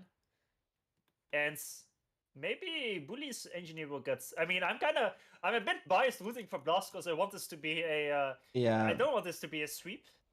So Let's go, Blast. Let's go. Let's go. Mantis at the top right from Bully will probably eventually pick up that engineer. Although there's a bomber on it. Bomber is locked, so he might get away with that. But the mid is gonna be raided. Like this tank in mid picked up the engineer. Yeah. There's a factory mid from Blast, and just having that factory there is such a big deal. Because the reinforcement time otherwise is so long. Well, like now Bully has to send a new engineer there, and it's gonna take like 3 minutes to arrive. Yeah. He's actually going for an aggressive drop with his transport up here. Yeah, that is relatively common as well. Because it's so hard to defend these sides. You can just randomly drop engineers to take it for yourself. So, ACU movement right now looks like this. Fairly standard, I guess. Let's see, tank count, 26 tanks for Blast. Bully has 25 Mantis, so it's exactly even. The engineer was actually saved at the top right. That was a nice save. And he's going to get all of the inties for his trouble, actually.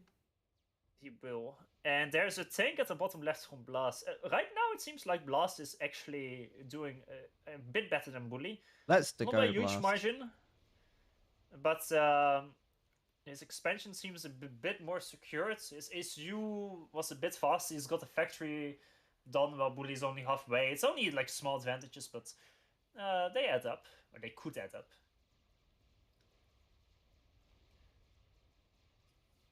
Looks like we're going to get kind of a skirmish over here. Where the main fight's going to be for now. Kind of hard to see what Blast can do with these tanks, because there are PDs at all of the kind of mix locations. True, but he doesn't necessarily know about that. Let's go into his POV.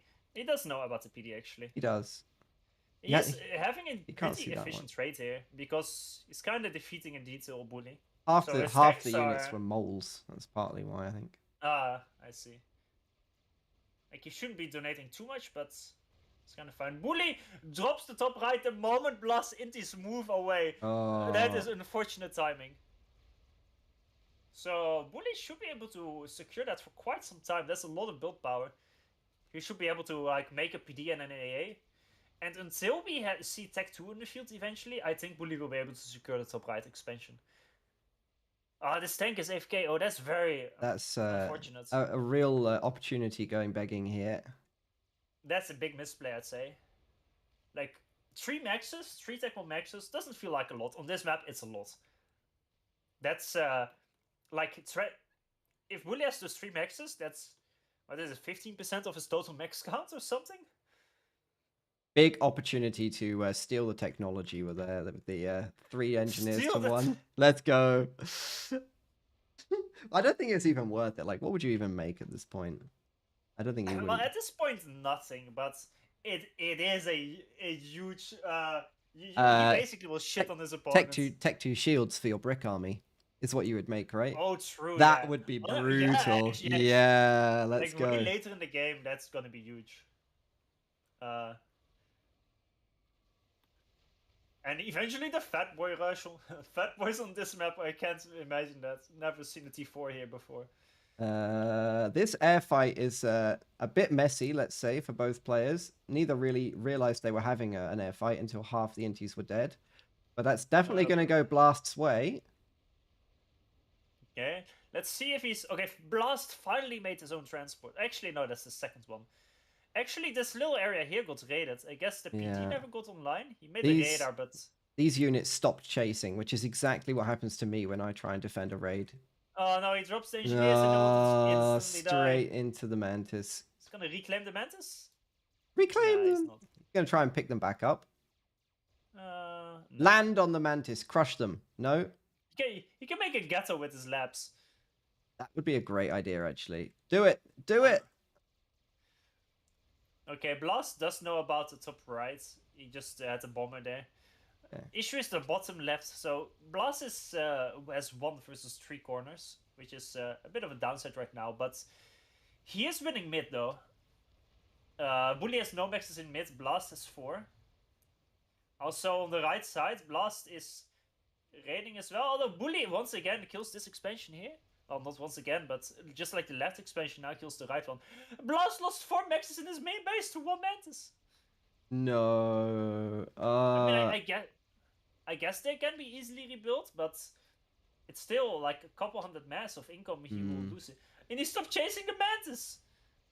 It's just too much going on. If you look at his view, there's just stuff everywhere. Like, and there's some jesters out from Bully now, which are farming value, even though Bully just lost air earlier.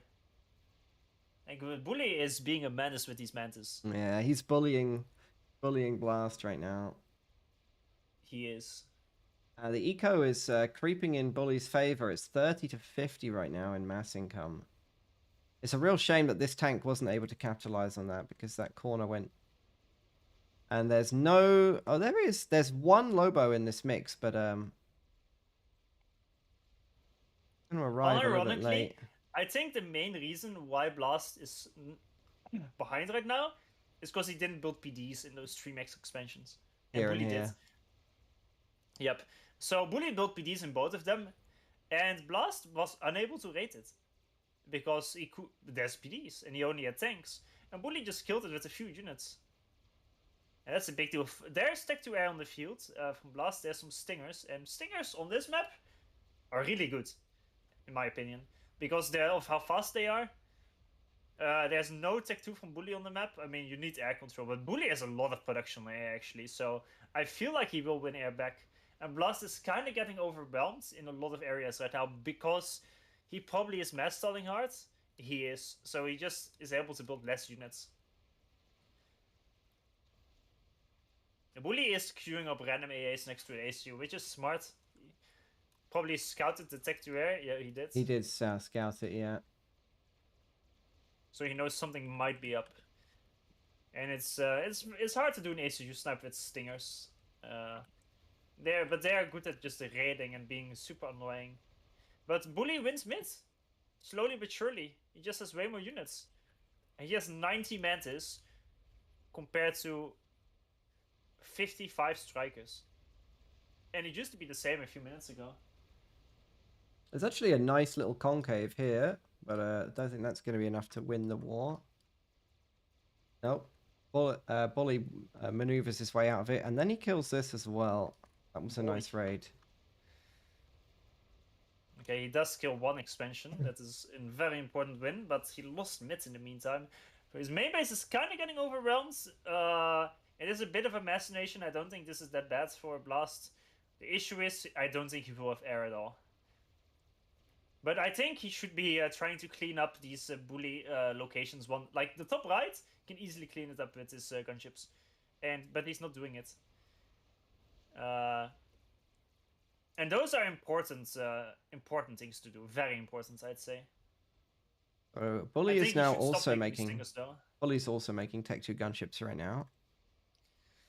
Yeah, he has way more energy production.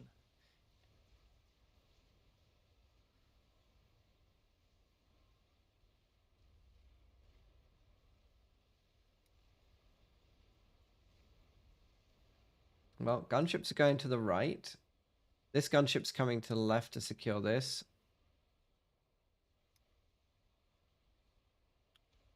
Bully is doing a mass scout right now. Look at his scouts. He's doing a big scout to see what's going on. He does see where Blast's air is. Blast only has half the air of Bully. It's 50 to like 28 inties. The top right will get cleaned up. I don't think Bully is gonna try to save it. Although I hope the gunships will focus the Sky Slammer. They will not. You will lose a gunship then to it. UEF probably? Unit priority is top notch, best in the galaxy. I think he right-clicked the factory or something. It's gone. It's gone. It's gone. Factory crushed. What we just need to do is spawn in some mercies here and here and here. That will even the game perfectly, I would say. Listen, for every guy that does 5 gift subs, we spawn in mercies in those locations. Yeah. Start donating, boys. That's how we're gonna do this tournament. Can you imagine? You donate and then we just spawn in units. Instead of a pay-to-win game, it's a pay-to-win tourney. Yeah. And if you, it's like farming donations. Look at this sneaky. God. Oh, that's little so factory annoying. up there. Look, he's using the stingers to drop. Let's go. That's very nice. We are dropping Tech 1 engineers with stingers. Not even a bad move. Let's go. That's big. This army here can definitely get cleaned up by stingers. Those stingers are what's keeping Blast in the game right now. They are being pretty efficient, cleaning up these units.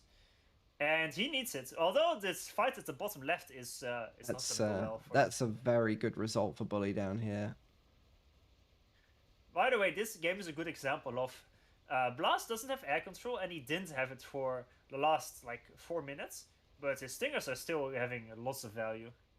Like some of them have 500 mass kills. Like Bully doesn't know though. Bully doesn't know that he's got air control. It is in fact, let's have a look. 50 total to 70 total. Oh. Let's see the mass income. 59 to 45. So Blast kinda got back into the mass income game a little bit. But Bully now is making his 4th T2 max. Well, Blast is on 0.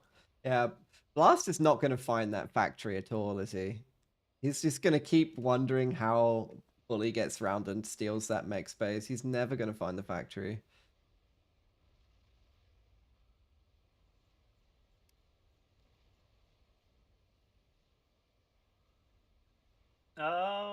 Or is he? He's moving to intercept it. He barely doesn't see it. It's so close. That's so unfortunate for him.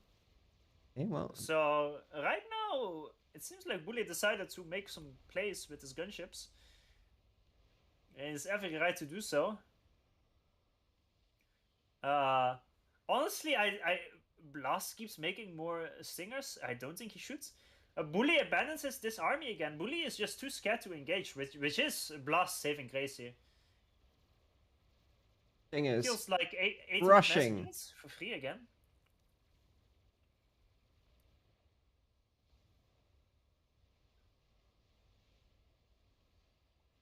Thing is crushing. Let's go.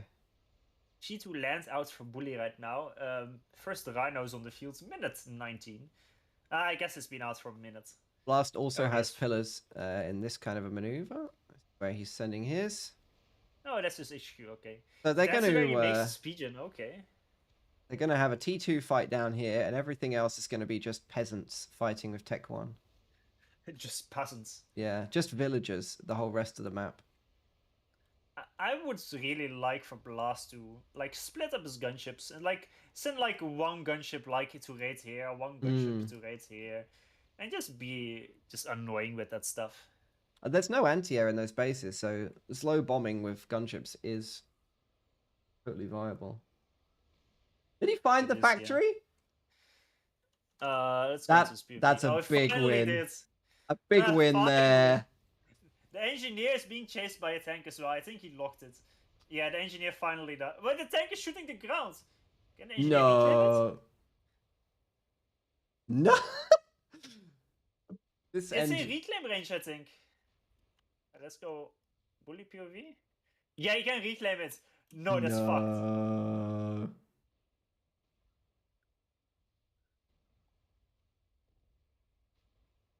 Yeah, it's dying. No. Well, that will immediately get all of the other the strikers to be rallied in. It's a big revenge, man. Yeah. The gunships here are currently undefended. Look at this. Look at this. Is that a T3 Mex? He was making four. No, it's not. But he was making all 4 storages at once. You shift G'd it then, I guess. Yeah, he did. Yeah.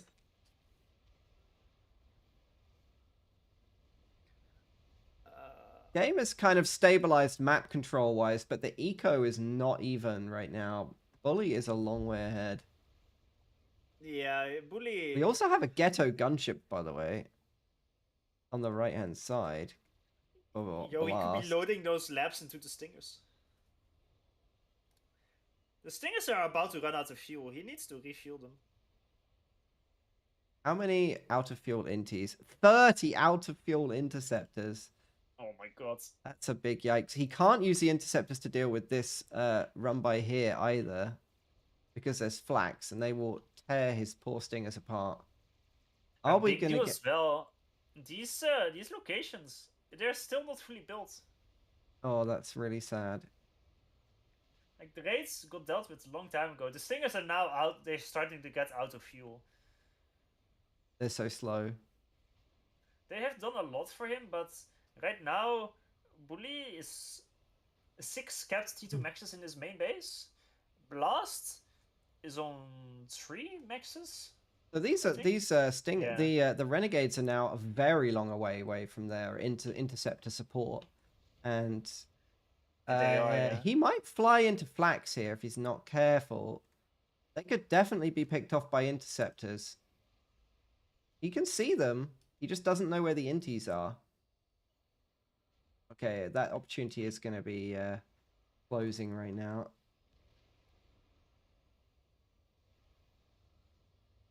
Well, we are past the 20-minute mark. If we look back in the chat, 20 minutes game running, so surpassing his own expectation, but he is a long way back on mass income, unfortunately. The gunship go back to the right side, and there's no flex there at all. Did he refuel them? He did not refuel them. Oh, yes, he did. He's got an air staging right here. There we go. He does, but it takes some time to refuel all the things he has. Oh, actually, he did refuel the gunships. Yeah, you're right. That's a nice move. Not the inties, though.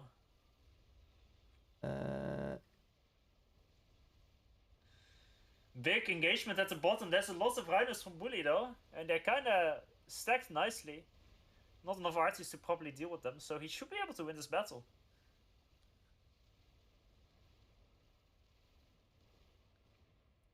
And now that Blast moves all his air to the left, Bully is moving on the right to once again raid all the maxes. And that's kind of the move that Blast should be doing, because his gunships are better at it than Bully's gunships. Because they're faster and they're cheaper. but Bully's the one doing it. Yeah, splitting up these gunships like this is... oh, no, that was the two ghettos there. They got taken down. That's a bit sad. He's going to lose a few here to this Inti ball. No, he primaried the scouts. That's unfortunate. Like he's working... He's microing his army on the bottom left, but he's losing like random mexes everywhere to this single gunship split. Going to get an air merge here. And... potentially going for Blast's ACU on the left. Does he have any AAs? Well, yes, he has some flags. Got flags. There's no static but in his base, so none. The issue is they're mobile flags, and it's very easy to accidentally move them away. And then he won't have them there anymore. This raid is going to get denied, I think, by raid. No, it's going to be a bit too fast. If they're moving far enough, they'll actually be able to outrun the rhinos. Nice Tech 1 bomber annoyance here. Kills all the mexes in that expansion. Oh, yeah. That's actually quite nice. A Blast is now down 2-1. The slow bombers. Ooh, yeah, that does not look good. Bully is... look at Bully's SU. Imagine all of a sudden the gunships from... yeah, get him, exactly. boys! Well, get him! There's a radar here and a radar here, so you won't be able to... He can see the inties. That's the best thing. With his radar, he can see the inties, so he can feel like immunity. Like he doesn't, like he knows when the inties are moving. So Blast. Yeah, he's just using this time to get home. Starting T3. Yeah, wow. I guess he feels very confident here. Is it Bully? Yeah. Yeah. Well, he is on 100 eco, so I guess that's viable. He's going to run by with all of his units here. Guess he can do this. How many flags does he have in here? None. So this is vulnerable to air, the top group. Bottom, not so nice much. Pillar drop at the bottom left, but there is a PD to deal with it, so... That's unfortunate. He sniped the radar! Get him.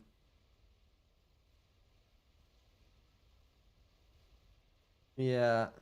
This is potentially the game move here. Oh, look at the gunships from Bully! Look at the gunships from Bully! It's going to be a massacre! Oh, he barely saved them, but half of them are almost dead. And the Inties... Okay. He kind of saved this. However, Blast loses both pigeons. Here here's the air fight. I'll keep both on the screen here. Oh, no. Oh, that's a big crush. Look at the gunships on the right from Blast. He's going where he thinks Bully is, but Bully left. He could actually go for Bully's ACU, but he doesn't know. By the way, Blast is about to die himself. Yeah, the tanks from Bully actually focused the flax, I think, there. So the gunships can come in. That's going to be GG. That's going to be a sweep 3-0 for the tournament. There was no ACU here on the right-hand side. Blast calls GG. That's going to be game over. It's a decisive 3-0 win there for Bully. Oh my god, Bully at the T3 max. He has a T3 max. Look at the greed on this man. I think a lot of this game came down to Blast, like I said, not making those PDs and those expansions, and they kept getting raided by Mantis. Yeah, he got punished really hard for not defending those. Mind you, Bully he lost his PDs in this base a few times, so... Yeah, he did, but it was mostly later on when he was already ahead. Like, at some point, Bully has 42 maxes and Blast at 0, I think. And then he just kept snowballing with that. The Stingers were pretty good, but they didn't quite do enough here. Just not quite able to do enough to bring it back. That's a bit unfortunate, but I guess congrats to Bully for sweeping in the finals. Yeah, well done, Bully. Bullying everybody. We'll take a quick look at the bracket. I don't know if it'll be updated yet. It's not quite updated yet, but you'll be able to see here that Bully is going to 3-0 blast here for the finals. Third place will be between Bananai and Blinchik for the third place down there, but that won't happen today because neither of the players are ready. They're not available to see it.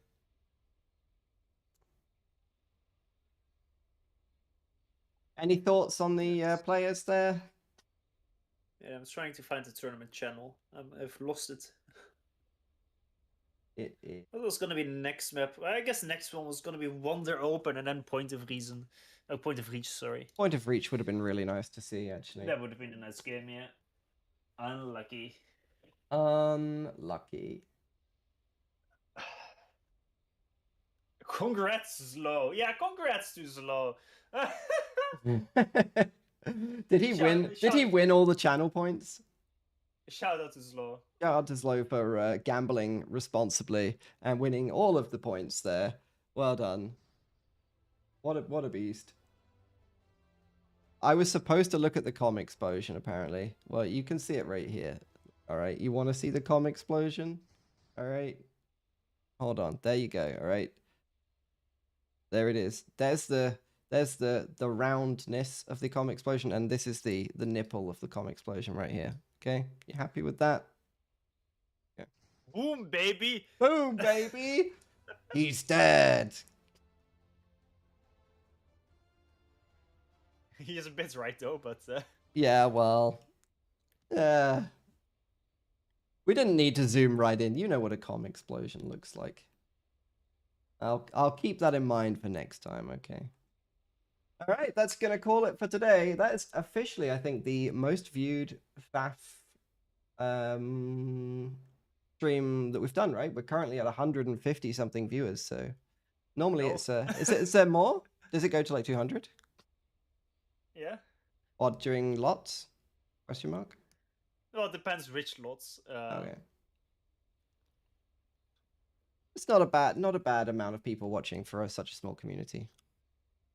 I'll take it. I think it's pretty good.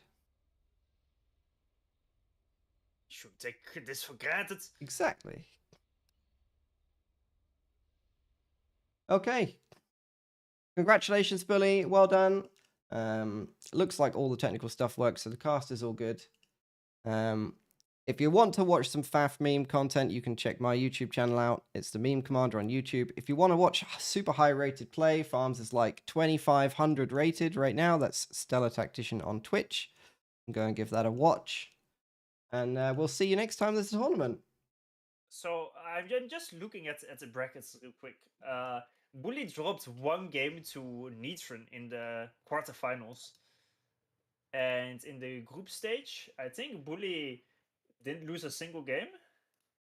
So does that mean Neytron's technically the second best player in the tournament, right? That's how power scaling works. Oh, Bully lost one game to Bananai in their group stage, but he won 2-1. so Bananai got one game out of Bully, and then Neytron got one game out of Bully. And the rest, for the rest, he didn't lose any games.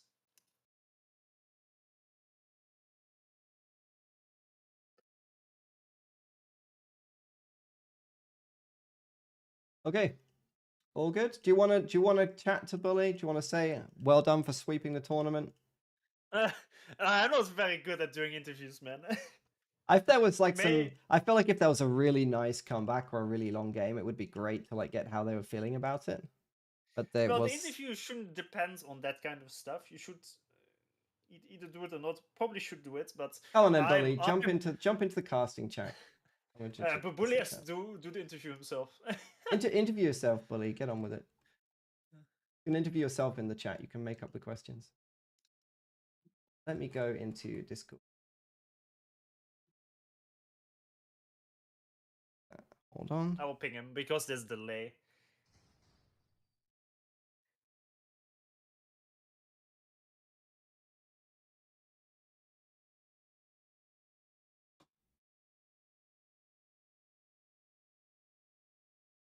We should have a little bit of... Is it Zwaffle? Is that the right user? Yeah.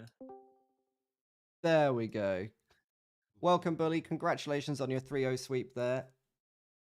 Thank you. Thank you very much. Did you have a plan going into those maps? Did you practice them?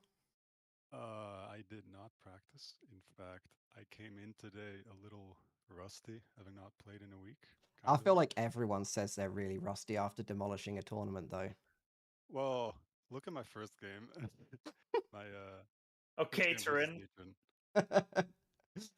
Neytron. I lost my first game against Neytron today, so it wasn't the best start. But I managed to do surprisingly well near the end. I saw that game. I saw how you died. That was you just idle chase you. No, Kinda.